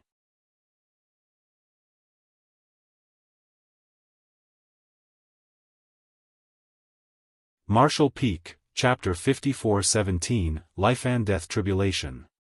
2 figures dashed across the bloody battlefield that looked like a living hell. While Yang Kai never stopped fleeing, the royal lord relentlessly chased after him. Just a moment later, the distance between them shortened and without hesitation, Yang Kai manipulated space principles and disappeared from the spot. The sheep-headed royal lord behind him was evidently startled. He had lived his entire life inside the primordial heaven source Grand Restriction. Even though he was able to learn about the humans through the black ink nests, he had never come across an opponent like Yang Kai, so it was the first time he witnessed a space secret technique. Soon, he detected Yang Kai's aura and turned to look in a different direction. Over there, a blood-soaked Yang Kai appeared inside a human great pass. While standing on the wall, he eyed the royal lord from across the battlefield and pointed his spear at him in a provocative manner. Running away wasn't his sole intention. On such a vast battlefield, Yang Kai couldn't just focus on his own safety. Since this royal lord had set his eyes on him, Yang Kai had to come up with a way to lure him away from the others. He had no idea which great pass he was in as all the humans had left to attack the enemy, so all the great passes were empty with not even a single person remaining behind. Therefore, he didn't have to worry about luring the royal lord to this place. Seeing how smug Yang Kai looked, the royal lord was enraged and charged towards him. On the wall, Yang Kai settled his spear on the floor and sat down on a large array. The array core was an artifact that looked like a giant crossbow. Usually, it required 3 Seventh Order Open Heaven Realm Masters to activate such an array. At this moment, Yang Kai turned his hands into dragon claws and clutched the giant crossbow before madly infusing his world force into the array. The patterns on the array lit up, and all the energy entered the crossbow. Despite being strong, Yang Kai realized he almost couldn't control this crossbow. He activated his divine sense and locked onto the royal lord with his aura, a hideous expression on his face. Following a buzz, the entire wall started shaking. In the next moment, a gigantic light column condensed into an arrow and shot towards the royal lord. This violent attack was equivalent to an Eighth Order Master's all-out strike. There were only a small number of arrays of such powers in the Great Passes, and they were the most powerful and lethal ones the humans could refine. Most of the artifacts and arrays could only cast attacks that were equivalent to a Seventh Order Master's attacks. The arrow formed from the light column was not only intimidating but also rapid. In the blink of an eye, it was about to strike the royal lord. However, he didn't seem to have the intention of dodging it. The black wings on his back folded in front of him to cover his body as he withstood the light arrow and dashed towards the great pass before shattering the array and artifact on the wall with a punch. A large part of the wall collapsed, and as his force spread, leveling many buildings in the Great Pass. It didn't matter if the attack was equivalent to an Eighth Order Master's strike, he was a royal lord, so why would he be afraid of such a blow? However, he soon frowned as Yang Kai was nowhere in sight. In fact, right after Yang Kai fired the arrow, he disappeared. Detecting something, the royal lord turned to look at a nearby great pass and saw Yang Kai standing on the wall. Again, he was trying to activate the power of an artifact. Enraged, the royal lord pounced on his opponent once again. The same thing happened again, however, this time, what shot out of the great pass wasn't a light arrow but a rain of sword waves. The royal lord surged his black ink strength and blocked all the sword waves. Seeing that Yang Kai was about to jump to another great pass, he locked onto him with his aura, which then burst and caused Yang Kai to stagger as he fell out of the void. Yang Kai clenched his teeth as he retreated and concealed his aura. He directly entered the great pass and used the buildings as cover. Booms were continuously heard from behind him as the royal lord hunted him down and destroyed countless buildings along the way. The entire great pass soon turned into ruins. Finally, Yang Kai found a chance to manipulate space principles and escape. The moment he reappeared, the royal lord locked his aura onto him and pursued him like maggots on rotting bones. Yang Kai's expression darkened as he realized he couldn't go on doing this. The royal lord hadn't dealt with someone who was a master of the Tao of space before, which was why Yang Kai managed to escape from him earlier. Now that the royal lord had a way to deal with him though, Yang Kai was no longer able to use instantaneous movement as he pleased. At this rate, he would be cornered sooner or later. After glancing at the chaotic battlefield, Yang Kai grit his teeth, turned around, and charged towards the depths of the void. It had come to a point where the Ninth Order Masters were all engaged in life-and-death battles against the Black Ink Clan Masters. With that said, the human race masters below the Ninth Order still had a slight advantage against the Black Ink Clan. As long as they could enlarge that advantage, they would be able to influence the battles between the Ninth Order Masters and the Royal Lords. When the Eighth Order Masters were free from restraints, they would be able to lend the Ninth Order Masters assistance. Nevertheless, it remained hard to deal with the Black Ink Giant Spirit God. All the same, this wasn't a problem that Yang Kai could solve. He was in a perilous situation himself, so he had to focus on staying alive first. Yang Kai's action surprised the royal lord. As he looked in the direction Yang Kai was fleeing, he hesitated for a bit before chasing after him. Even though no one knew anything about the ray of light that Tsang had cast into Yang Kai at the last moment, it was obviously something important. That was why the royal lord decided to personally deal with him. He initially thought that he could easily achieve his goal, so it surprised him that there were so many twists and turns. Certainly, he wouldn't let this Seventh Order brat flee from the battlefield as the latter clearly intended. The black wings on his back flapped before he turned into a flash of light and shot towards Yang Kai. On the battlefield, when the Ninth Order Open Heaven Realm Masters saw this, they wanted to help, but they were unable to shake off their opponents. Only a few Eighth Order Masters managed to break free from their entanglements and rushed towards Yang Kai from different directions. While running across the void, Yang Kai stuffed a handful of spirit pills into his mouth and even consumed a low-rank world fruit that he had kept in storage for years. At this point, nothing else mattered than restoring his reserves. He had consumed too much of his world force, and only a bit of power was left in his small universe. It was inefficient to refine open heaven pills, so he needed a world fruit to replenish his energy quickly. He knew that this was a life-and-death tribulation for him.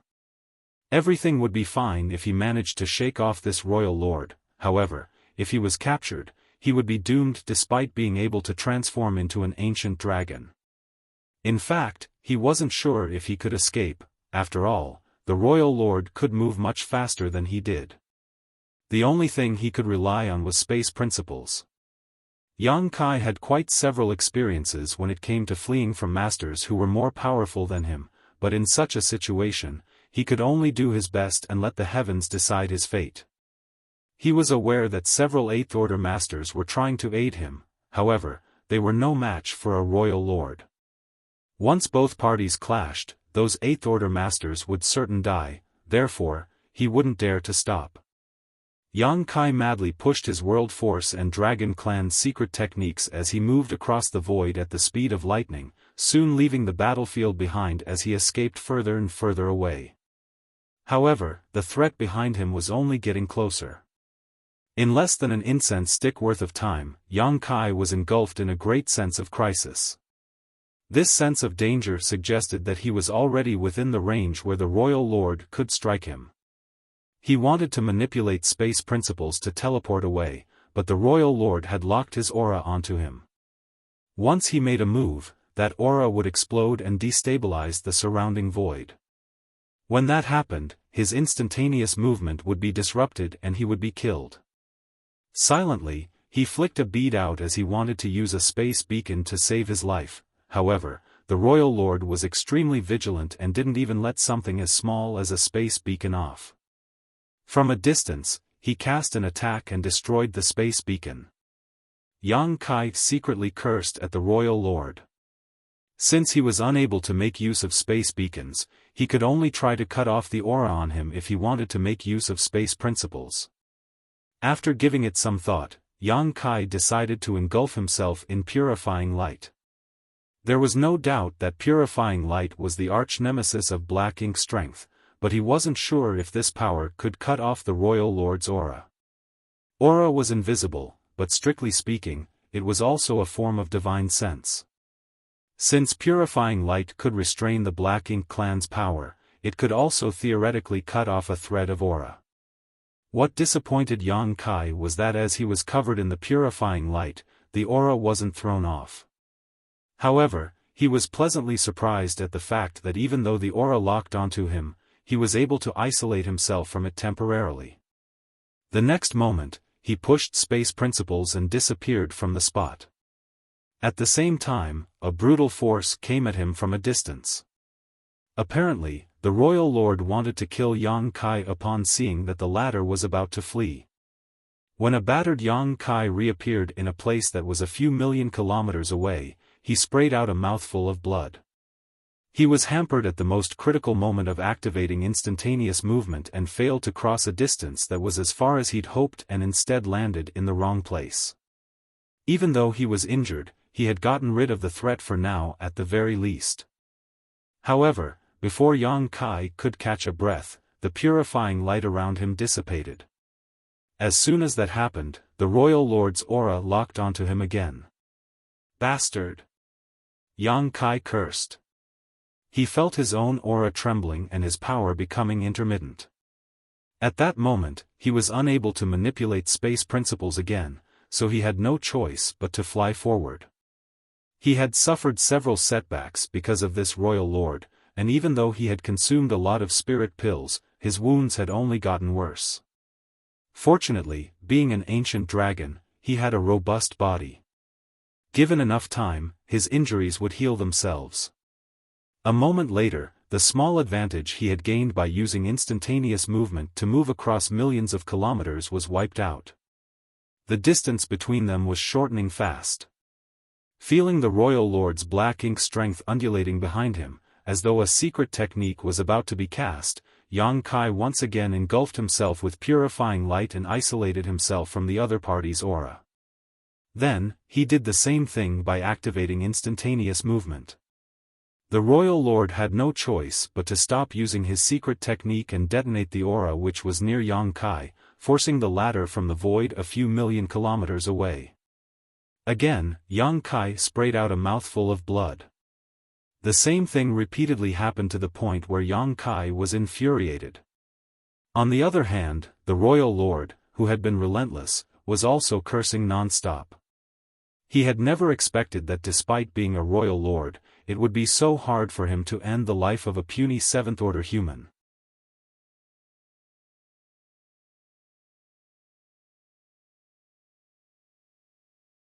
Marshall Peak, Chapter 54-18, Pursuit and Escape. Before this war, the sheep-headed royal lord had never dealt with humans, so his knowledge of them was limited to what he had gathered from the black ink nest space. After leaving the primordial heaven source grand restriction, he immediately engaged in an intense battle with a Ninth-Order Open Heaven Realm Master. It was a fight between two equally matched opponents and in fact, he found himself at a slight disadvantage almost from the start, so he truly admired that Ninth-Order Master's power. But what was happening now? He felt disgusted by having to chase after Yang Kai, unlike his fight against the Ninth Order Master a while back. When dealing with the Ninth Order Master, he just had to exert all his strength in a life-and-death struggle. However, when pursuing this Seventh Order Master, he felt helpless despite having far greater strength. As such, there was an awkward scene in the void where a Seventh Order human was unable to get rid of a royal lord, who, on the other hand, couldn't capture the Seventh Order human. Initially, the Eighth Order Masters coming from the battlefield could still see some traces and follow them. Nevertheless, barely a day later, they had completely lost track of Yang Kai and the Royal Lord. One repeatedly manipulated space principles while the other could move extremely quickly. Eighth Order Masters like them were unable to catch them. One of the Eighth Order Masters who had tan skin said grimly, "Damn it. Little friend Yang is in danger." If they were able to reach the two of them, they might have been able to help Yang Kai. However, given their strength, the most likely outcome would be their deaths. Since Yang Kai and the Royal Lord were nowhere to be seen though, how were they supposed to find them in this vast void? Without their help, could a Seventh Order junior like Yang Kai even hope to get rid of a Royal Lord's pursuit? Despite being a master of the Tao of space, he couldn't possibly persevere for long. The others remained silent, but they shared the same sentiment. After they exchanged glances, another Eighth Order Master sighed, "Perhaps this is his fate. Let's go back." The war was still raging, and as Eighth Order Masters, they had to return to make some contributions. Doing nothing in this place was meaningless. Being Eighth Order Masters, they were all decisive people. Since they were unable to save Yang Kai, they wouldn't force themselves, so they returned to the battlefield. On the other hand, Yang Kai kept activating purifying light to separate himself from the Royal Lord's aura before using instantaneous movement to widen the gap between them. When the gap shortened to a certain point, he would do it again. By doing so, he could ensure his safety with some difficulty. Nevertheless, it was impossible for him to completely get rid of this Royal Lord. Aware of this fact as well, the Royal Lord relentlessly pursued him. Regardless of how hard Yang Kai tried, he was unable to escape this Royal Lord. Having witnessed Yang Kai's methods, the Royal Lord soon acclimatized himself to the strangeness of space principles. Although he was indeed unable to stop Yang Kai from using instantaneous movement after the latter used purifying light to block his aura, he could still bombard the void itself from a distance the moment Yang Kai activated his space secret technique. Without much effort, he could harass and disrupt Yang Kai. By doing so, he could ensure that Yang Kai wouldn't be able to move across a long distance by using instantaneous movement, and Yang Kai would always arrive at a place that was different from what he had expected. On Yang Kai's end, he knew that his current method of escaping was dangerous. Since he was unable to determine where he would reappear after using instantaneous movement, he was taking a chance with his life each time he teleported. However, he couldn't care less at this point as stopping would mean certain death. He could risk using instantaneous movement or die. By using the instantaneous movement, he stood a chance to survive, and as long as he wasn't too unlucky, he wouldn't come across any real danger. Also, he had figured out the Royal Lord's plan. The Royal Lord must have figured it was fine if he couldn't capture his target for now. As long as he relentlessly chased after Yang Kai and made sure the latter was within his detection range, Yang Kai would eventually exhaust his strength. Regardless of how ample the heritage of a Seventh Order human's small universe was, there was a limit to it. Even though this human brat could replenish his energy with pills, he should only be capable of persevering for a while longer. On the other hand, the Royal Lord was barely expending any of his strength or stamina, so he had ample time to hunt down Yang Kai. Realizing the other party's thought process, Yang Kai secretly sneered. If this was indeed the royal lord's plan, he was bound to be disappointed. During the war some time ago, Yang Kai had indeed exhausted himself, but after he consumed a lot of spirit pills and a low-rank world fruit, the heritage in his small universe had mostly been restored. Furthermore, as the living beings in his small universe went through the vicissitudes of life, they continuously helped increase his heritage. Having said that, he would eventually run out of energy if this dragged on for too long. All the same, he had more than one low-rank world fruit, and although he didn't have many of them, they could allow him to persevere for a while longer. Once again, Yang Kai was disturbed while using instantaneous movement. When he abruptly appeared somewhere, his 5 viscera and 6 organs weltered and he started seeing stars. To say that he was feeling uncomfortable would be a gross understatement. Before he could pull himself together though, a remnant divine ability came at him from a nearby place. An astounded Yang Kai hurriedly dodged. Fortunately, the divine ability was quite weak, so despite looking magnificent, it wasn't lethal and Yang Kai quickly evaded it. He had arrived at the late ancient era battlefield. Basically, he had rushed back along the route the human race army had used on the crusade and made it past the region that could be considered the spiritless land. When they initially arrived here, the humans had no idea why this vast area of void was a spiritless land. It wasn't until Tsang explained to them that it was the Black Ink clan's doing to prevent him and the other martial ancestors from replenishing their energy. After crossing the vast spiritless land, one would arrive at the late ancient era battlefield. In the late ancient era, the humans and the Black Ink clan fought for 10,000 years without pause, causing countless people to lose their lives.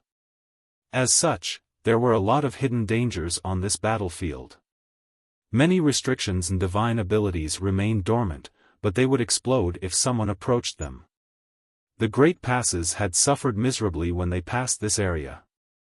Yang Kai knew that he was no match for the sheep-headed royal lord, and he couldn't even get rid of him using space principles, therefore, he decided to make use of this late ancient era battlefield. Although he had to be careful as well, it was better than letting the other party keep chasing him. Perhaps he could make use of the hidden dangers in this place to shake off his pursuer. The divine abilities and restrictions in the periphery were weak, so Yang Kai ignored them and charged towards the battlefield's depths. Wherever he went, the dormant divine abilities and restrictions would be triggered. Like cats that caught a whiff of fish, they all came alive and pounced. A few divine abilities and restrictions were triggered the moment Yang Kai arrived, striking at him almost instantaneously. Fortunately, he was able to run swiftly. As a result, those divine abilities and restrictions turned into flashes of light that relentlessly followed after him. It was not long before there seemed to be a tail of colorful lights behind Yang Kai. After moving across some distance, the energy of some lights was used up as they dissipated. However, even more divine abilities and restrictions joined, so the light tail only enlarged. As for the majority of the divine abilities and restrictions, they were sluggish to react as they had remained dormant for far too long. They were only activated a short time after Yang Kai brushed past them. As a result, the royal lord, who was chasing after Yang Kai, became the target of these divine abilities and restrictions. A short time later, there was a longer and more brilliant tail of lights that was behind the royal lord. Initially, the royal lord wasn't concerned about the light tail behind him. He was one of the most powerful masters in the world, so why would he be bothered by these worn-out divine abilities and restrictions? However, as time passed, the light tail grew and grew. The innumerable restrictions and divine abilities intertwined with each other. Some of them clashed and wore each other down, but others synergized and merged, evolving into something entirely different from their original form. At this point, even a powerful master like him felt threatened. Therefore, the royal lord hastened his pace as he knew that he would be in trouble once the light tail caught up with him. On the other hand, Yang Kai was running as fast as he could. Even though the light tail behind him was smaller than that of the royal lord, he was much weaker than the other party, so it was still lethal to him. As time passed, the distance between them shortened again. All of a sudden, the royal lord recalled that this guy named Yang Kai was able to leap across the void and wondered, what would happen to the light tail behind him if he uses that teleportation technique? Before he could figure it out, he saw Yang Kai turning to look at him with an eerie grin. He had been chasing after Yang Kai for quite a while, but it was the first time he had a bad premonition. The next instant, the power of space principles undulated and without hesitation, the royal lord pointed at his opponent and struck from afar. Yang Kai disappeared from the spot, but the next moment, he reappeared in a place that was a couple million kilometers away. Initially, even if he was interrupted by the royal lord when using instantaneous movement, he could cross a distance of roughly 10 million kilometers, however, he only managed to traverse some 3 million kilometers this time. It went to show how chaotic the space and energy in this late ancient era battlefield was. Still, it was enough, as after losing Yang Kai, the light tail that had been chasing him started showing signs of becoming dormant again, only to become attracted to the royal lord's aura a moment later. With a livid expression, the royal lord watched as the light tail, which was initially chasing after Yang Kai, turned around and came at him.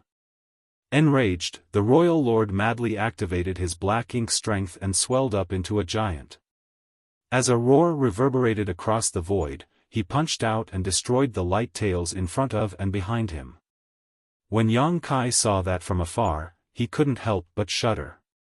In the end, he was still a royal lord. It was naive of Yang Kai to think that he could make use of these dormant divine abilities and restrictions on this late ancient era battlefield to deal with this kind of opponent. Left with no choice, he could only keep running for his life. After suffering such a setback, the royal lord became even more ruthless as he shattered all the divine abilities and restrictions along the way so that they wouldn't gather together to pursue him. On the other hand, Yang Kai did his best to quicken his pace. The royal lord was furious. Perhaps he had become irritated from chasing after his prey for so long. If Yang Kai was captured by the royal lord in such a situation, he reckoned that the other party would certainly torture him to death. After moving around the late ancient era battlefield for a month, Yang Kai dismally realized that he had become lost. His initial plan was simple. Since he wasn't a match for this royal lord, he could make use of the restrictions and divine abilities on the late ancient era battlefield to distract him. By doing so, he would stand a chance to shake him off his trail. Even if he couldn't achieve his goal by making use of the late ancient era battlefield, he could still cross this place and head to the no-return pass. The Dragon and Phoenix clans were standing guard at the no-return pass, and with a Divine Dragon and Divine Phoenix who were even more powerful than Ninth Order Masters, if this royal lord chased him all the way to the no-return pass, he would be doomed. Certainly, there was a huge risk to take, for it would take Yang Kai a long time to arrive at the no-return pass. Back then, after the humans set off on the crusade, it took them several years to arrive at Mo's whereabouts. Even though Yang Kai was a master of the Tao of space, which allowed him to move extremely quickly, in his current battered state, and not fully able to make use of his space principles, he estimated it would take him about a year to reach the no-return pass.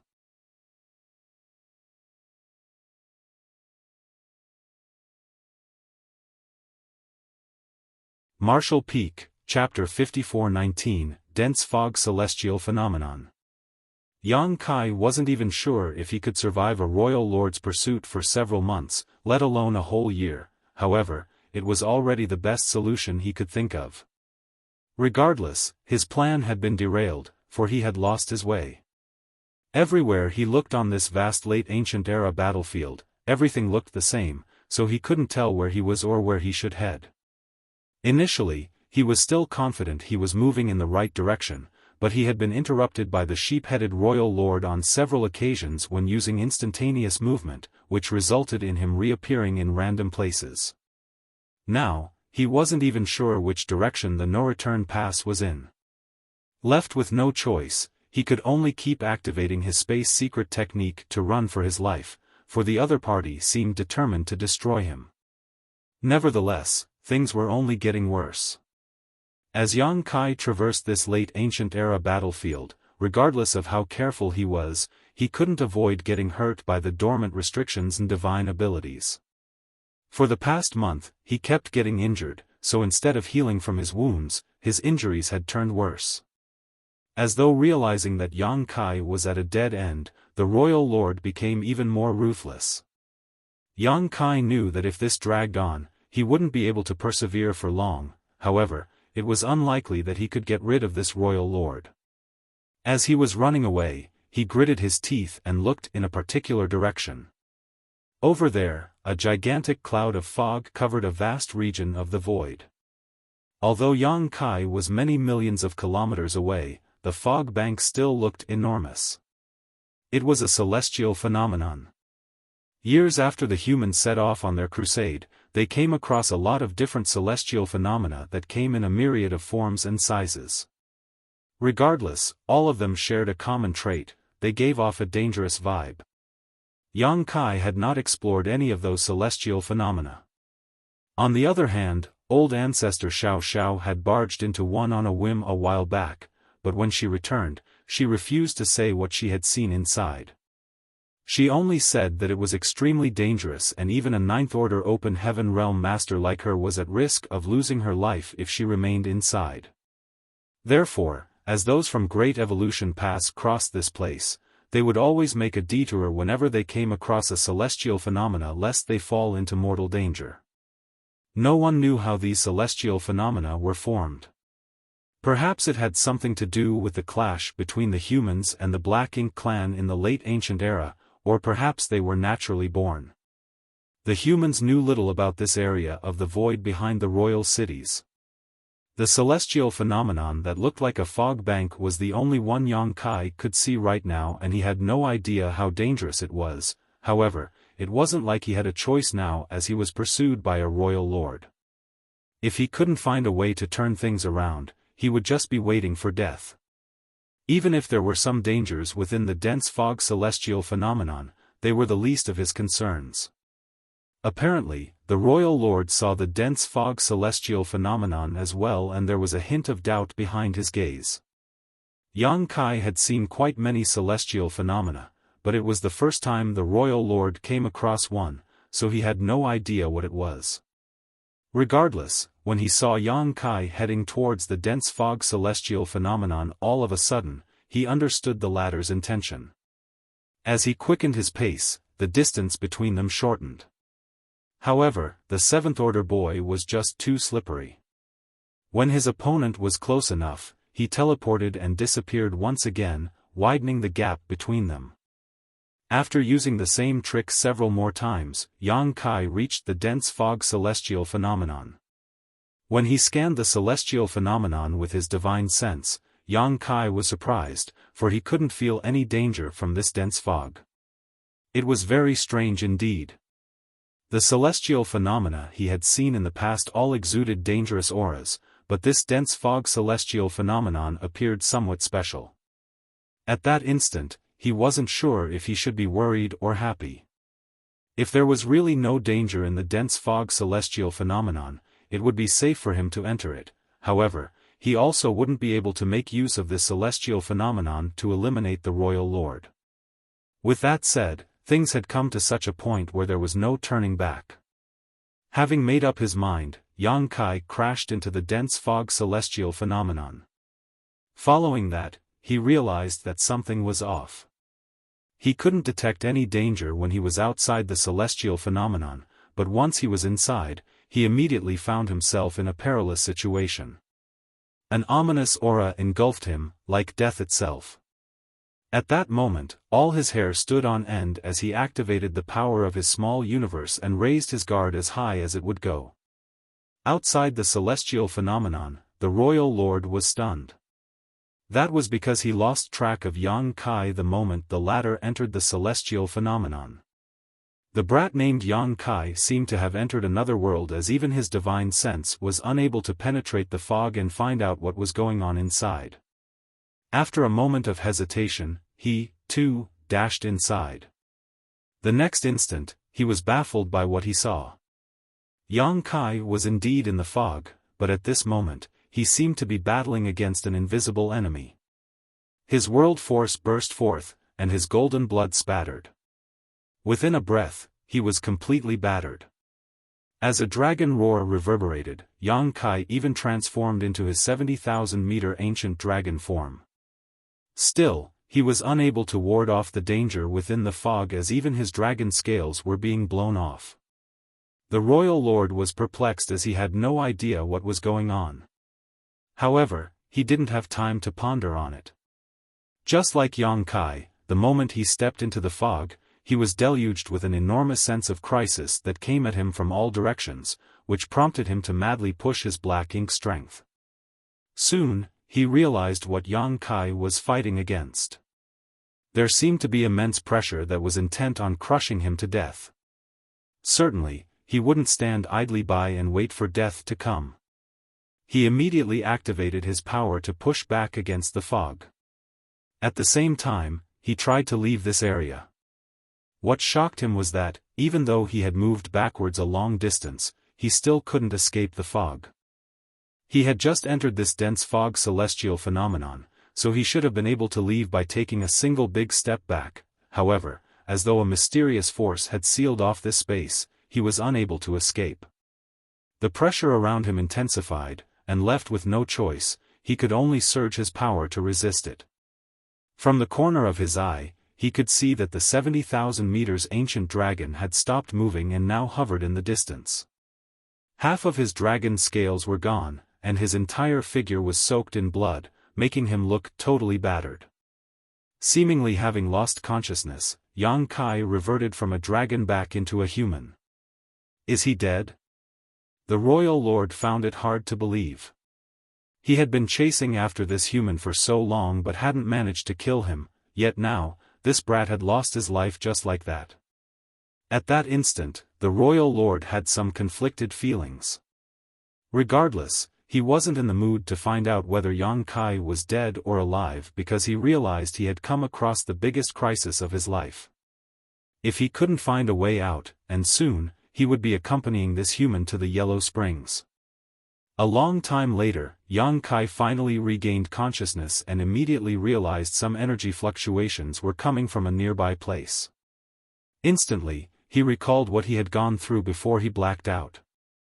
To shake off the royal lord's pursuit, he barged into a dense fog celestial phenomenon and faced a mysterious attack. He tried his best to resist the pressure coming from all directions, but in the end, he was in so much pain that he passed out. He still hadn't figured out what it was in the fog that had attacked him. Although he was equally puzzled why he was still alive, he hurriedly circulated his power and kept his guard up. The next instant, his expression darkened. Here it comes again. Just a dozen breaths later, he once again passed out due to the pressure coming from all directions. Before that though, Yang Kai caught a glimpse of the battered royal lord who was not far away. He seemed to be fighting against an invisible enemy as well, the energy fluctuations Yang Kai felt earlier obviously coming from him. He's a royal lord, after all. I'll pass out again soon, but this guy is still engaged in an intense battle. He's simply more powerful than I am. When Yang Kai woke up for the second time, he once again felt energy fluctuations nearby, and they were even more violent this time. He hurriedly turned his head and saw the royal lord casting a divine ability. Black ink strength billowed from his body and turned into a gigantic illusory phantom before it covered him like a protective film. At this moment, the royal lord was in a sorry state. He was badly wounded and his aura was unstable while he was covered in dark blood. Seeing that, Yang Kai snickered. It was indeed embarrassing that he had blacked out twice, and he didn't even know who his enemy was. Regardless, it seemed he had made the right decision by diving into this dense fog celestial phenomenon. At the very least, the royal lord had also suffered a setback. But soon, Yang Kai became doubtful. He had passed out twice, so if there was really an invisible enemy in the fog, why hadn't it seized the chance to kill him? Moreover, as he carefully reviewed what he had gone through, Yang Kai found that the odd pressure didn't feel like a kind of attack. Instead, it was like an automatic response, similar to the effect of some arrays. Quite a number of arrays could do the same by reflecting one's own strength to wound them. After giving it some thought, Yang Kai decided to not immediately make any moves. He just secretly activated his power and kept his guard up. Just like what had happened previously, he felt pressure coming from all directions. The last time, he subconsciously tried to resist and push the pressure away, but this time he didn't make a move and instead let the pressure do as it pleased. He still felt some discomfort, but it was bearable. Still, even this mild force had irritated his wounds, causing him to gasp. After remaining still for a moment, Yang Kai realized the pressure didn't intensify. As he pondered on it, he stopped circulating his world force entirely and completely relaxed.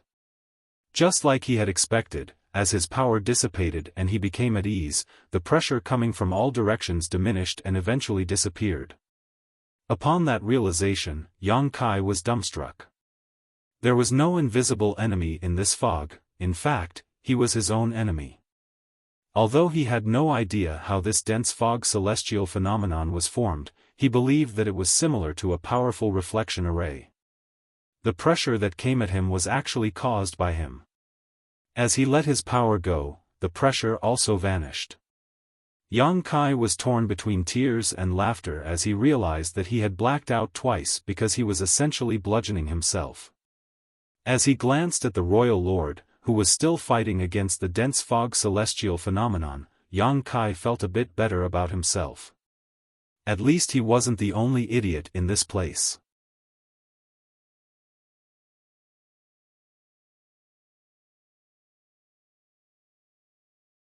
Martial Peak, Chapter 54-20, Neither Can Kill.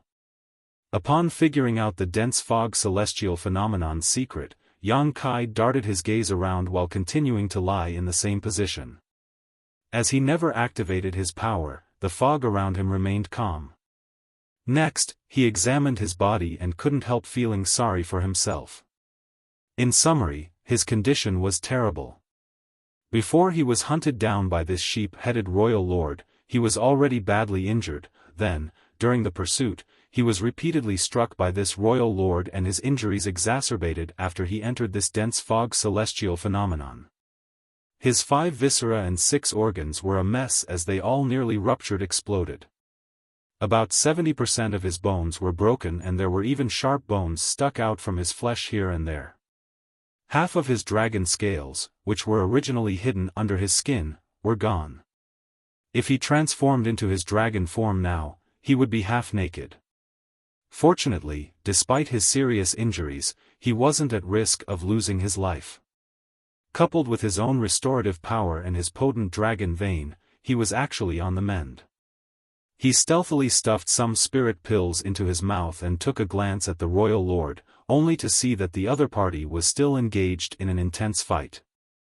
Amazing divine abilities and secret techniques were cast from the royal lord's hands as his fight against the fog seemed to have turned the entire universe upside down. That guy is really dumb. Yang Kai was gleeful. However, it wasn't until he blacked out twice that he realized the secret behind the fog. The royal lord still hadn't passed out after persevering for such a long time, so it wasn't surprising that he hadn't discovered the truth yet. Anyone who fell into danger would instinctively counterattack to save themselves.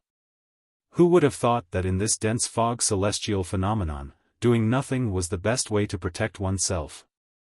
The more one attacked, the more perilous their situation became. Maybe he'll exhaust himself to death. Yang Kai hoped. However, his wish wasn't to be granted. Just like what happened to him previously, the royal lord was unable to fend off the pressure despite going all out. He kept roaring and releasing his black ink strength until he had no more energy left and finally passed out several days later. As soon as he became unmoving and all the noise in the dense fog celestial phenomenon died down. Staring at the unmoving royal lord, Yang Kai knew that the other party wasn't dead, so he was naturally disappointed.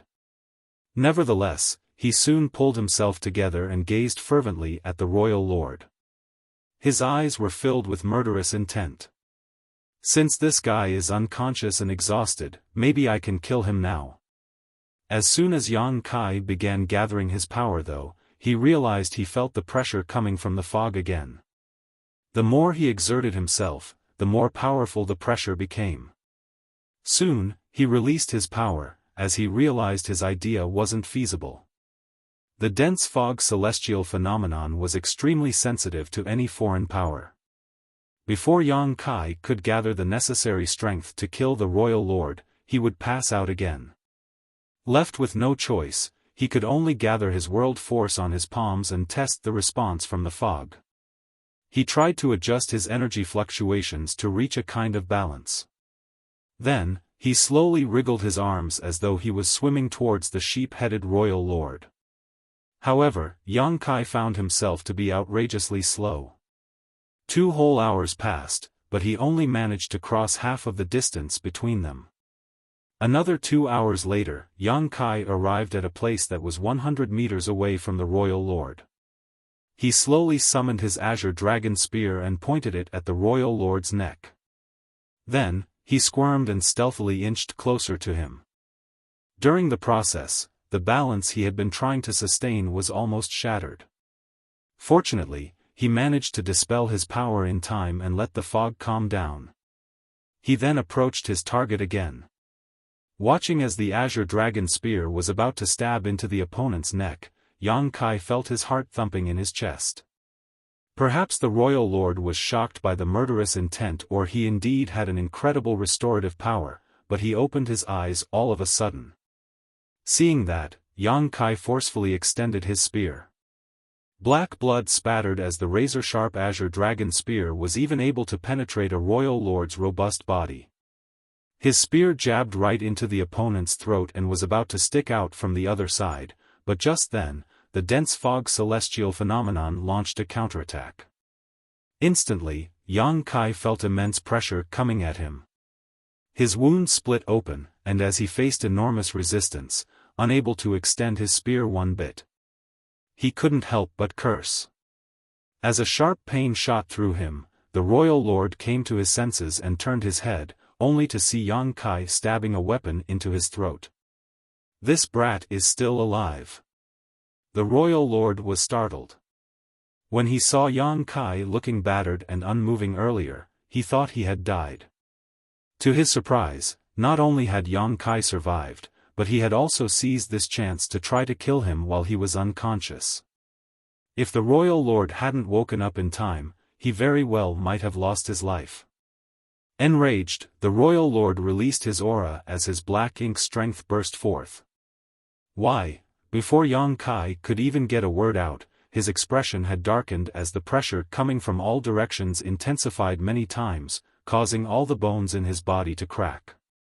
He couldn't help but spray out a mouthful of blood, and following that, he blacked out and lost consciousness.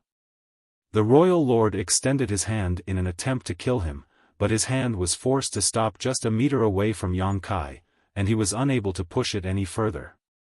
His expression changed. Ignoring Yang Kai, he surged his power in an attempt to shake off the restrictive force. However, the force became so immense that he soon fell into a state of despair. 3 breaths later, his eyes rolled back into his head and he too passed out. Without the disturbance of foreign powers, the fog soon calmed down. When Yang Kai awakened, he saw the royal lord hovering somewhere near him. This guy had passed out, but his hand still remained stretched out towards Yang Kai. Seeing that, Yang Kai knew what the other party intended to do after he blacked out. After hesitating for a bit, he gave up on the idea of killing this royal lord. The royal lord indeed looked like he was powerless to resist now, but based on the previous experience, Yang Kai believed that the royal lord would regain consciousness the moment he made a move against him. A royal lord's sense for danger was extreme, so any external threat would undoubtedly wake him up. Moreover, the reflective power in this dense fog celestial phenomenon was savage. Yang Kai had to activate his power if he wanted to kill the royal lord, but if he did that, he would be the one who would suffer.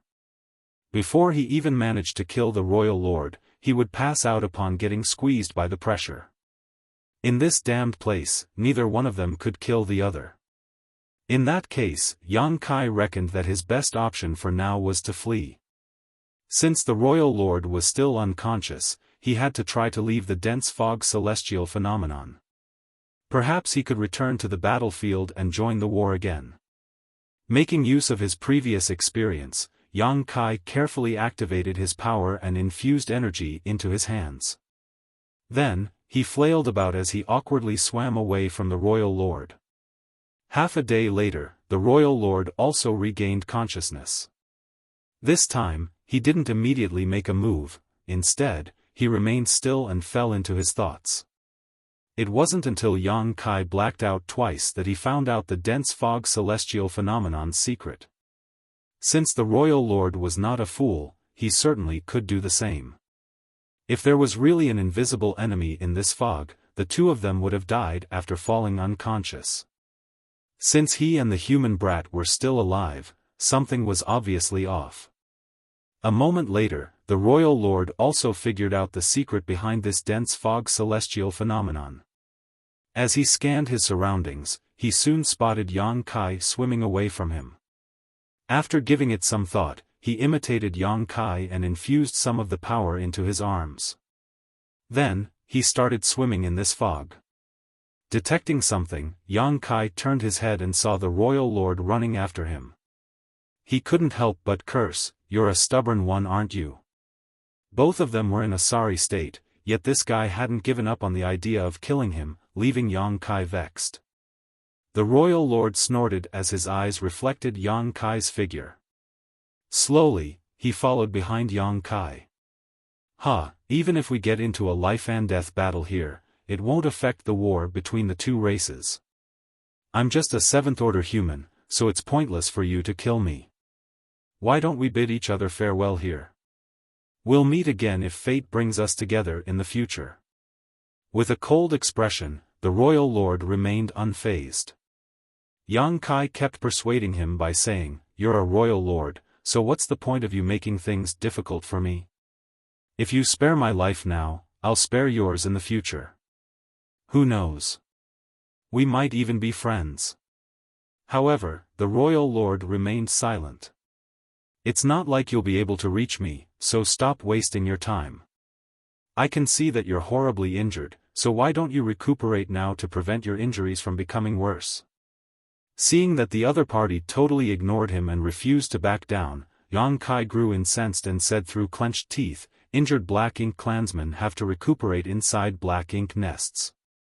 You're badly wounded now, so I guess you can only use half of your strength right now. On the other hand, I'm different. My wounds are healing quickly, and I'll be energetic again in a few days. Chase after me all you like. When we leave this place, let's see which one of us will die." When the royal lord heard that, his expression changed slightly. Yang Kai had a point. The royal lord indeed needed a Black Ink nest's help to recuperate, and given how wounded he was, using half his strength would really be his maximum.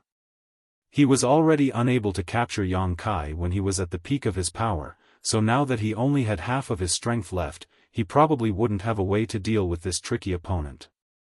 Nevertheless, he was still a royal lord. He had personally made a move against a single seventh-order boy, yet after such a long time, he was the one who ended up in a horrible state. He was simply unresigned. As for Yang Kai's threat, that didn't bother him one bit. Even though he was only left with half of his power, that was still significantly more than a seventh-order human could hope to handle. He could even deal with an eighth-order master with ease in his current state. If Yang Kai had the guts to make a move on him, he would be the one who would suffer.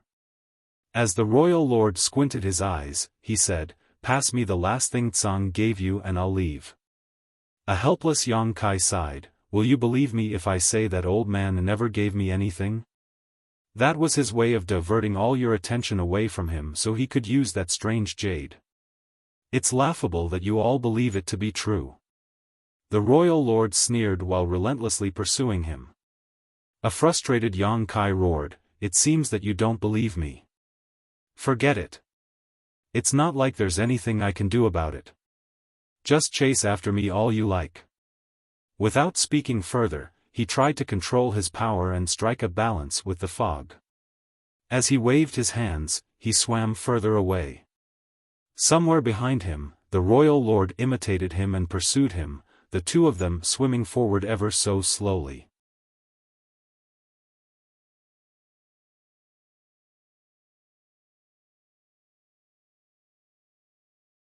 Marshall Peak, Chapter 54-21, Breakthrough. There didn't seem to be an end to this vast dense fog celestial phenomenon, so Yang Kai wasn't even sure if he would have a chance to leave. Fortunately, being in this celestial phenomenon, both he and the sheep-headed royal lord didn't dare to activate too much of their strength lest they draw a counterattack to themselves. In this way, even though the royal lord was significantly more powerful than Yang Kai, it was unlikely that he could capture him. 3 years, 5 years, 10 years.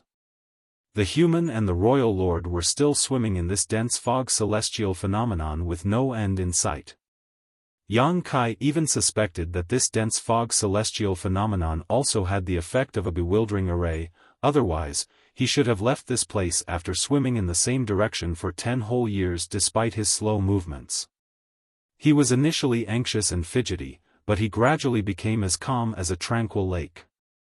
His original plan was to make use of this dense fog celestial phenomenon to get rid of the royal lord and return to the battlefield to fight against the Black Ink clansmen. However, 10 years had now passed, so the war should already be over. Who won? Did many humans lose their lives? Was the Black Ink giant spirit god with only half a body killed? Yang Kai didn't have the answers to any of those questions. At any rate, since he was in a trap, it was pointless for him to think about those things. The most pressing issue for him was that he had to leave this dense fog celestial phenomenon as quickly as possible. His wounds had all healed after 10 years of recuperation, and he was at peak strength again. On the other hand, the royal lord was still wounded as without a Black Ink nest, it was hard for him to recuperate. Regardless, Yang Kai was irritated at the fact that the royal lord still followed closely behind him. It wasn't easy for him to get rid of the other party either. This dense fog celestial phenomenon had significantly restricted their movements, and the royal lord was determined to hunt him down. Unless he had a way to kill this royal lord, he was helpless to shake him off. After 10 years of exploration, Yang Kai had figured out more secrets about this dense fog celestial phenomenon. As he activated his demon eye of annihilation, his left eye turned golden, allowing him to see through all falsities in the world. In this way, he was looking for a way out of this fog. The royal lord, who was following closely behind him, helplessly discovered that Yang Kai was inconsistent in the ways he moved around. There were no regular patterns to speak of. Finally, there came a day when Yang Kai suddenly spoke to his partner behind him, "Hey, can I have a word with you?" The royal lord said smugly, "There's no need to beg for mercy, unless you're willing to pass me the thing Tsang gave you." A helpless Yang Kai refuted, "I told you that old man named Tsang didn't give me anything, but you just don't believe me. Forget it. We've been trapped in this celestial phenomenon for 10 years, and there isn't any hope of us getting out if we keep blindly stumbling around. Recently though, I've discovered some traces of regular patterns in this fog. Perhaps I'll be able to find a route to leave this place." Instantly, the royal lord's face stiffened as he quickened his pace. Despite noticing it, Yang Kai was unfazed. "Relax.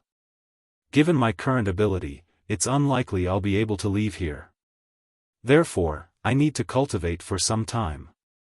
You don't want to get stuck here forever, do you? If I can find a way out, it'll be beneficial to you too."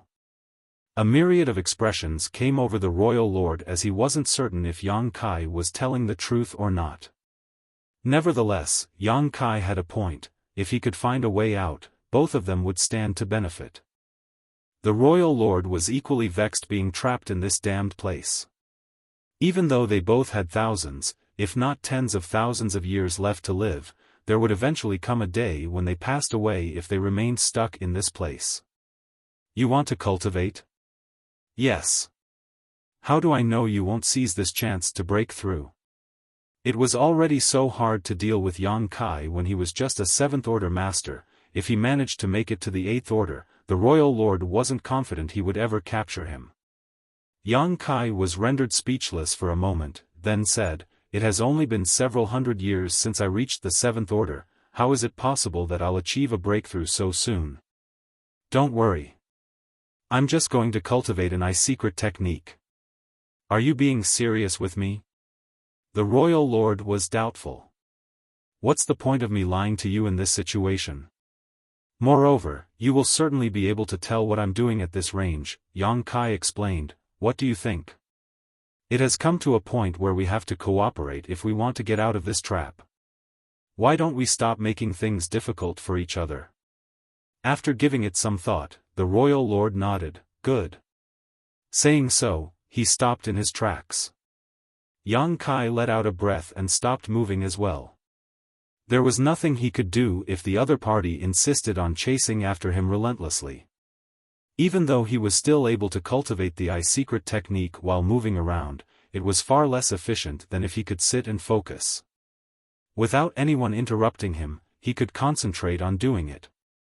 Not long after the Royal Lord started chasing after him back then, Yang Kai activated the Demon Eye of Annihilation in an attempt to see through the dense fog celestial phenomenon's mysteries. After 10 years of hard work, he had indeed discovered some patterns in it. What made him feel even more pleasantly surprised was that the Demon Eye of Annihilation showed signs of a breakthrough.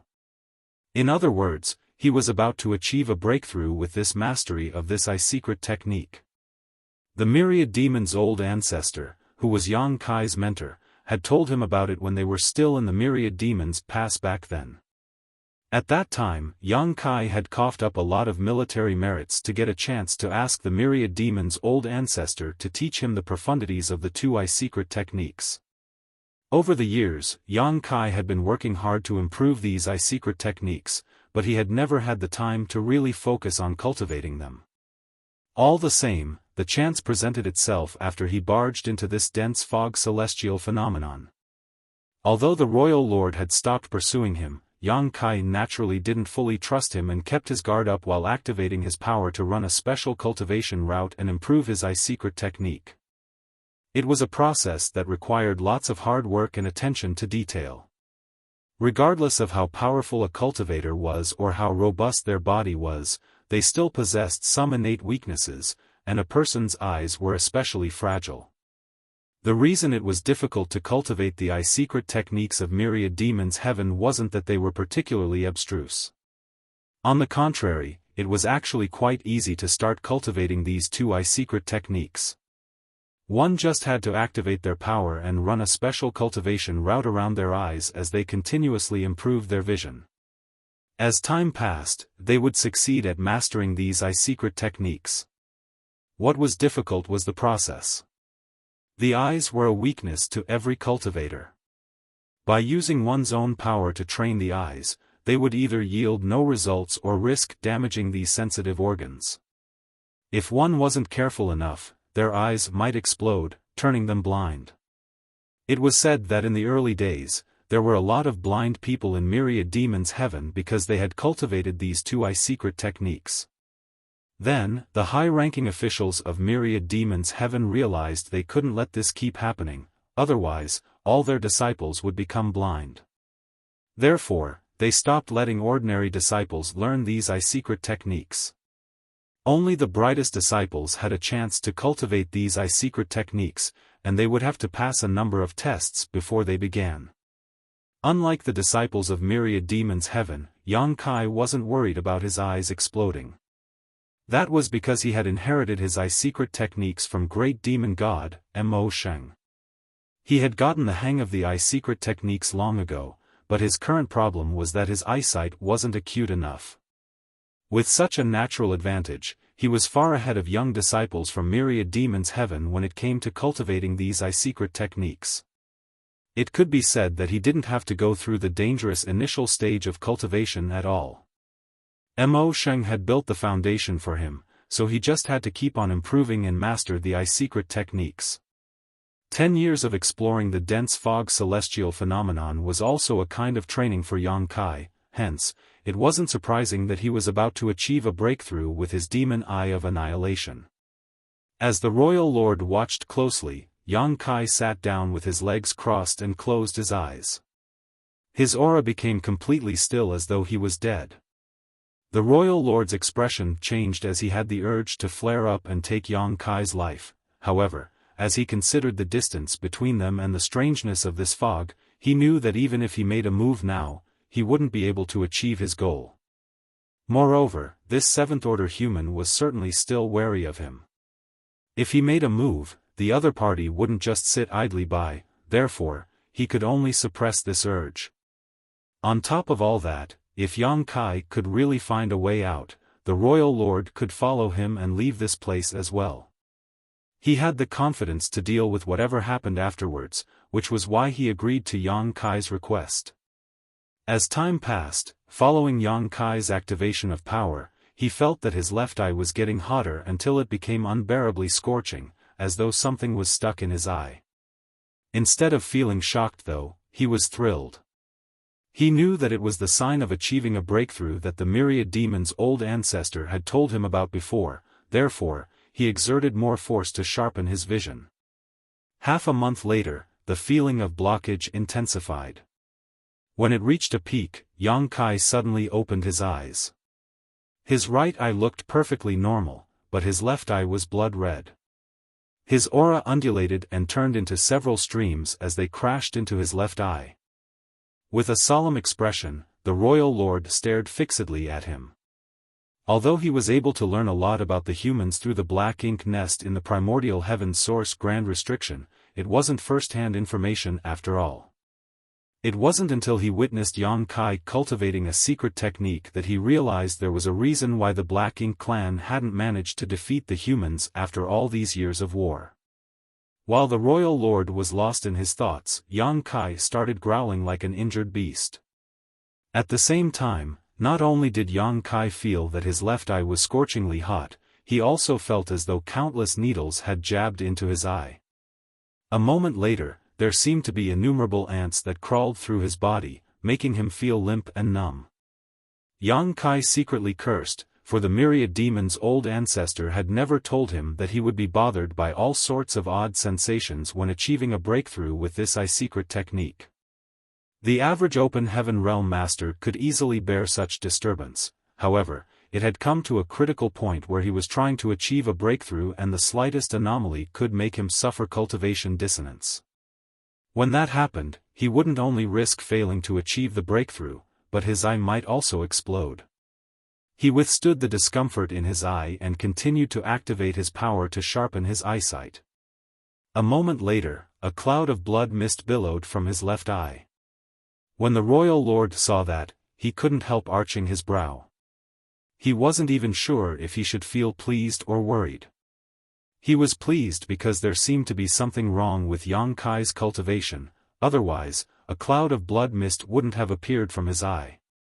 What he was worried about was that if Yang Kai failed in his attempt, could they still find a way out? Although the royal lord was tremendously more powerful than Yang Kai, that didn't mean he would be capable of finding a way to get out of this eerie celestial phenomenon. While he was waffling back and forth in his head, Yang Kai suddenly turned to look at him. What came into the royal lord's sight startled him. He initially thought that Yang Kai's left eye must have exploded, but at this moment, his eye was still intact.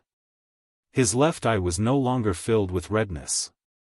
Instead, it was radiating a glow. Initially, Yang Kai's eye was golden after he activated the demon eye of annihilation, but it had turned into something that looked like a cross now.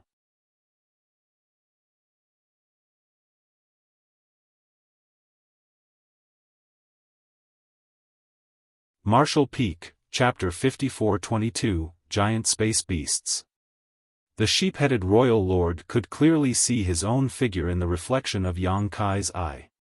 At that instant, he was overwhelmed with a sense of discomfort. Astounded, he realized that this was no ordinary secret technique. What he saw in Yang Kai's eye was definitely more than just a reflection. Just then, a glint flashed across Yang Kai's pupil as he grinned. It seems that you're badly injured. It must have been difficult for you. The royal lord's expression turned livid. When a glint flashed across Yang Kai's eye earlier, he had a feeling that his secrets were being pried into. He secretly cursed at this human while simultaneously thinking that this secret technique was indeed extraordinary. On the other hand, Yang Kai ignored the royal lord and scanned his surroundings. A moment later, he straightened up and flapped his arms before moving in a particular direction. The royal lord hurriedly followed him. He had agreed to Yang Kai's request to allow him to cultivate his secret technique in the hope that he could get out of this fog. As for whether Yang Kai would pull a trick during this period of time, that was all but certain. Regardless, the royal lord was confident that he could follow Yang Kai and get out of this trap. Therefore, he paid close attention to every move that Yang Kai made, and he followed him closely wherever the latter went. He practically imitated Yang Kai in every way, as though he was a delayed shadow. As Yang Kai's demon eye of annihilation had improved, he was able to see through this strange fog more clearly now. However, he wasn't confident that he would be able to get out just yet. No one in the world could truly comprehend all the secrets behind such a celestial phenomenon. Another year passed as Yang Kai silently looked for a way out. The royal lord had been patient as he kept a fixed distance from him when, suddenly, Yang Kai's figure disappeared from the royal lord's sight, as though everything he had seen until now was nothing more than an illusion. The royal lord was slightly shocked, but he soon pulled himself together and imitated Yang Kai's movements while moving in the same direction. In the meantime, Yang Kai felt relieved as the sense of danger that had surrounded him for over 10 years disappeared all of a sudden. There was no longer any fog in front of him. "I've finally left." Yang Kai was elated. After hesitating between ambushing the royal lord and fleeing this place for a moment, he chose the latter. Even though he could certainly catch the royal lord off guard, given his strength, it was impossible for him to kill his foe with a single move. If he couldn't kill the royal lord in one move, he would be tangled up with him again. By then, he wouldn't be able to get rid of him. It would still take some time before the royal lord could get out of the fog, and while the average cultivator couldn't move across a large distance in such a short time, as a master of the Tao of space, Yang Kai stood a great chance to escape the other party's detection range. After making up his mind, he hesitated no more. As he manipulated space principles, Yang Kai disappeared from the spot. 3 breaths of time later, the royal lord also left the dense fog celestial phenomenon. As he looked around, he realized Yang Kai was nowhere to be found. Having witnessed Yang Kai's methods, he knew that this human must have activated his teleportation technique and left. At that instant, his expression darkened. It could be said that he had failed miserably in his mission. Not only did it take him such a long time, but he also achieved nothing in the end. Furthermore, he was terribly injured, and his strength had plunged. Now that Yang Kai had left using instantaneous movement, it would be hard for the royal lord to find him again. With that said, he wasn't willing to just give up. After examining the traces of space principles, he looked in a particular direction and charged forward. Soon, he detected some energy fluctuations in front of him, and as he examined them, he became elated. That was because the energy fluctuations came from the 7th-order human. He initially thought that he had lost him, so he was surprised at the turn of events. Although he had no idea what happened to the 7th-order brat, he still had a chance as the other party wasn't able to flee. At this moment, Yang Kai was so vexed that he was about to spit blood. He felt that he had never been unluckier in his life. Not long after he escaped one trap, he fell into another. Even though instantaneous movement was a secret technique that could help save his life, there was a certain degree of unpredictability with it.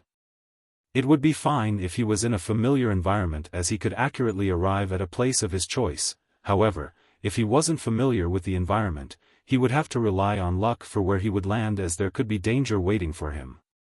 He had used instantaneous movement many times in the past, but he had never come across any serious threats while using it. Nevertheless, he suffered a setback this time. After leaving the dense fog celestial phenomenon earlier, he activated instantaneous movement and fled, but it never crossed his mind that he would actually land inside a spider's nest. There were certain creatures that lived in the void, collectively known as space beasts. When Yang Kai left the star boundary back then, he ran into a myriad facets insect. He and Zhang Ruoxi were swallowed by that space beast and became separated. Yang Kai was then brought to Seven Wonders Land, while it took Zhang Ruoxi some effort to arrive at Exquisite Paradise. There were always some human masters who guarded the void docks of star cities and sects, first to inspect the people entering and leaving to ensure order was maintained, second to fend off the space beasts that loved harassing densely populated areas. It took quite a number of open heaven realm masters to guard the void docks of every star city to prevent accidents from happening. Throughout his adventures around the 3,000 worlds over the years, Yang Kai had come across many space beasts. When he was weak, he would stay as far away from space beasts as possible, and when he became strong enough, he just disregarded them. Upon arriving at the Black Ink battlefield, he never discovered any space beasts. After all, the war between the two races had been ongoing for years, and the space beasts that were sensitive to danger usually stayed far away. Yang Kai had not seen any space beasts during the crusade, so he thought that such creatures simply didn't exist on the Black Ink battlefield. Therefore, it surprised him when he came across them at this point. This was the nest of a group of void ant spiders which was located in a dead universe world. The entire universe world was covered in spider webs. They seemed to be a family with 2 adults and 5 children. The adult spiders were just as large as Yang Kai's 70,000 meters ancient dragon form. On the other hand, the 5 smaller void ant spiders were just 10,000 meters long. They looked like a cross between spiders and ants with hideous appearances and had probably been living here for eons. Yang Kai felt that the auras exuding from the 2 adult void ant spiders suggested that they were as formidable as the most powerful 8th Order Open Heaven Realm Masters.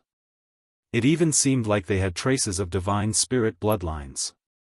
The 5 smaller spiders were equivalent to 7th Order Masters. Usually, such levels of strength wouldn't have bothered Yang Kai. The crux of the problem was that the void around the spider's nest was filled with webs of different sizes. Right after he activated instantaneous movement from outside the dense fog celestial phenomenon, Yang Kai crashed into one of these spider webs. Worse, the webs had a heaven-sealing earth-locking property. As soon as he came into contact with the web, he became trapped and was unable to break free from it.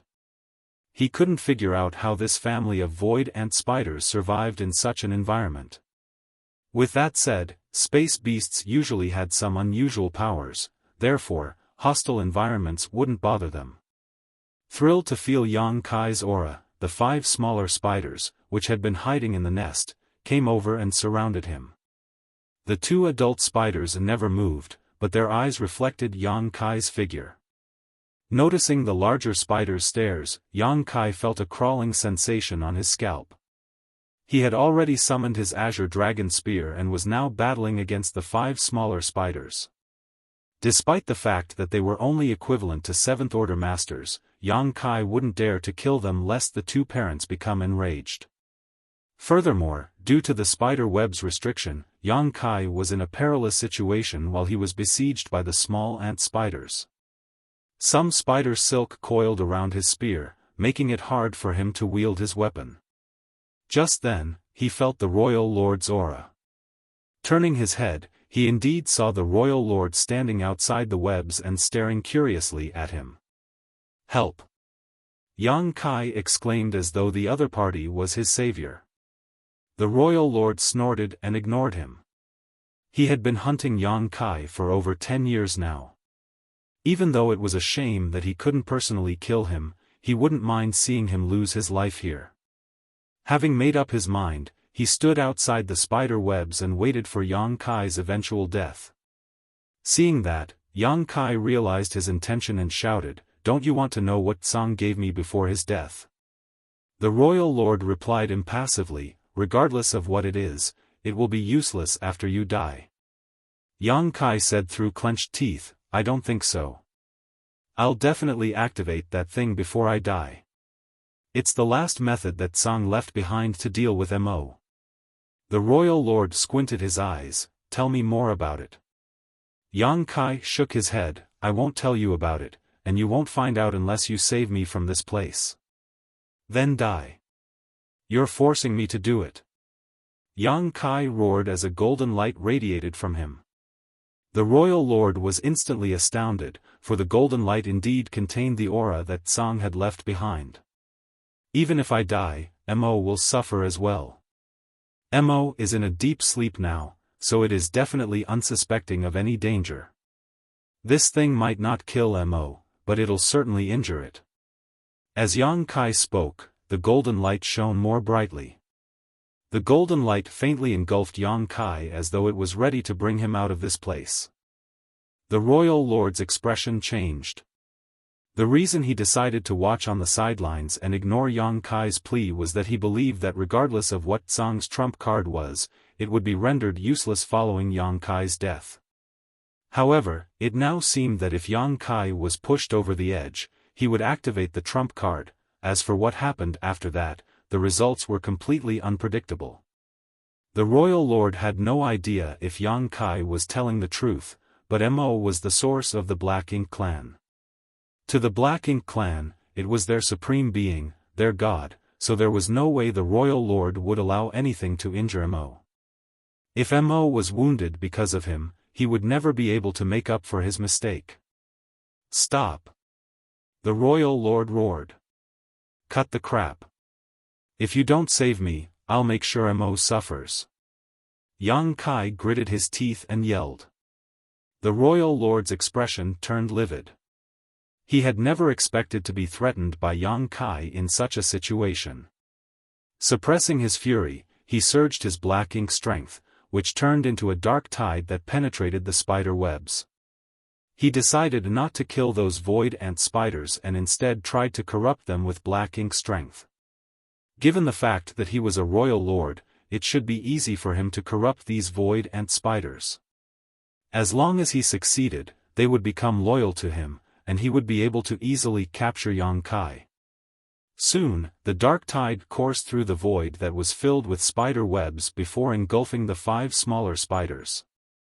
Seeing that, Yang Kai secretly cursed at the royal lord for being so cunning.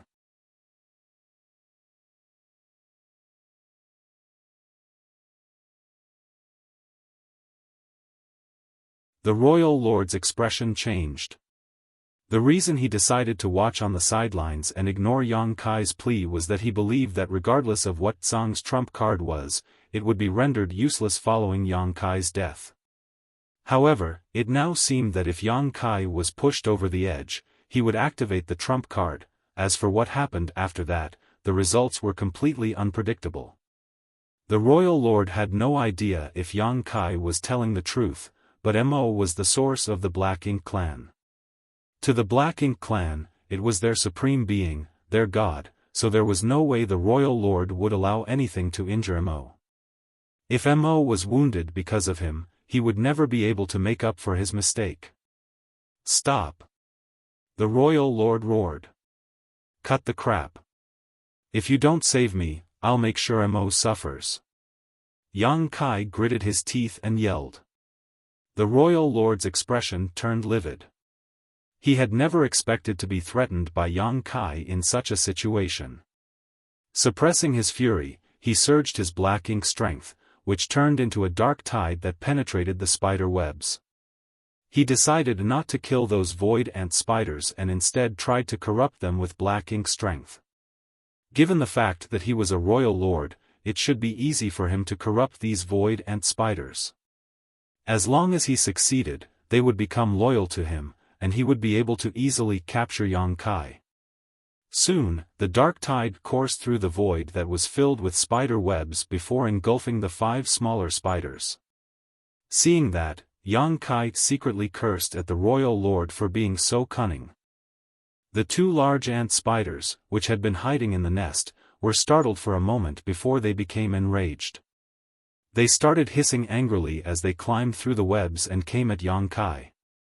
Before they even arrived, one pointed leg scythed at Yang Kai. Surprisingly, Yang Kai saw the shadow of a space secret technique in that attack. The pointed leg broke through the blockage of space and stabbed at him. A flabbergasted Yang Kai knew that he had underestimated these large ant spiders, so he promptly raised his spear to block the attack.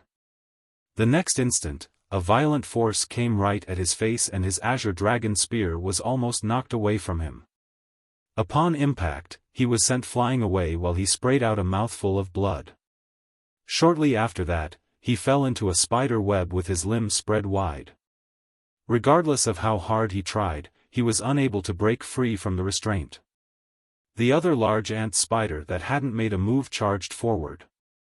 Its figure was elusive, and with the blessing of space principles, it kept disappearing and reappearing as it approached Yang Kai. Seeing that, Yang Kai felt his heart thumping in his chest, knowing that the void ant spiders had cultivated the Tao of space. Perhaps it was their bloodline talent. What are you waiting for? Faced with the danger, Yang Kai growled as a golden light radiated from him and Tsang's aura spread out again. The royal lord's face fell when he saw that. He initially wanted to use the ant spiders to kill Yang Kai, but he had no choice now but to order the 4 little ant spiders to protect him. While reaching for Yang Kai, the large ant spider was evidently startled. It had no idea why its children were going against it. Then, it started hissing as though it was communicating with the smaller ant spiders, but having been corrupted by black ink strength, the little ant spiders ignored it and started attacking. At that instant, the large ant spider was flustered. The large ant spider that had attacked Yang Kai earlier probably had some degree of sentience, and realizing something, it spat out a web to cover the royal lord in the distance. The royal lord snorted and evaded the spider web. However, the spider web expanded suddenly and covered a vast area of the void. The surprised royal lord was instantly trapped, and before he could destroy the spider web, the large ant spider dashed towards him.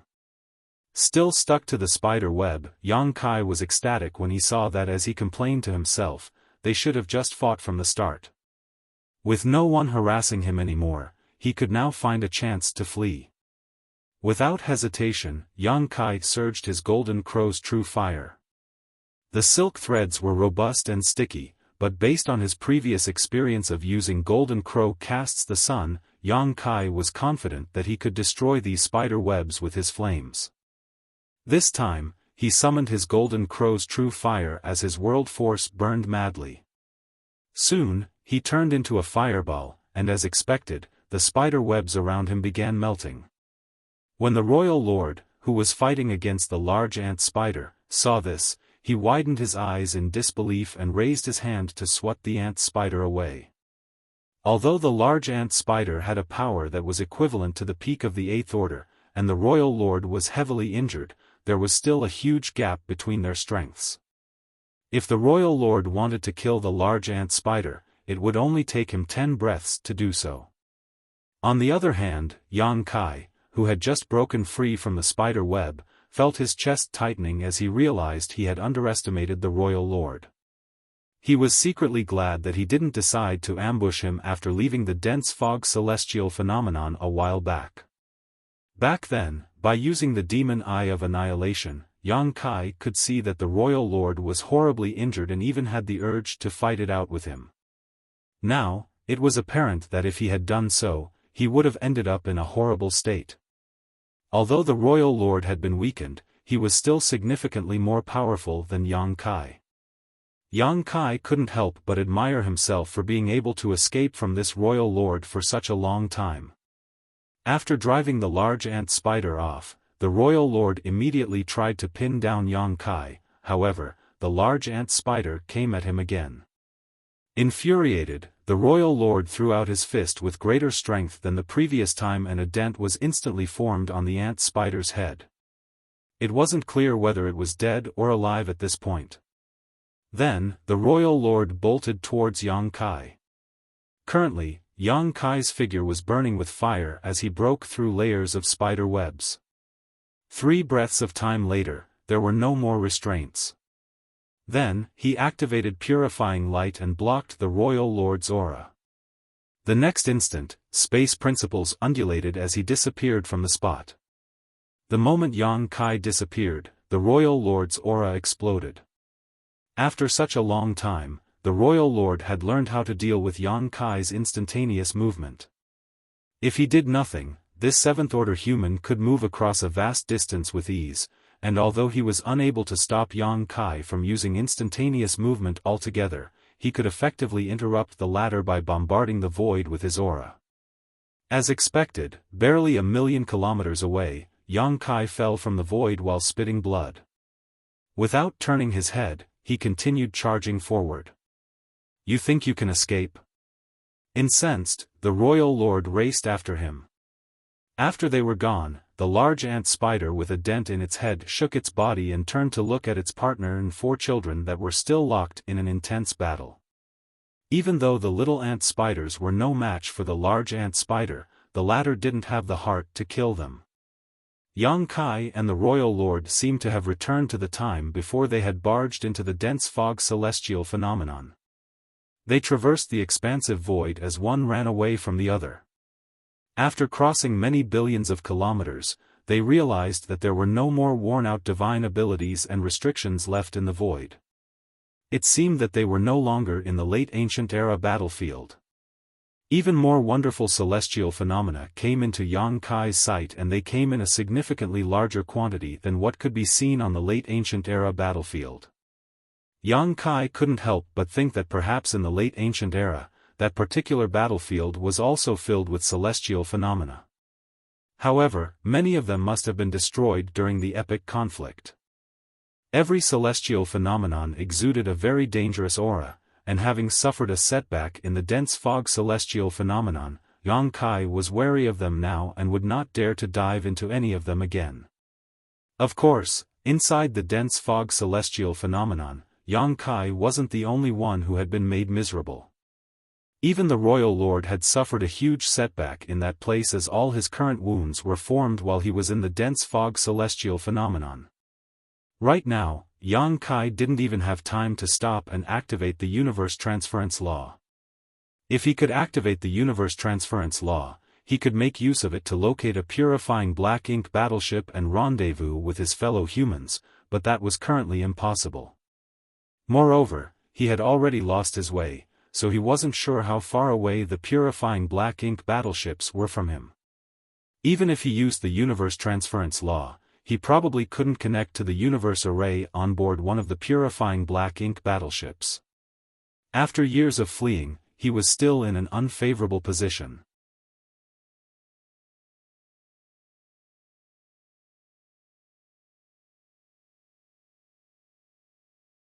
Every celestial phenomenon exuded a very dangerous aura, and having suffered a setback in the dense fog celestial phenomenon, Yang Kai was wary of them now and would not dare to dive into any of them again. Of course, inside the dense fog celestial phenomenon, Yang Kai wasn't the only one who had been made miserable. Even the royal lord had suffered a huge setback in that place, as all his current wounds were formed while he was in the dense fog celestial phenomenon. Right now, Yang Kai didn't even have time to stop and activate the universe transference law.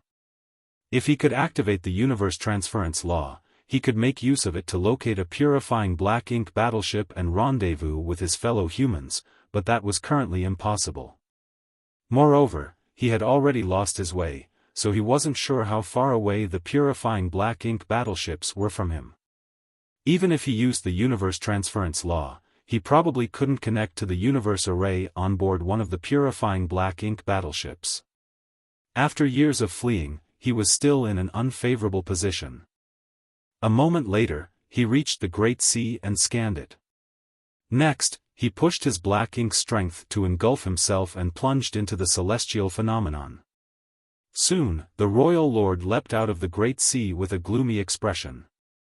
The Great Sea appeared perfectly tranquil from outside, but the moment he entered he realized it was extremely turbulent inside. The currents were complex and intertwined and moved with astonishing force inside the Great Sea. The royal lord was shocked to find that the undercurrents were so violent that he was unable to withstand them despite his strength. 3 breaths of time after he entered it, his black ink strength protection was already heavily worn down. Fortunately, the Great Sea celestial phenomenon was unlike the previous one.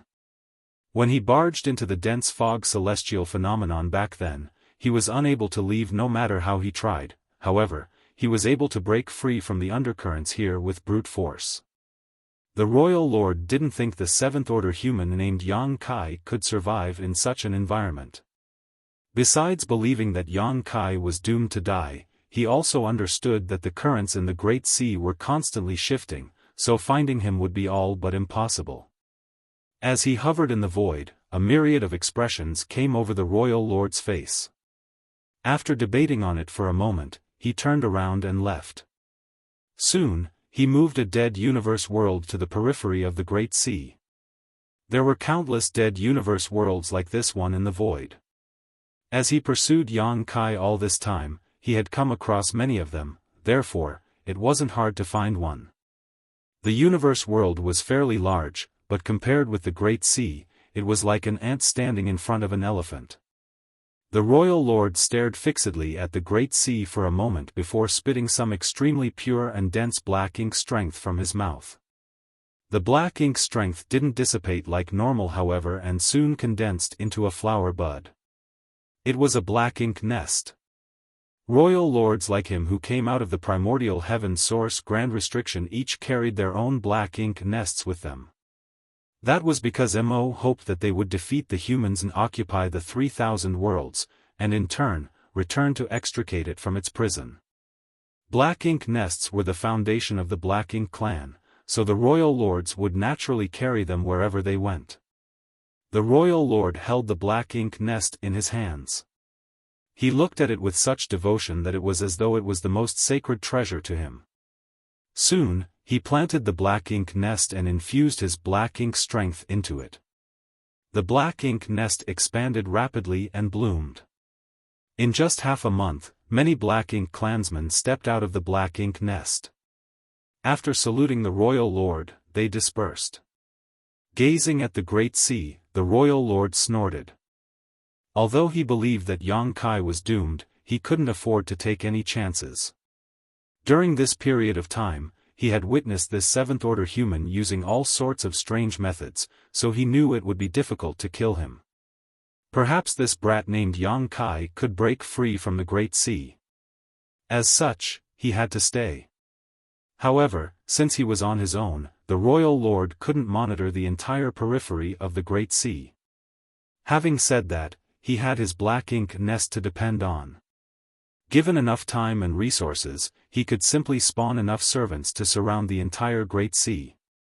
If Yang Kai managed to escape, he would immediately find out about it. Moreover, the royal lord was badly injured, so he could take this opportunity to recuperate. It was like killing 2 birds with 1 stone, so he chose to stay here. As time passed, the black ink nest became larger and even more black ink clansmen began appearing in the dead universe world. These black ink clansmen would then spread out through the void to mine resources, which would then be deposited into the black ink nest to produce even more black ink clansmen. Inside the Great Sea, Yang Kai felt dizzy. He was horribly wounded, and there wasn't a single part of his body that wasn't blood-stained and lacerated. He had transformed into his 70,000 meters ancient dragon form, but still found it hard to resist the violent currents in the Great Sea. All his dragon scales were gone by this point, and his skin was covered in black bruises.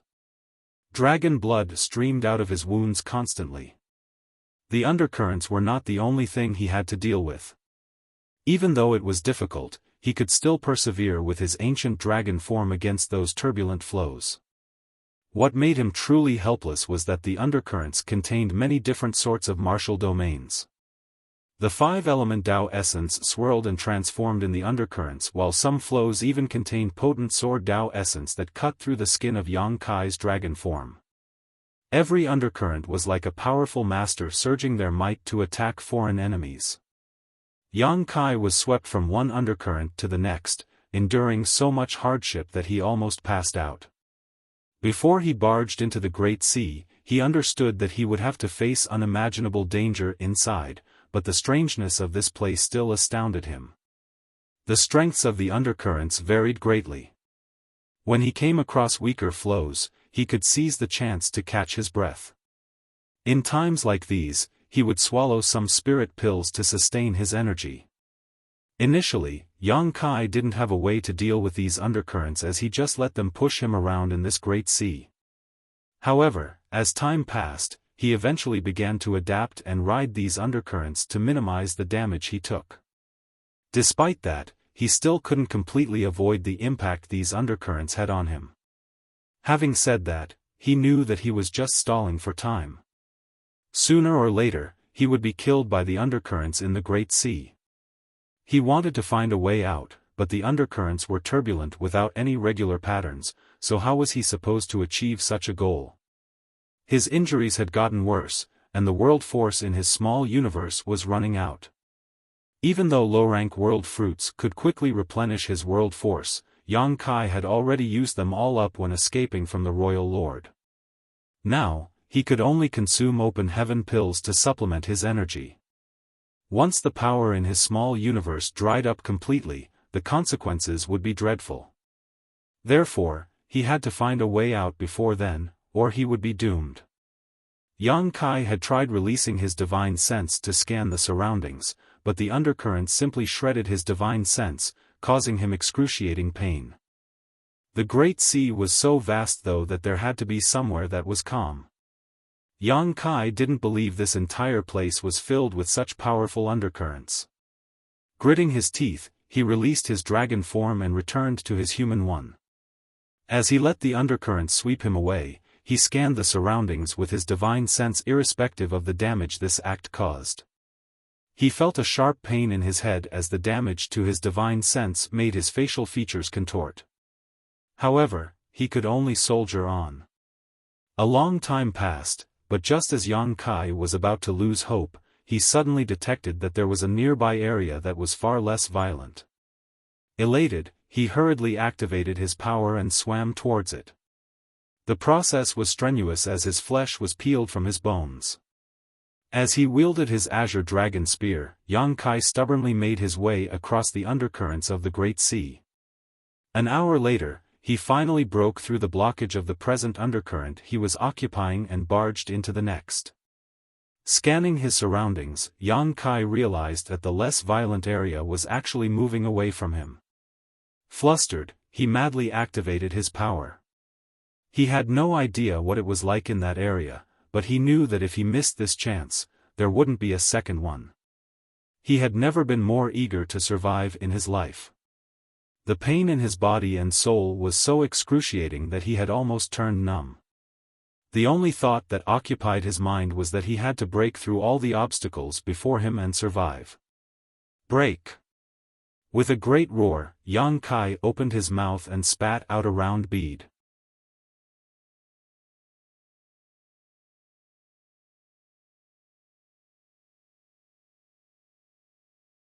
Martial Peak, Chapter 54-25, Temporal River.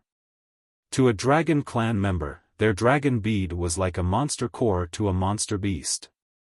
It was the essence of their cultivation, and they wouldn't easily summon it, but once they did, either their enemy would die, or they would perish. Summoning a dragon bead to deal with enemies was a powerful trump card, but it almost always resulted in damage to the dragon bead. When that happened, the power of their dragon vein would be like a tree without roots or a river without a source, diminishing their strength to a great degree, if not crippling or killing them outright. In the past, Yang Kai had summoned his dragon bead to kill a badly injured territory lord. As a result, his dragon bead was damaged, and it took him many years to restore it. At that time, his dragon vein was still very weak, and he could only transform into a 30,000-meter grand dragon. Now, he was an ancient dragon, so his dragon bead was significantly mightier than in the past. This was the last move he could use. At this moment, the power in his small universe had almost dried up, and his physical body had reached its limit, yet the undercurrents in the Great Sea were as turbulent as ever. If even his dragon bead couldn't open up a path for him to survive, he would be powerless to do anything else. Fortunately, the dragon bead of an ancient dragon did not disappoint. The instant it was summoned, an immense power exploded forth. There seemed to be a dragon swimming within the dragon bead, and the intense dragon pressure which was released smashed all the turbulent undercurrents in its way. At the same time, cracks started appearing on the dragon bead. Yang Kai followed his dragon bead closely as he broke free from the undercurrent he was currently stuck in and entered the next. The dragon bead shot forward, breaking through all the obstacles as more and more cracks appeared on it. It smashed through 3 undercurrents in quick succession, and just as Yang Kai was worried that his dragon bead would be destroyed, he felt that all the pressure around him had been lifted. It was as though he had arrived at a completely different world. Since he entered the Great Sea celestial phenomenon, it had been one crisis after another. However, this space felt totally serene. It was still an undercurrent, but it was significantly less violent than the ones he had encountered before. Yang Kai even had a feeling that he was surrounded by a different kind of martial domain, but before he could look into it, his vision turned dark, and he realized he was about to pass out. He knew that he had reached his limits. His body, soul, and dragon bead had all been damaged, so he was just one step away from death. Without hesitation, Yang Kai quickly retrieved his dragon bead, which was so full of cracks that it was as though it would break apart at any moment. Following that, he blacked out and collapsed. At this moment, Yang Kai was so lethargic and dazed that he couldn't think straight, a clear sign that his soul had been badly damaged. Outside Great Evolution Pass back then, Yang Kai had experienced a similar kind of sluggishness after he used too many soul-rending thorns to attack a number of territory lords inside a black ink nest space. He had no idea how long he remained unconscious, but when Yang Kai regained his senses, he was still in a daze. Withstanding the excruciating pain, he soon recalled what had happened before he blacked out. Without hesitation, he emptied his mind and stimulated his soul-warming lotus power to repair his soul. Due to the damage to his soul, he was unable to think clearly. Now that he was in a somewhat safer situation, his most important task was to restore himself. Other matters could wait. The soul-warming lotus was a supreme treasure of the universe, so even when Yang Kai was unconscious, it continued to exude its wondrous power to heal him, but now that he was wide awake, he could make far better use of its effects. Even so, it still took Yang Kai about half a year before he managed to mostly recover from the injuries on his soul. He still hadn't fully recovered, but he was at least able to think straight now. The soul-warming lotus would take care of the rest of the damage on its own. While he was restoring his divine sense, Yang Kai did not forget to heal his physical wounds either. He consumed lots of pills and stimulated the restorative power of his dragon vein to mend his wounds. Although he still looked battered, at the very least his bones weren't visible anymore. His injuries were severe this time. In fact, he had never been more badly wounded before. Even though there were times when he fell into perilous situations in the past, he had never been so battered. He was almost pushed over the edge when he was pursued by the royal lord. It wasn't until now that he had time to inspect his surroundings. After inspecting them for a while, Yang Kai had a better idea of what was going on. He was certain that he was still within an undercurrent in the Great Sea celestial phenomenon. This undercurrent was apparently carrying him as it traversed the Great Sea, as though there would never come a day when it stopped. However, this undercurrent was different from the ones he had encountered before. Those undercurrents were all filled with different kinds of martial domains which formed into invisible attacks that killed any invaders. Nevertheless, the present undercurrent was stable, without a hint of murderous intent. All Yang Kai could feel was peace and tranquility, which was a stark contrast to the other undercurrents. He couldn't help but wonder why there wasn't any martial domain in this undercurrent. What made it different from the others? As he continued his inspection though, Yang Kai was surprised by what he found. In fact, there was a martial domain that pervaded this undercurrent as well, but it was not savage and chaotic, which was why it felt calm and tranquil. What kind of martial domain is this? Yang Kai emptied his mind and immersed himself in the martial domain. As expected, he soon felt an invisible power washing over his body. However, it didn't have any negative impact on him, which was unlike the other undercurrents that could harm him. All of a sudden, his entire figure shook. That was because he finally realized what kind of martial domain it was. It was a martial domain of time. If not for the fact that he had cultivated the Tao of time and could be considered an expert in it, Yang Kai wouldn't have noticed this.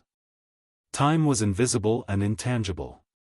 A living being could barely notice the flow of time, which went by in silence and without a trace. However, Yang Kai could feel time flowing in this undercurrent. Since this was a martial domain of time, then the power that was washing over him had to be time principles. It was delicate and almost imperceptible. All of a sudden, a name he had heard of a long time ago sprang into his mind. Temporal River.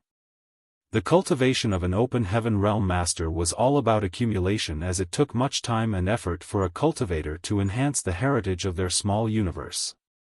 Other than consuming an innate open heaven pill which was formed in the universe furnace, or a world fruit from the world tree, there were no shortcuts to speak of when it came to the cultivation of an open heaven realm master. Nevertheless, that didn't mean that this rule couldn't be bent. There were two shortcuts when it came to the cultivation of an open heaven realm master. Firstly, there were the small source worlds. When Yang Kai was still a newly promoted 6th order master, he had entered a small source world in Yinyang Cave Heaven that had benefited him greatly. The reason he was able to break through to the 7th order open heaven realm so quickly was largely thanks to his experience in that small source world, which saved him several hundred years of cultivation. The second shortcut was the Temporal River. When Su Linggong led Yang Kai to the small source world back then, he told him about this miraculous treasure. Su Linggong said that the flow of time inside a temporal river was different from the outside world. Perhaps 10 years or even 100 years would pass in a temporal river while only a single year went by in the outside world. In comparison, small source worlds were true shortcuts, while temporal rivers were more akin to the situation inside Yang Kai's small universe. While one was inside a temporal river, the flow of time was indeed real, but it was faster than in the outside world. Yang Kai had experienced a small source world before, and it was indeed incredible. All the cave heavens and paradises regarded them as core treasures, and only the best disciples were allowed to enter them. Moreover, every time a small source world was used, it would take many years before it would be activated again, as part of its source strength would be absorbed. Although Yang Kai had heard about temporal rivers from Su Linggong before, he had never seen one. There were no known temporal rivers in the 3,000 worlds, nor were there any on the Black Ink battlefield, so Yang Kai had always thought that they were just an ancient legend. Su Linggong must have seen such a record from the ancient books in Yinyang Cave Heaven. It wasn't until this moment that Yang Kai realized that temporal rivers were real. If this undercurrent he was presently in was isolated, it would basically be a river. If the undercurrents that contained different martial domains were isolated, in addition to the temporal river, there would be Sword Dao River, Saber Dao River, Yin Dao River, Yang Dao River, Alchemic Dao River, and so on. Temporal rivers must have existed in the 3,000 worlds before, which was why there were records of them. Yang Kai should have realized it the instant he entered this undercurrent. However, his mind was muddled due to the damage in his soul at the time, so he failed to notice anything. How was this great sea celestial phenomenon formed? Yang Kai was dumbstruck. As he recalled it, the transformation and evolution of those martial domains in the undercurrents looked like different masters casting incredible attacks at first sight, but thinking back on it now, Yang Kai realized that the intrinsic nature of all of these rivers was ancient and untraceable. All of a sudden, something seemed to have dawned on him. This great sea celestial phenomenon as well as the celestial phenomena he had and had not seen might have naturally formed when the heavens and earth first split apart. Those celestial phenomena contained the purest form of powers of the universe, which was why the martial domains in this great sea all felt so ancient. Only when an Emperor Realm Master realized their own grand Tao and condensed their Tao seal would they be capable of breaking through their shackles and ascending to the open heaven realm.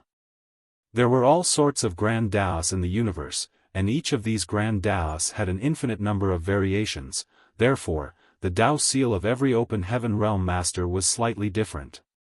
Even for cultivators who cultivated the same grand Tao, their Tao seals wouldn't be identical. The Tao of space that Yang Kai had cultivated was distinct and different from that of Li Wu Yi.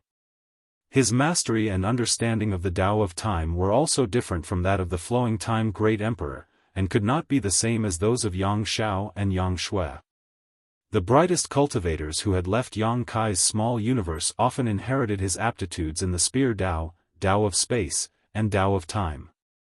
They had a natural advantage when it came to cultivating these three grand Taos, however, none of them followed the exact same martial Tao as Yang Kai. If one compared the myriad grand Taos to a tree, then each grand Tao was like a branch that would grow into many different twigs and leaves. Those twigs and leaves came from the same source, but they were all slightly different. All the grand Taos intertwined with one another, and there had to be a source, which was the very foundation of the grand Taos. Although there were many different grand Taos, they all could be traced back to the same source. If this great sea celestial phenomenon was naturally formed when the heavens and earth split apart, the martial domains rich in Tao essence in the undercurrents might not be the source of those grand Taos, but they must contain part of the source's aura. In other words, these undercurrents contain the raw power of the universe, the very foundation of all grand Taos.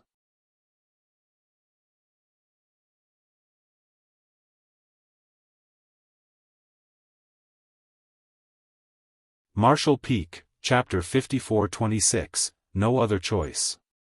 Upon that realization, Yang Kai couldn't help grinning. His laughter was muffled initially, but as time passed, he started guffawing to the point where he cried tears of joy. Although he had gone through so much hardship and almost lost his life, he came across such an opportunity. To escape from the sheep-headed royal lord, he took the risk and dove into this great sea celestial phenomenon. It never crossed his mind that he would arrive at such a cultivation paradise. There was no doubt that the undercurrents in the great sea were akin to innate treasures of the universe. Their very existence was a natural wonder. At that instant, Yang Kai even had the urge to thank the royal lord. If not for the latter's relentless pursuit, he would never have come across this place. It had only been several hundred years since he ascended to the seventh order open heaven realm, and although time flowed several times faster in his small universe than other open heaven realm masters, and he had a world tree clone to purify his world force, both of which allowed him to cultivate multiple times faster than average, he was still a long way off from the eighth order. Yang Kai estimated that it would be another 1,000 to 2,000 years before he could achieve a breakthrough. That length of time seemed too daunting to him. Initially, this reality was giving him a severe headache. He had been trying to come up with ways to increase his cultivation speed so that he could make it to the eighth order open heaven realm sooner. He even had the urge to seek out the grand ancient ruins boundary so that he could ask for a high-rank world fruit from the world tree. However, the grand ancient ruins boundary had been elusive since time immemorial. He was extremely lucky even to have a chance to enter it back then, so it seemed practically impossible for him to go there again. Furthermore, even if he managed to find the grand ancient ruins boundary, would the world tree even give him a high-rank world fruit?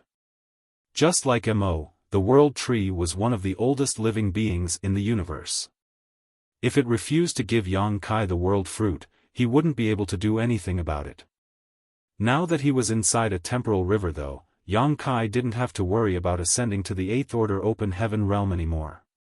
Yang Kai wondered what the time flow differential in this temporal river was compared to the outside world, but by analyzing the time principles around him and considering the density of time Tao essence, he believed the flow of time here was at least 10 times faster than normal. In other words, if he spent 10 years in this place, only 1 year would pass in the outside world. He could cultivate in this place with peace of mind until the day he made it to the 8th order open heaven realm. Although as a 7th order open heaven realm master, he was no match for the sheep-headed royal lord, he was able to evade him for several years. If he managed to ascend to the 8th order open heaven realm, he had the confidence to flee from the royal lord with ease even if he was incapable of defeating him. A fervent Yang Kai immediately fished out all sorts of resources and started refining them, but a problem soon came to his mind. Did he have enough resources to reach the 8th order open heaven realm? Initially, he had accumulated a staggering amount of resources, more than enough to reach the 8th order open heaven realm. After all, he had plundered quite a few Black Ink clan territories over the years and acquired a massive quantity of cultivation materials. However, when Song asked for some resources to restore himself back then, Yang Kai had passed the bulk of what he owned to him. Moreover, to escape from the royal lord over the years, Yang Kai had used up a large amount of the blue and yellow crystals he had left. As a result, he was seriously lacking in yin and yang element materials.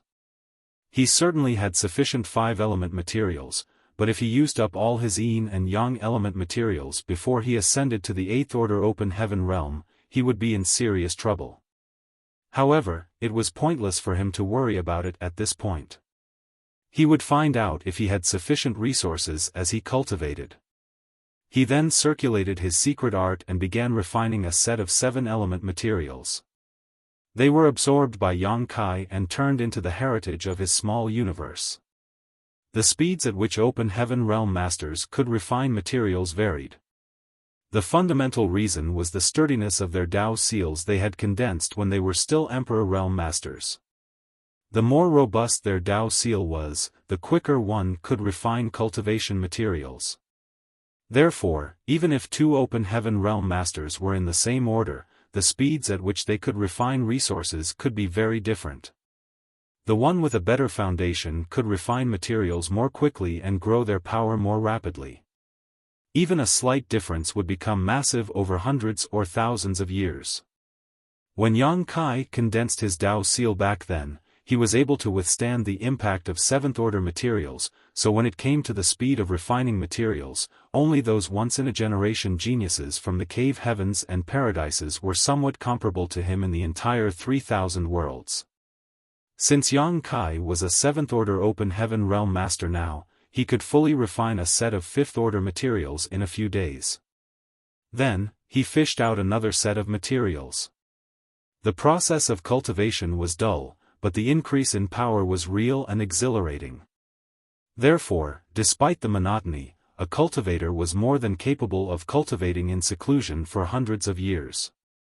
Once a person was engrossed in the increase of their power, they would no longer feel the passage of time. Half a year later, Yang Kai's flesh wounds had mostly healed, and although his soul was still damaged, he didn't have to worry about it as he had the soul-warming lotus help. However, his dragon bead was still full of cracks.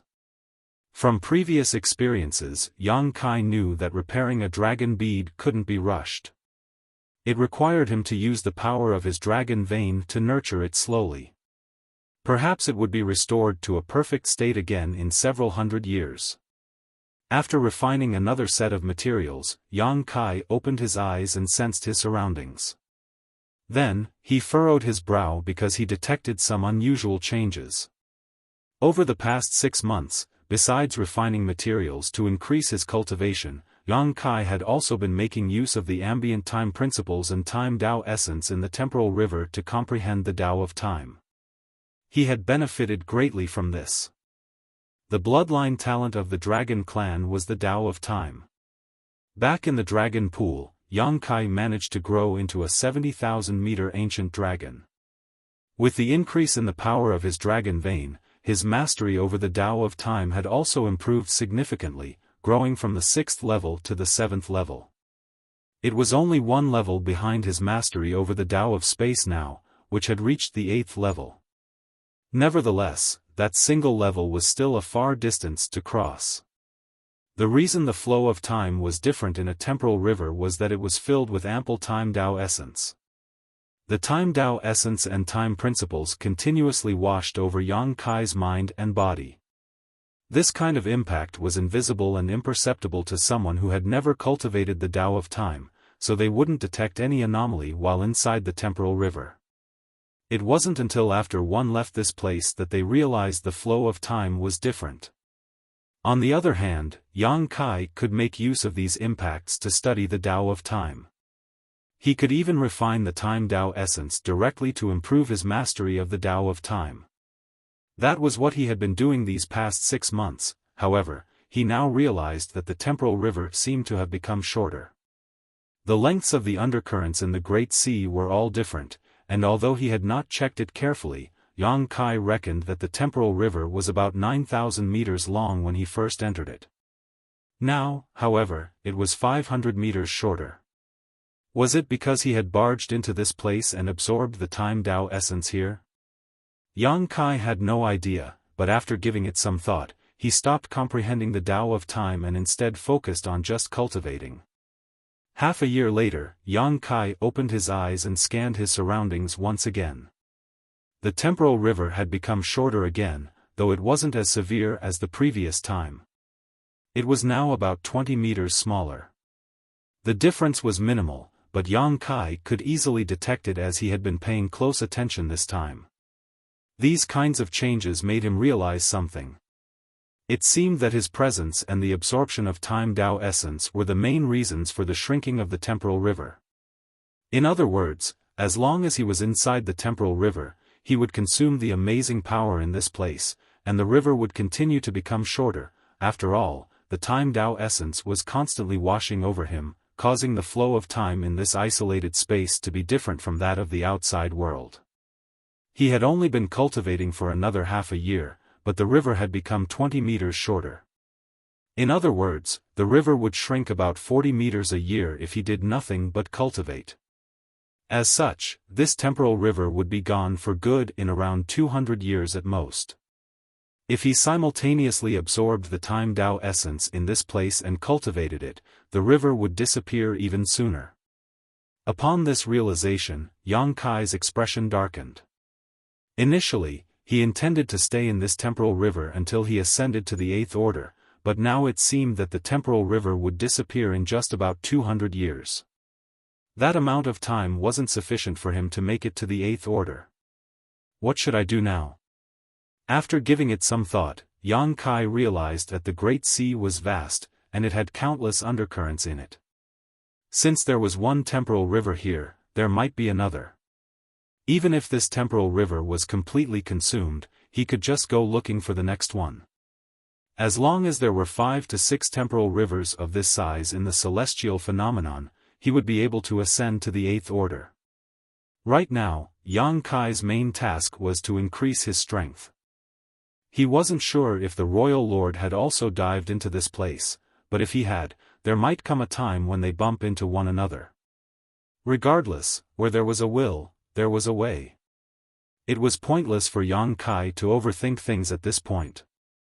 He then set his mind at ease and stopped absorbing the time Tao essence in the temporal river, instead focusing all his efforts on cultivating. Sets of materials were refined as time went by.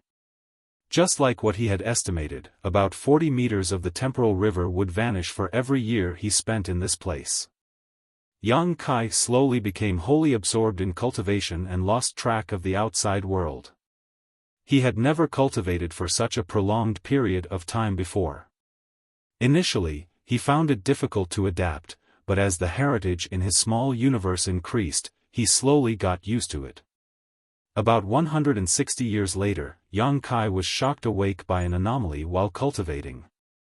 He hurriedly opened his eyes and realized that the temporal river was only 100 meters long now. It was originally a long river, but it had significantly shortened over the years. Due to its length, it couldn't even sustain its own existence anymore, and as it was battered by the other undercurrents, it was on the brink of collapse. Yang Kai could feel that the martial domains in the other undercurrents had broken through the isolation of the temporal river.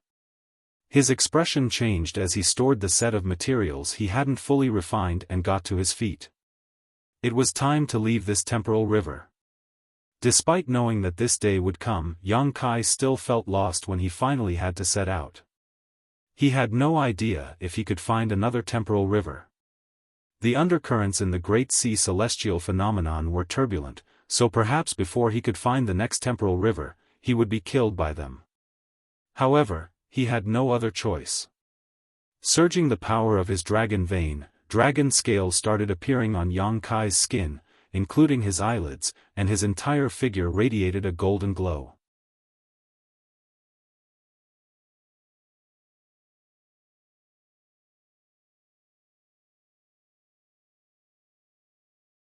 Martial Peak, Chapter 54-27, 10,000 Grand Das. The undercurrents in the Great Sea celestial phenomenon were savage, and Yang Kai didn't have the confidence to resist them without relying on the power of his dragon vein.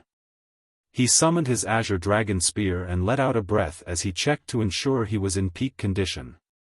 Just as he was about to bolt out of the temporal river, he paused as an idea sprang to his mind. The temporal river was only 100 meters long now, and as the other undercurrents clashed with it from all directions, it would probably fall apart soon. When that happened, this temporal river would be gone for good. Although the 100-meter temporal river couldn't be considered long, it still contained a lot of time Dao essence. Thinking about this precious resource, Yang Kai couldn't help wondering if he could keep it inside his small universe. The instant he had that thought, he could no longer contain the impulse to act. Time Dao essence was hugely beneficial to him. If he could keep it inside his small universe and absorb it, it would help improve his mastery of the Dao of time. Without hesitation, he opened a portal to his small universe and released his divine sense, which engulfed the temporal river and drew it into the portal. The next instant, Yang Kai's expression changed drastically. He quickly shut the portal to his small universe and surged his world force before infusing it into his azure dragon spear. His dragon roar reverberated as the azure dragon spear transformed into a massive dragon and shattered the blockade of the undercurrent in front of it, leading Yang Kai to charge forward. Sparks flew from his dragon scales as Yang Kai groaned in pain as his dragon blood gushed out of his wounds. Although his power had increased significantly, he was still horribly injured the moment he was swept into the undercurrent. Clenching his teeth as his gaze was full of determination, Yang Kai wielded his spear and traversed the chaotic undercurrents. At the same time, he released his divine sense to scan the surroundings. He had to look for another temporal river. Only by finding one would he stand a chance to survive, otherwise, he would be tortured to death by these undercurrents. As his divine sense was shredded, Yang Kai felt excruciating pain in his soul. The dragon scales that had covered his entire body were battered and blown off in quick succession. After just an incense stick of time, Yang Kai was covered in blood. There wasn't even a part of his skin that was left intact, but he still hadn't managed to find another temporal river. 1 hour later, half his flesh had been ripped off, revealing many of his bones and making him look extremely miserable. His aura was weakening fast, like candlelight amidst the storm that might put it out at any moment. His vision was blurred, and he found it hard to sustain his divine sense. Every time he activated it, he felt a sting of pain that seemed to be tearing his head apart. Yang Kai nearly fell into despair at his situation. Previously, he was lucky as he had made use of his dragon bead at the critical moment to plunge into the 9,000-meter temporal river. Now though, it seemed his luck had run out. Moreover, even though he had been nurturing his dragon bead for nearly 200 years now, it still hadn't been restored as there were many cracks on it. If he used it again now, it would probably shatter. Just as he was about to lose hope, Yang Kai faintly sensed a calm undercurrent nearby. Another temporal river. Ecstatic, he wielded his spear and desperately swam towards that place. A dozen breaths later, he broke through 2 undercurrents and entered the one after them. He quickly sensed his surroundings, and upon making sure there was no danger, he collapsed to the ground and passed out. After 2 years dedicated to just recovering, Yang Kai began to assess his situation. Even though there was no murderous intent in this second undercurrent he stayed in, it was not a temporal river like he thought it was, for there was no time Tao essence in this place. Instead, it was a coherent grand Tao of nature river. The river was about 20,000 meters long, which was much longer than the temporal river he previously stayed in. Unfortunately, this grand Tao wasn't suitable for him. Therefore, for the past 2 years, other than recuperating, he mostly spent his time studying the 100-meter temporal river he had put inside his small universe. After the temporal river entered his small universe, he was able to digest the time Tao essence, which allowed him to gain some new understanding of the Tao of time. It wasn't much, but it was better than nothing. After all, if he comprehended the Tao of time in the temporal river for a year, about 40 meters of the length would be consumed. Therefore, a 100-meter temporal river couldn't bring about tremendous transformation to his comprehension. With that said, Yang Kai had now found another way to cultivate. Every undercurrent in this great sea was evolved from a grand Tao. Although he could improve himself by absorbing the grand Tao's power in the undercurrents, the speed at which he could refine it would be much faster if he could keep it inside his small universe. He had never cultivated the Tao of nature before. In fact, among the cultivators he had come into contact with before, only those from free and unfettered paradise like Ning Daoren had deep attainments in this grand Tao. Every move such cultivators made harmonized with the heavens and earth, and they believed that everything was born of nature and should not be governed by individuals but instead lived alongside with. Cultivators of the Tao of nature were carefree and unconcerned about worldly affairs, so although Yang Kai admired their mindset, he could never be like them. With the previous experience of taking in the 100 meters temporal river, he was curious about what would happen if he absorbed this 20,000 meters nature Tao river and assimilated it into his small universe. Would he have a solid foundation in the Tao of nature after he absorbed it? In that case, the temporal rivers wouldn't be the only thing he could benefit from in the Great Sea. As long as he could absorb and refine enough undercurrents, he could integrate 10,000 grand Taos into his martial Tao. The reason a cultivator had to focus on a single grand Tao was that they had limited energy and time while there were unlimited grand Taos. Only when one became a master in a particular grand Tao would they achieve something great. If someone cultivated too many grand Taos, other cultivators of the same generation would easily surpass them, for their comprehension wouldn't be deep. Quality was more important than quantity when it came to cultivating grand Taos. Yang Kai had actually cultivated quite a number of grand Taos, which included the Tao of space, the Tao of time, the spear Tao, the alchemic Tao, and the Tao of artifact refining. It could even be said that he knew a thing or two about Tao of spirit arrays, because when practicing alchemy and artifact refining, he would need to use some spirit arrays.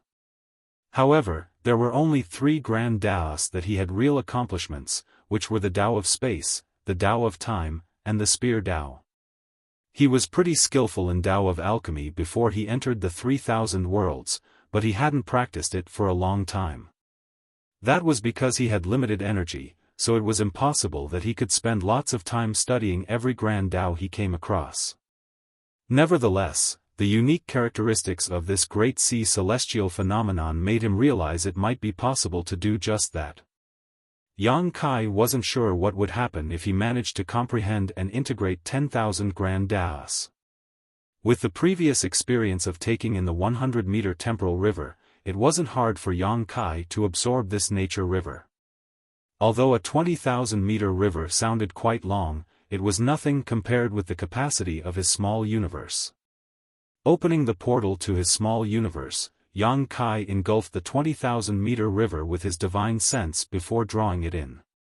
In just 20 breaths of time, the entire river was gone. Before Yang Kai could inspect the changes in his small universe though, the surrounding undercurrents swarmed him. Just like what he had done 2 years ago, he wielded his azure dragon spear and summoned his dragon scales to protect himself. He pierced through the undercurrents and charged forward. According to previous experiences, he had to find a safe place within an hour, otherwise, he might not be able to persevere. Fortunately, he was now aware that there were some calm undercurrents in the Great Sea. As long as he wasn't cursed with terrible luck, he could find a safe place and recuperate before setting off again. In just 10 years, Yang Kai managed to recuperate 5 times and absorb 5 rivers of different Grand Daos, while the 6th time, he finally managed to enter a temporal river again. Upon that realization, Yang Kai was ecstatic. He hadn't come across another temporal river in the past 10 years, so he worried he would never find one. Since there was a second temporal river, there should be a third. As long as he had enough time and energy, he would find more and more. Just like what he always did after entering an undercurrent, Yang Kai first focused on recuperating. When he was fully healed, he finally had some time to inspect the temporal river. This temporal river was longer than the previous one as it was about 13,000 meters long. He knew that he would consume about 50 meters every year just by remaining inside it to cultivate. In other words, this temporal river could last him 250 to 260 years. Elated, he hurriedly fished out a set of resources and began refining them. Although the Great Sea was full of wondrous treasures, Yang Kai had never forgotten his main goal, which was to make it to the 8th order as soon as possible. He would only be considered truly powerful with ample heritage, while everything else was just a bonus. Temporal rivers were the key to his rapid increase in strength. As he refined materials to increase his heritage, Yang Kai looked into his small universe and inspected the changes. Over the past 10 years, including the Grand Dao of Nature River, he had taken in 6 rivers of Grand Daos with different lengths. All 6 rivers were gone for good as he had fully refined them. All these rivers contained abstruse powers as they dispersed and blended into his small universe. The Tao essences of the Grand Daos that Yang Kai had never dabbled in before started appearing in his small universe. The length of a river determined the strength of the Grand Dao's power, and it indirectly influenced his achievements in that particular Grand Dao. According to his classifications of Grand Daos, some of the Grand Daos he had absorbed had now reached the 2nd level, peering through the doors. Different Grand Daos corresponded to different principles. Yang Kai couldn't be considered skillful in these Grand Daos, but they had brought about changes to not only himself but also his small universe. He had a feeling that there were some subtle differences in his small universe, but the changes were so tiny that even he, as its owner, was unable to sense them clearly. Perhaps only after he refined even more Grand Dao rivers would the changes in the small universe become conspicuous. One thing he was certain of was that the changes were beneficial to his small universe. Yang Kai was elated. The Great Sea was probably the biggest treasure trove he had ever chanced upon. In fact, it was a treasure trove of the entire universe. He wondered if the sheep-headed royal lord had barged into this place and discovered it. However, Black Ink clansmen and humans cultivated differently, so even if the royal lord had come to realize this place's worth, there was nothing he could do. After realizing such benefits, Yang Kai no longer confined himself to the temporal river.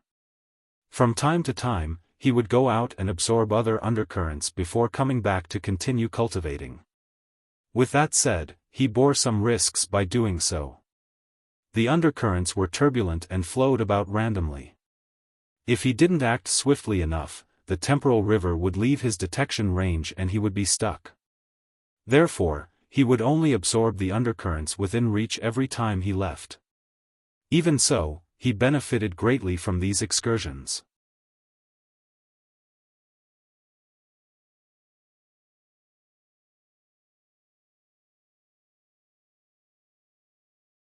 Marshall Peak, Chapter 5428, Another Breakthrough. About 250 years later, the second temporal river was only left with a length of 100 meters. Just like what Yang Kai had previously done, he transferred the remnants of the temporal river inside his small universe so that he could gradually refine it. Then, he set off on his adventure to look for the next temporal river, resting in the less violent undercurrents as he traversed this Great Sea celestial phenomenon. Time passed by slowly. Initially, Yang Kai kept count of how many years had passed, but gradually, he had lost himself in this kind of unusual cultivation, forgetting the passing of time as he kept looking for more temporal rivers. Every time he absorbed and refined any kind of calm Grand Tao river, it would bring about some changes to his small universe, allowing him to gain some understanding of many Grand Taos he had never touched before in his life. His entire small universe was filled with traces of all sorts of Grand Taos now. In the past, when the humans in Void Continent cultivated, given enough aptitude, they could easily comprehend the Tao of space, the Tao of time, the Spear Tao, or other Grand Taos Yang Kai had dabbled in. However, as Yang Kai refined more and more Grand Tao rivers, the cultivators in his small universe now found it easier to comprehend even more kinds of Grand Taos. The entire Void Continent was now a fertile place where cultivators could freely choose from a variety of Grand Taos and focus on the ones that interested them. In the Void Tao Temple, many bright cultivators had reached the peak and were just one step away from ascending to the open heaven realm. However, Yang Kai was currently trapped in a place where he couldn't even guarantee his own life, so he couldn't release them. The lengths of the temporal rivers in the Great Sea celestial phenomenon varied greatly. Some of them were thousands of meters long while some were as short as hundreds of meters, causing Yang Kai to wonder just how they were formed in the first place. Of course, longer temporal rivers allowed him to stay there and cultivate for a longer time. As he absorbed even more rivers, Yang Kai acquired some insights on many of the Grand Taos. In fact, he could now be considered something of a master in quite a few of them. As more and more resources of different orders were consumed, the heritage in his small universe increased by the day. It was an extremely long and unusual cultivation session, and Yang Kai was fairly certain he was the first person in history who had ever cultivated this way for such a long time.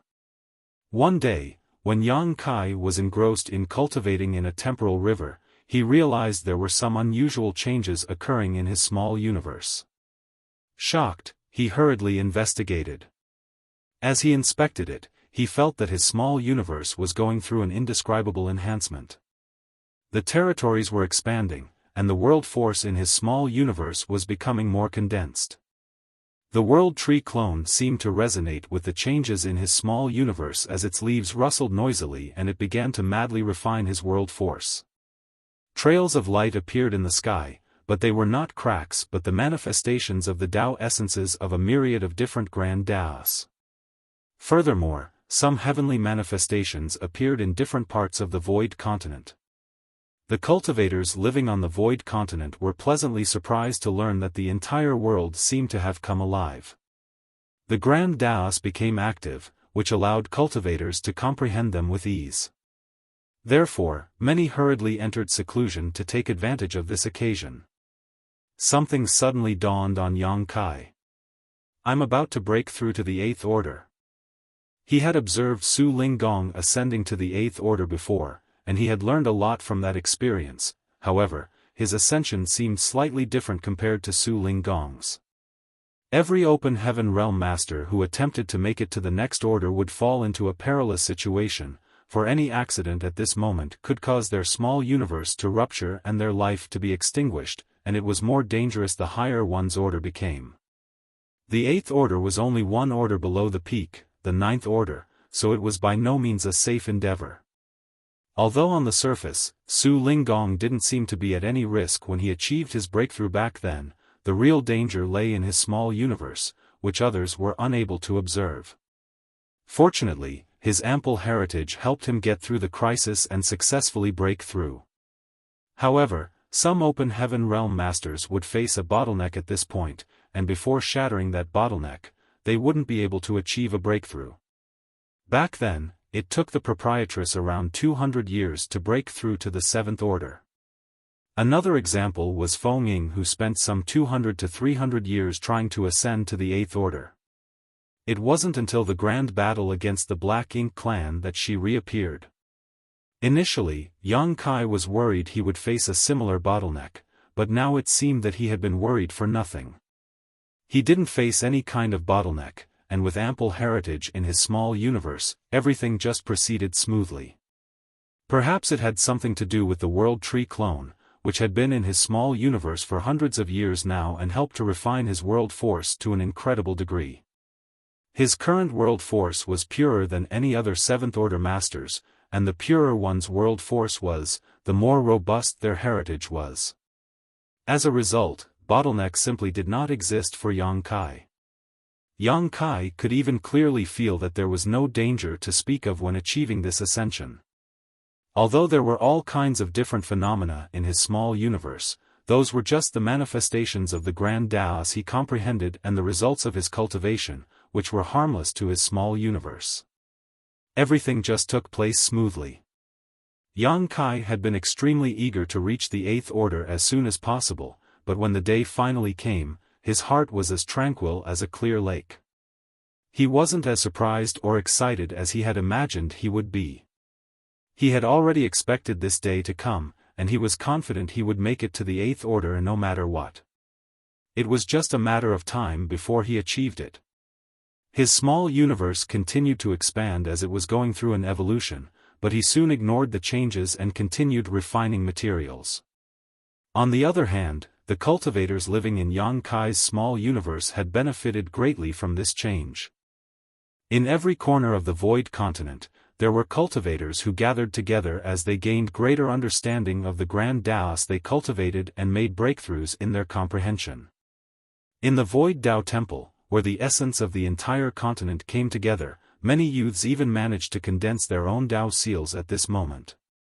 The babies born during this period of time had even more outstanding aptitudes than before. As the grand Taoists all came alive, it made it easier for the cultivators to grasp them.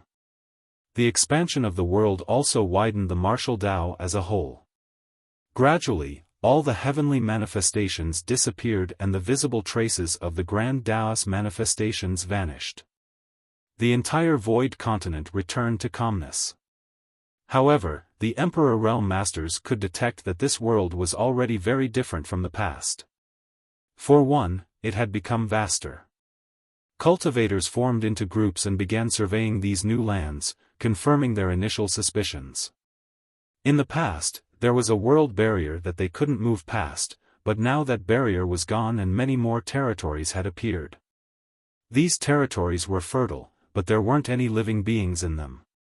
When the sects got wind of this, they sent out their masters who led many disciples to occupy these virgin lands.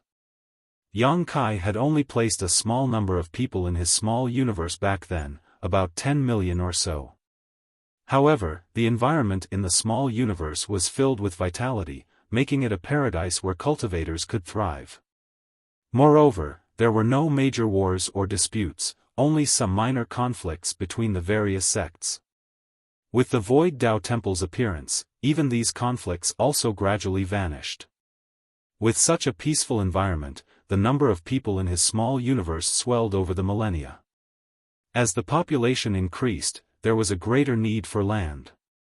In the past, those from the Void Tao Temple were worried that if this went on, the entire Void Continent wouldn't be able to accommodate the increasing population within a few thousand years. Now though, that problem was solved. The land mass of Void Continent had expanded by 5 times at the very least, so even if the rate of population growth continued as it was, there was no need to worry about not having enough living space for several tens of thousands of years. Nevertheless, Yang Kai was oblivious to all of this because he was pondering on another issue. Now that he was in the Eighth Order, could his power continue to increase? Back then, he was forced to ascend to the Fifth Order Open Heaven realm, so theoretically, his limit was the Seventh Order. However, after he consumed a mid-rank world fruit, his limit became the Eighth Order. With him being in the Eighth Order Open Heaven realm now, was there any future for him? There were quite a number of human cultivators whose limit was the Eighth Order Open Heaven realm. Many of the Eighth Order Division commanders had directly ascended to the Sixth Order back then. In other words, the Eighth Order was the best they could achieve in their lifetimes. Yang Kai had asked the Eighth Order Masters about it in the past, and he was told that after they ascended to the Eighth Order, they could faintly feel a layer of restraint covering their small universes. It was this invisible restriction that confined them to the Eighth Order. Regardless of how hard they cultivated, they could never break through to the ninth order. If they forcefully tried to break that restraint, they would risk their small universes exploding, ending their lives. As such, it wasn't that the eighth order masters didn't want to keep improving themselves, but rather that their small universes were unable to bear greater power. Now, Yang Kai was also an eighth order open heaven realm master himself, and just like what the division commanders had told him, he could feel an invisible shackle on his small universe.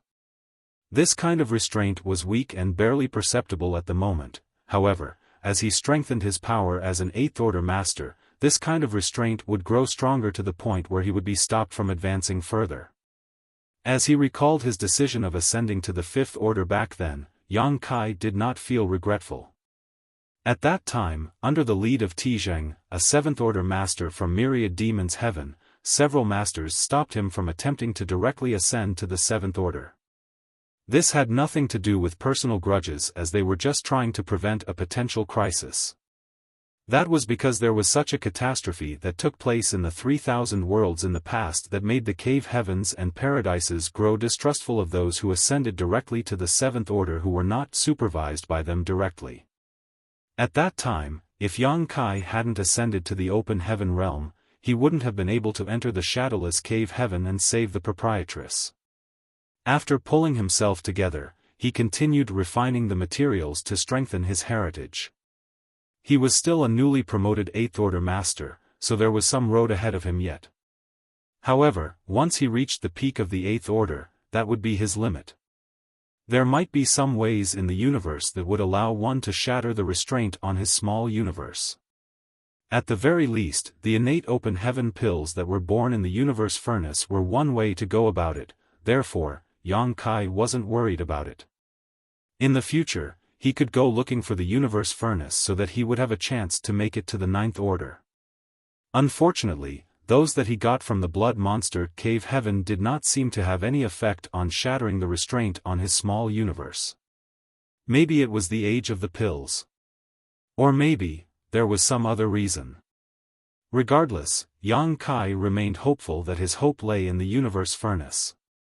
Time continued to go by slowly as he repeatedly set off on journeys to look for more temporal rivers. It was a rare chance, so it would be a shame if he missed it.